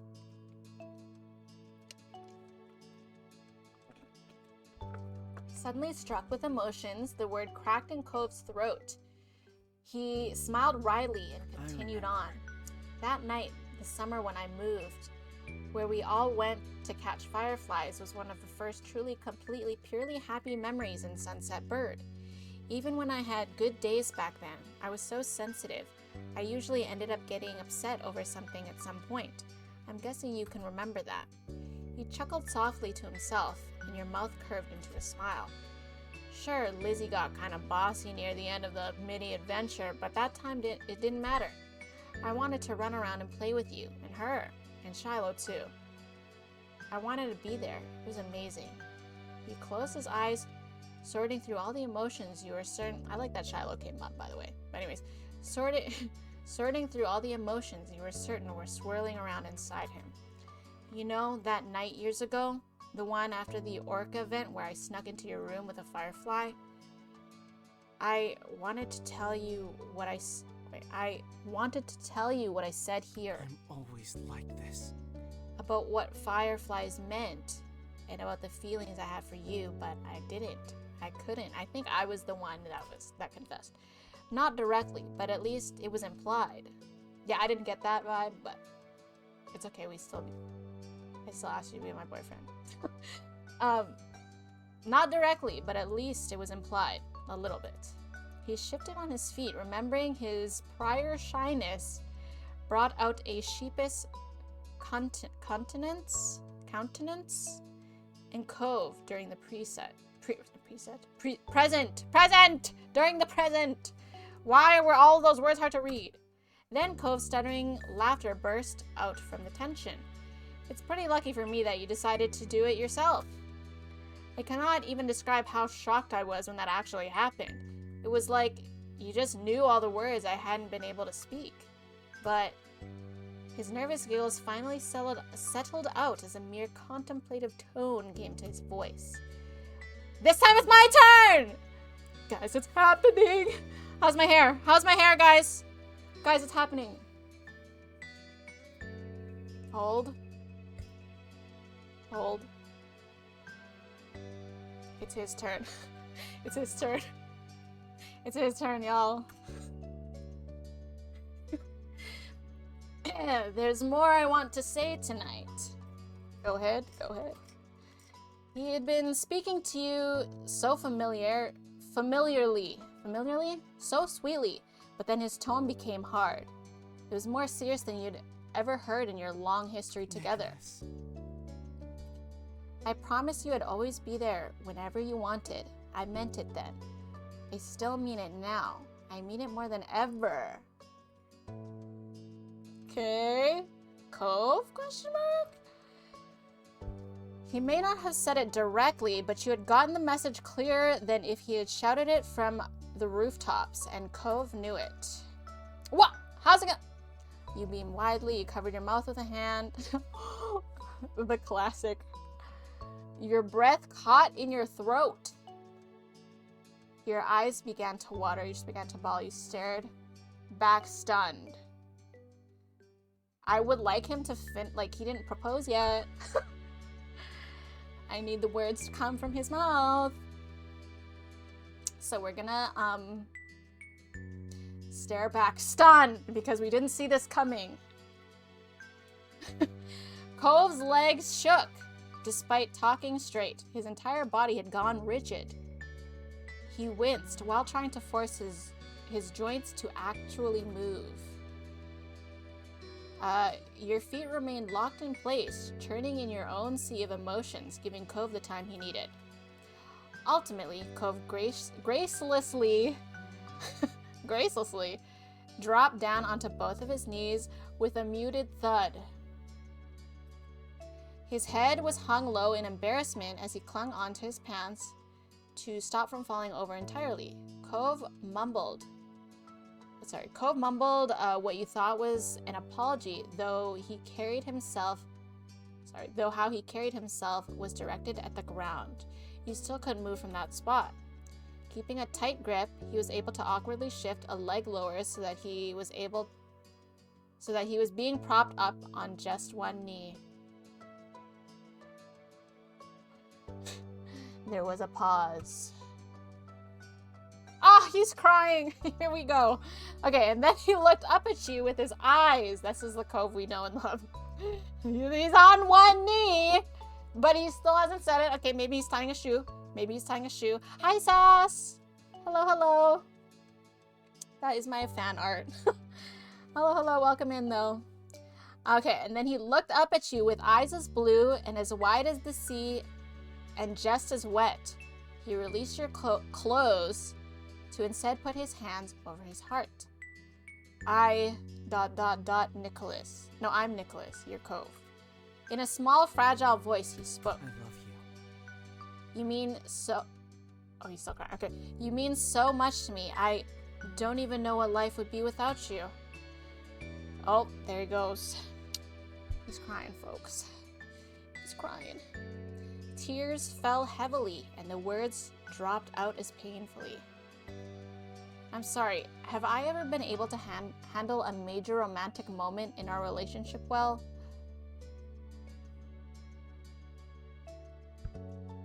No. But you can do it. You can do it, Cove! You don't have to answer that? Oh, yeah, I didn't say anything. I didn't answer. He laughed breathily. It was almost more of a wheeze. I've never made things easy with my reading, especially when growing up. Life was so hard for me, and so I made things harder for everybody else. We definitely had our ups and downs thanks to that, but at the end of it, we always just got closer. Just ask me, man. Just fucking ask me, Cove. He continued to sniffle as he made a few false continuations of unintelligible stammering. Eventually, Cove found what he wanted to say next. Thank you for being my boyfriend! Thank you for standing up to Lizzie when she would be mean to me. Dude, I would still do that today. I would still do that today, man. Thank you. Thank you for putting up with me when I'd panic about stuff outside of my control. Thank you for defending me from Jeremy. Oh, I did that, didn't I? I did do that. I did. Thank you for letting me share the loft instead of having to sleep on the floor when we went on that trip with our families. Espero! Espero! Thank you for the raid! Bring it home, bring it, guys! Okay, first of all, if you're planning to play this game, look away now because this is big spoiler territory. But also, I guess the story, this is my story, and like, however you play this, your story will be very different. But in my story, I think I'm about to get proposed to, so maybe you're about to witness me getting engaged. Maybe. Yes, yes. House person, oh my god, I want to play that game so bad. Welcome in though, I'm Nikki. I am playing this awesome visual novel game that you should all play because it is free on Steam, but it is very good. And it is a very highly customizable game. Like I said, this is a spoiler, but also this is how my playthrough went. I think however you play your playthrough might go very differently. So play Reload. Oh, you're playing it too? But I haven't played the other Personas. Like, do I have to play the other Personas? Isn't this the hottie you drew? It is. It is. I drew a fan art. There's the link. Thank you, Neon. That's the link. Because you don't get to see your own character here since you're playing in first person. So I wanted to draw something so that I could see them together. But guys, go follow Espero. Espero is an awesome streamer. I love hanging out in his stream. Also, the person that owns this emote, which is one of my favorite emotes. What the heck, How do you raid me twice? That is OPAF. Listen. What? I don't even know how you did that. And you know what's crazy? There's people in the second one. Thank you again, Raiders. Will there be a third one? Question mark. Will there be a third one? I can't play Persona 3R because it's not on the Switch. You don't need to play the other Personas. Listen, I really want, like, I've been watching other people play the Persona games and they look so good.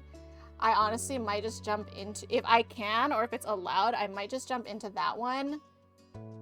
If I can. Like, if I could just jump into Persona 3. Because I haven't played any of the other ones. You should def play it, Nikki. I think you'd enjoy it. I think I'd enjoy it too. I've been watching other people play it. I watched Daft play it. It looks really good. Your hair looks great. Stop. I mean, I was fixing it up because like, as you guys heard, I think I'm getting proposed to right now. Like, we're on our special Poppy Hill. I think I'm getting proposed to, so I just had to make sure that I was like, it was right, you know? Hair has to be herring for the proposal. Is great starting point, to be honest. I might actually just play it, but it is like 90 bucks, but actually I think the $90 one is like probably an expanded pack or something. I don't know. There's probably, I think the game itself is probably, I don't know. I haven't actually looked, but on Steam earlier it said 90 bucks. I don't know why it would be 90 bucks. Hi, Billy. 3 and 4 are related in extended media, but it doesn't matter which you play first. Is DLC? Okay, DLC. Yeah, that makes sense. I only bought the base game. Okay, yeah, the base game is probably like $70, $80 for me then. I'll definitely, yeah, I really want to play it. But I don't want to play it while it's new, because most people don't, like, you know, everyone's playing through it, so I don't want to spoil people. Getting hair right is good. Baxter's taking pictures of you. Maybe. He's a wedding photographer. Wait, didn't someone say they were a wedding photographer? Or am I making that up? Maybe he's just a creep. We'll see. 3 takes place before 4 chronologically, but they're not really related like any of the personas, right? P5 is $80. I wouldn't doubt if it still is. I actually already own Persona 5, but I just haven't played it. Let me know if Persona 3 Reload ends up being as long as Persona. I know Persona 5 is known for being really long. So let me know if it ends up being as long as that. I'm curious. But yeah, I don't want to play it until like most of you guys are done. It's a beautiful night. We're looking for something dumb to do. Just say it, Cove. Just say it. All right. Okay, let me go to the last one. Okay. So he's thanking me for all the things that I've done for him. Thank you for defending me from Jeremy. That's the rude boy down the street that tried to bully my man. No, I did not let them bully him. I instead bullied Jeremy back. And I would do it again for you, Cove. Okay, sorry. So he's thanking me for that. Thank you for all the gifts when I had to go away to my mom's house. Cove's eyelids squeezed shut in an attempt to stop himself from rambling further. You couldn't help but chuckle at how precious he was. I don't want to say anything, because he has to say the words, will you freaking marry me? It's not a proposal! He's on one knee right now, guys. You guys literally rated when he was on one knee. But he hasn't said the words. So we're just gonna sit here and be pretty. You couldn't help but chuckle at how precious he was. You had to hide your face bashfully. Your eyes began to tear up. You didn't know what to do with yourself. You had to stop yourself from interrupting. You were so touched already, but wanted him to finish. That is literally what I just said. Thank you so much for the follow. I appreciate it. Canada, yes. Wait, are you Canadian, Tulip? Yes, just in time for the proposal, maybe. We don't know yet, but he's on one knee. Cove's outpouring of gratitude accumulated in a final piece of appreciation. Waiting for me. And thank you for being such a patient person. I know I kept you waiting so long. He took in a slow, controlled breath, and then without stuttering or stopping, said the words out loud. What words? What words? Will you marry me? Oh my god, he actually voice acted it. That's crazy! Oh my god! Oh my god! 1,000 times yes! It's the response, right? Nicholas Zoldyck. That is my name. Yeah, we're part of the Zoldyck family. I will. There's nothing that I'd want more. Yes. I would be happy to. Of course, finally. You bet I will. You nodded joyfully, not the nod. This would be a good time to do the hair ruffle. Yeah. Okay, anyways. Of course.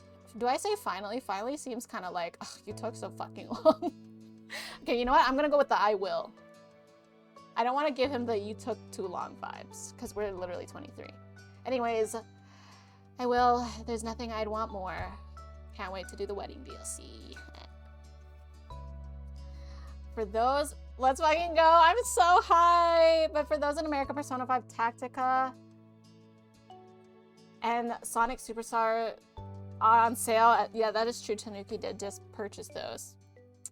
Guys, it's happened again. Nikki's engaged again to another physical, or another physical, not physical, fictional character. Nikki has, and that is why we have a wedding emote, because I'm literally getting married on the stream like 69 characters all the time, but here we go. We've been engaged again. Cove collapsed forward, catching himself with his hands before landing face first into the grass. The poppies around his face fluttered from his grand sigh of relief. Oh my god, thank you. Wait, what did he think I was gonna say? Wait, was no even an option, actually? Imagine. Imagine if no was an option. I hope it wasn't an option, because that shit would be fucked up. How dare anyone reject Cove, honestly. we love getting married virtually. Yes. Yes, we do, and that's why I love Fire Emblem.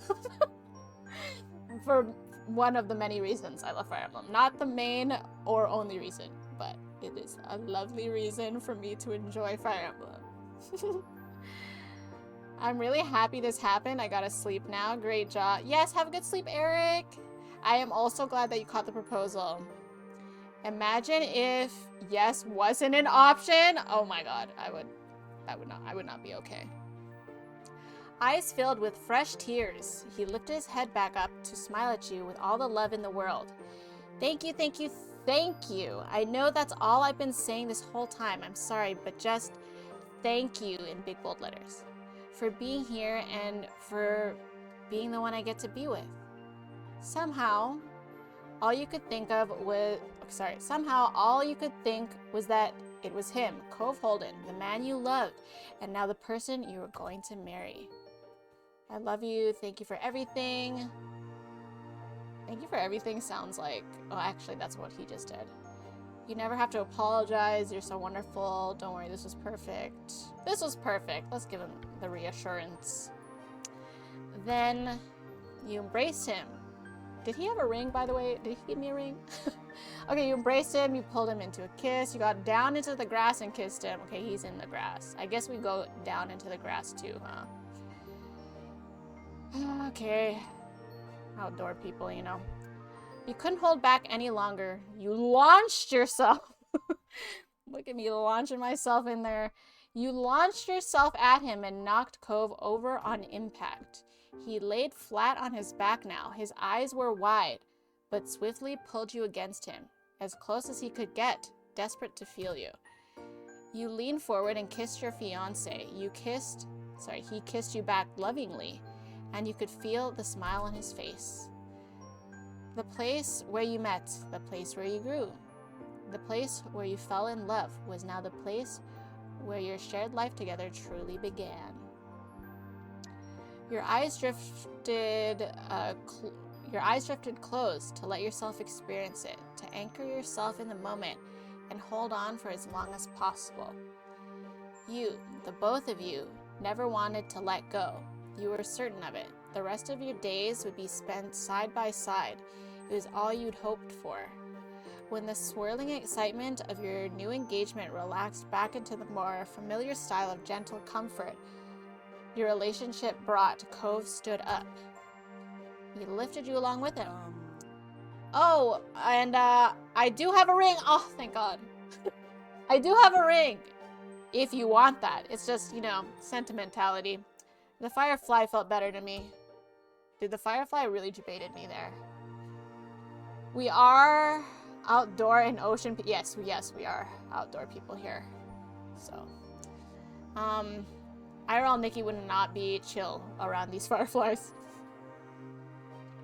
Alright, you instantly laughed. That was exactly him. You felt thrilled. He got you an engagement ring. You shook your head affectionately at his antics. None of that mattered to you. You appreciated the consideration. Okay, I would say this. None of this mattered to me. The ring doesn't matter, but give me the ring. Cove chuckled bashfully, picking a stray strand of grass off of his pants. You were thrilled by the turn of events that unfolded here. Your dream had been for Cove to propose, and he never disappointed you. Suddenly, Cove's now wide eyes snapped to yours. How are we going to tell people? We're leaving early in the morning and it's really late now. Should we try talking before we go? Isn't everyone going to bed? Just wake everyone up? The two of you put your heads together to come to some kind of decision for this predicament. Maybe we could try calling your mom's house phone. If they hear that, it'd mean they haven't really gone to bed yet. If they don't, they probably won't even know it rang. Calling their cell phones might wake them up. And I could do the same for my dad's house. Okay, we're just waking people up. Yeah, sure, that could work. In sync. Okay, I guess we're telling everyone now. In sync, you and Cove dug out your cells and began to call the respective homes of your families. Cove stepped to the side of as his father presumably picked up. You couldn't pay attention to his words for long. as Mom answered your call next. Hello. Zoldyck Residence, how can I help you? Hi, Mom, it's me. I wanted to see if you were awake without bothering you if you'd gone to bed. Yeah, who raised such a thoughtful person? I'm impressed. She chuckled at her own comment while getting quieter. You could tell she was pulling her face away from the receiver. Lonnie, Nicholas is on the phone. When she spoke again, it came in loud and clear. She's coming on over. Oh, you twisted your head to the side after hearing... Wait, aren't we waiting for a car? I'm pretty sure we're waiting for an Uber. What if that Uber's here? Okay, you twisted your head to the side after hearing Cove's exclamation and saw him tap his screen to switch things to speaker mode. Say hi, Dad and Mom. Nicholas is here and so are his moms, sort of. They're on the phone too. Are we doing this over the phone? Okay then. You quickly followed Cove's move and let your moms be on speaker. Hey, Zoldyck family. Good evening. Everyone is in good spirits for people who are interrupted from bitch. Hello, it's nice to hear from you. Agreed, even though it's unexpected. What's happening, kiddos? It's, well, thing is, we, wait. I'm gonna call Liz. Pam, get your phone. You can call Lee. Oh, they know exactly what we're calling for. You don't have to do that. I want to, sweetie. This is news they're going to enjoy hearing, isn't it? I'm certain they won't mind. Yeah, they know. They know. I mean... Alright. Hey, in that case, Kyra and I could call your friends. I've got their numbers. Dude, we just telling everybody. Wait, well, hold on. We wanted to tell family first. Seriously? Of course. They've had to call me plenty of times to try reaching you whenever you misplaced your phone or forgot to charge it. Dad. ... Oh, that's perfect. I'm laughing nervously because this has escalated quite a bit. An awkward smile crept on your face as you tried to absorb what was happening. Your parents got to work, leaving the old landlines on while they used their cells to call Lee, Liz, Miranda, and Terry's apartment. And Derek, respectively. Damn, this escalated. This escalated big time. Every call went through, and soon your whole main group was on the line and they were expecting answers. There was no putting it off. I should probably do it. I should make Cove do it. Actually, I'm gonna look at Cove. He instantly understood. You didn't have to break out the puppy dog eyes. Oh, he's gonna do it. He sputtered a string of syllables, and then he cleared his throat. All false starts he thought better of. You could feel his brain turning, Cove deciding the best way to approach this. His brows furrowed deep, and then, with his expression and tone serious, he finally got it out without a trace of hesitation. We're getting married! Nicholas and I are engaged! Woo! Cove reached over to take your hand as a physical sign of your union. Even though no one else could see it, it made him feel better. The hill filled with cheers of congratulations. You heard Terry's distinctive whoop. And your moms start to joyfully whisper to each other away from the receiver. Lee squealed and Kyra cooed. There was no confusion or need for a pause. Everyone in your life was immediately on board with your plans. Cove turned his head and beamed at you, excitement in his smile. It was coupled with a fond squeeze to your hand. You grinned back at him. I'm so glad. I'm so proud of you, Cove. You two are going to be happy. I'm sure of it. Dad, ... Cove sniffled, eyes wide and emotional. Yeah, I will be. Both of us will be. I mean, we already are. Kyra spoke up gently. Thank you for being so wonderful to my baby. I'm lucky and grateful that you're going to be part of my life forever. Well put, Kyra. Nicholas is a keeper for sure. Yeah, I am.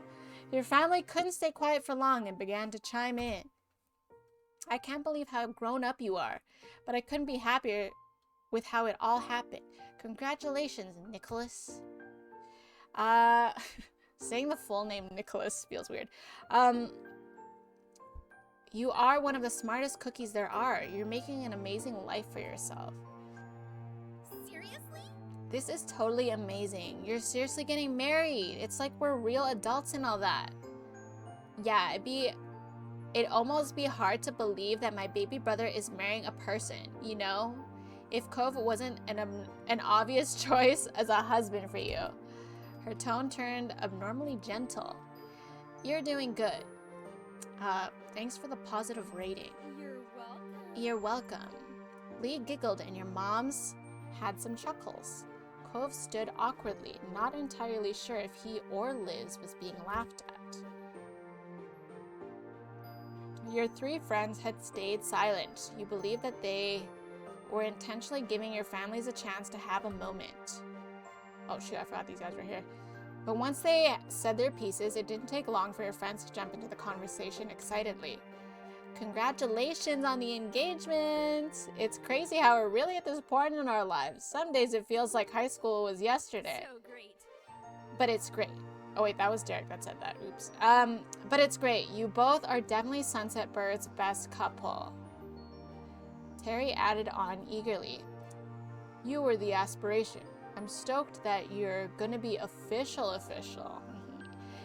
This is a big step, but I'd say you've more than earned it with everything you've been through over the years. You both deserve to be with each other for the rest of your lives. Cove had appeared weepy before, but this sealed it. He cried. Everyone's words had built up and coalesced into Cove shedding the happiest tears you'd seen. Thank you. These were people you cared dearly about, and they were so happy from your engagement. It was heartwarming. Good luck, kiddos. You've got a journey ahead of you. Cliff agreed with a chuckle. They've known each other for 15 years already and still haven't gotten sick of each other yet. How hard could making it work for the rest of their lives be? It's no He's got a point. For the two of them, not difficult at all. Thank you. I don't know what else to say. You all better come around again for the wedding. Oh, I'm impressed Cove didn't run away during this big life change. I'm gonna bring up the wedding. Are you kidding me? I'll be the first one there. Oh my god, who's gonna be my best man or like maid of honor? I'm gonna guess it's Liz or Lee. Anyways, Liz snorted through her phone. I'll be there even if you forget to send me an invitation. You don't get to escape me that easily.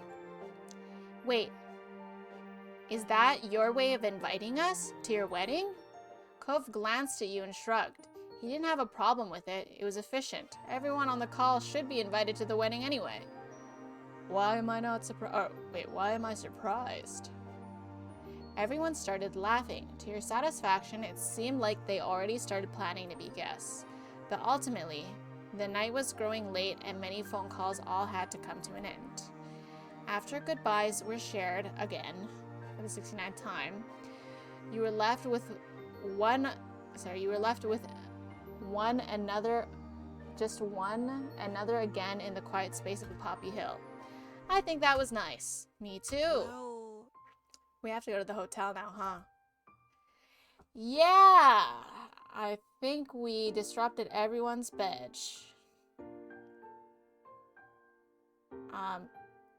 Yeah. You took one last look at everything around you, breathing in the summer air. The ocean salt tickled your nose. Take care of the hill for us, little fireflies. Trailing a few steps behind Cove, you looked back down the hill. You spotted your childhood home immediately.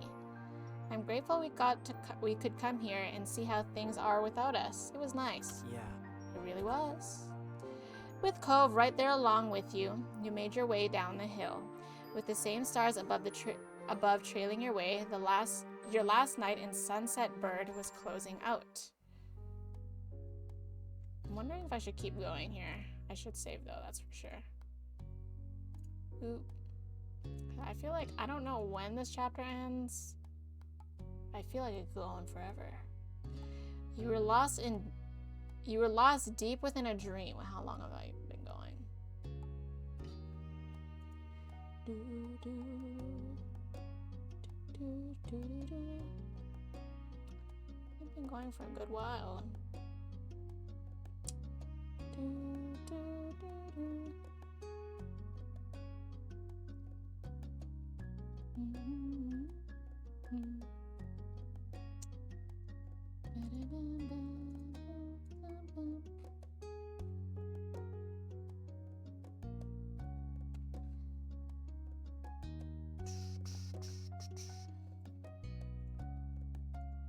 I think I will end it here because I'm going to continue tomorrow.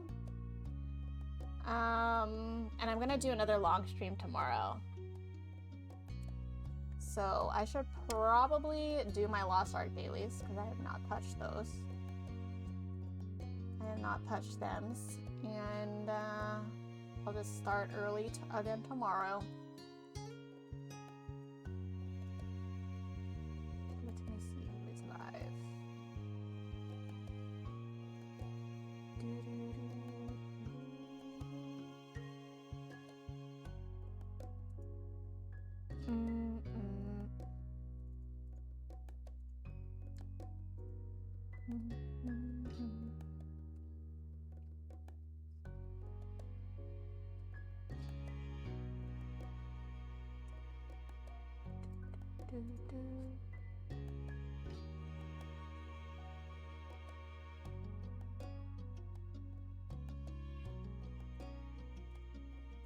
Is a good amount of people live right now.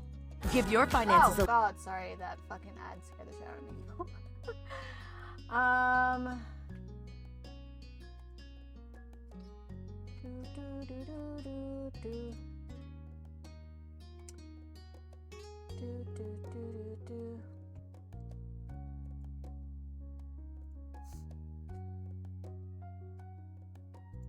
Oh my god, Zivus is doing Final Fantasy VIII. Oh my god. Oh my god. Okay, we're gonna raid. He's doing Final Fantasy VIII. That's my favorite Final Fantasy. And he's I believe he made it to Esther, which is one of my favorite places, but I actually don't know because he hasn't played this game in a hot minute. But this is his first playthrough. For some reason, I can't see anything in the verified channel for Discord. Oh, really? So you have the verified channel. Wait, do I have a verified channel? Oh, I do. I think you shouldn't see anything there except for react to this message. Do you see that? What I miss? Oh my god, sleep! I got engaged! I'm engaged! And we're going to bed now, but it happened. Yes. I'm an engaged girly. Well, I'm a dude in this game, but I'm an engaged dude, I guess you could say.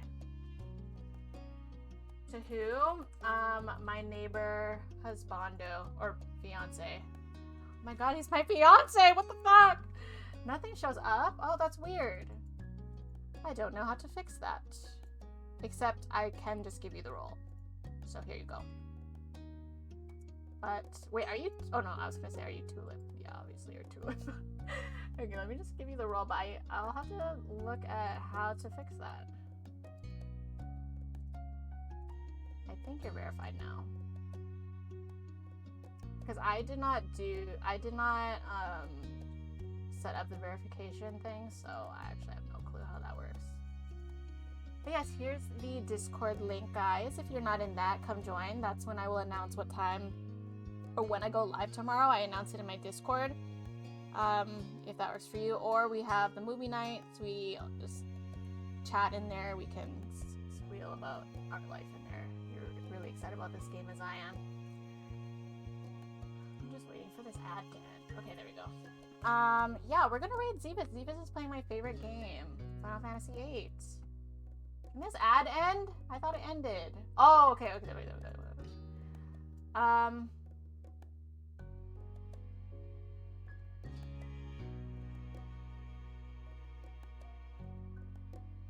Oh, he's BRB. He is BRB right now. Maybe he'll be back by the time we've rated, question mark? I'm scared to continue this because I feel like this chapter could just go on forever because it really has been going on forever. But y'all, I am so excited to continue the story and then do the wedding DLC. I'm so hyped. Hold on, let me save again. Look at this menu. Okay, that's not. Let's go to the menu. But yeah, guys, thank you so much for the company today. Okay, Zivas appears to still be BRB, but I'm gonna be hanging around there probably. So I'm gonna start working on some more art and maybe get a new emote. I'll see you guys tomorrow. Join the Discord. Thanks for the company. Bye, guys. Have a good night. Bye.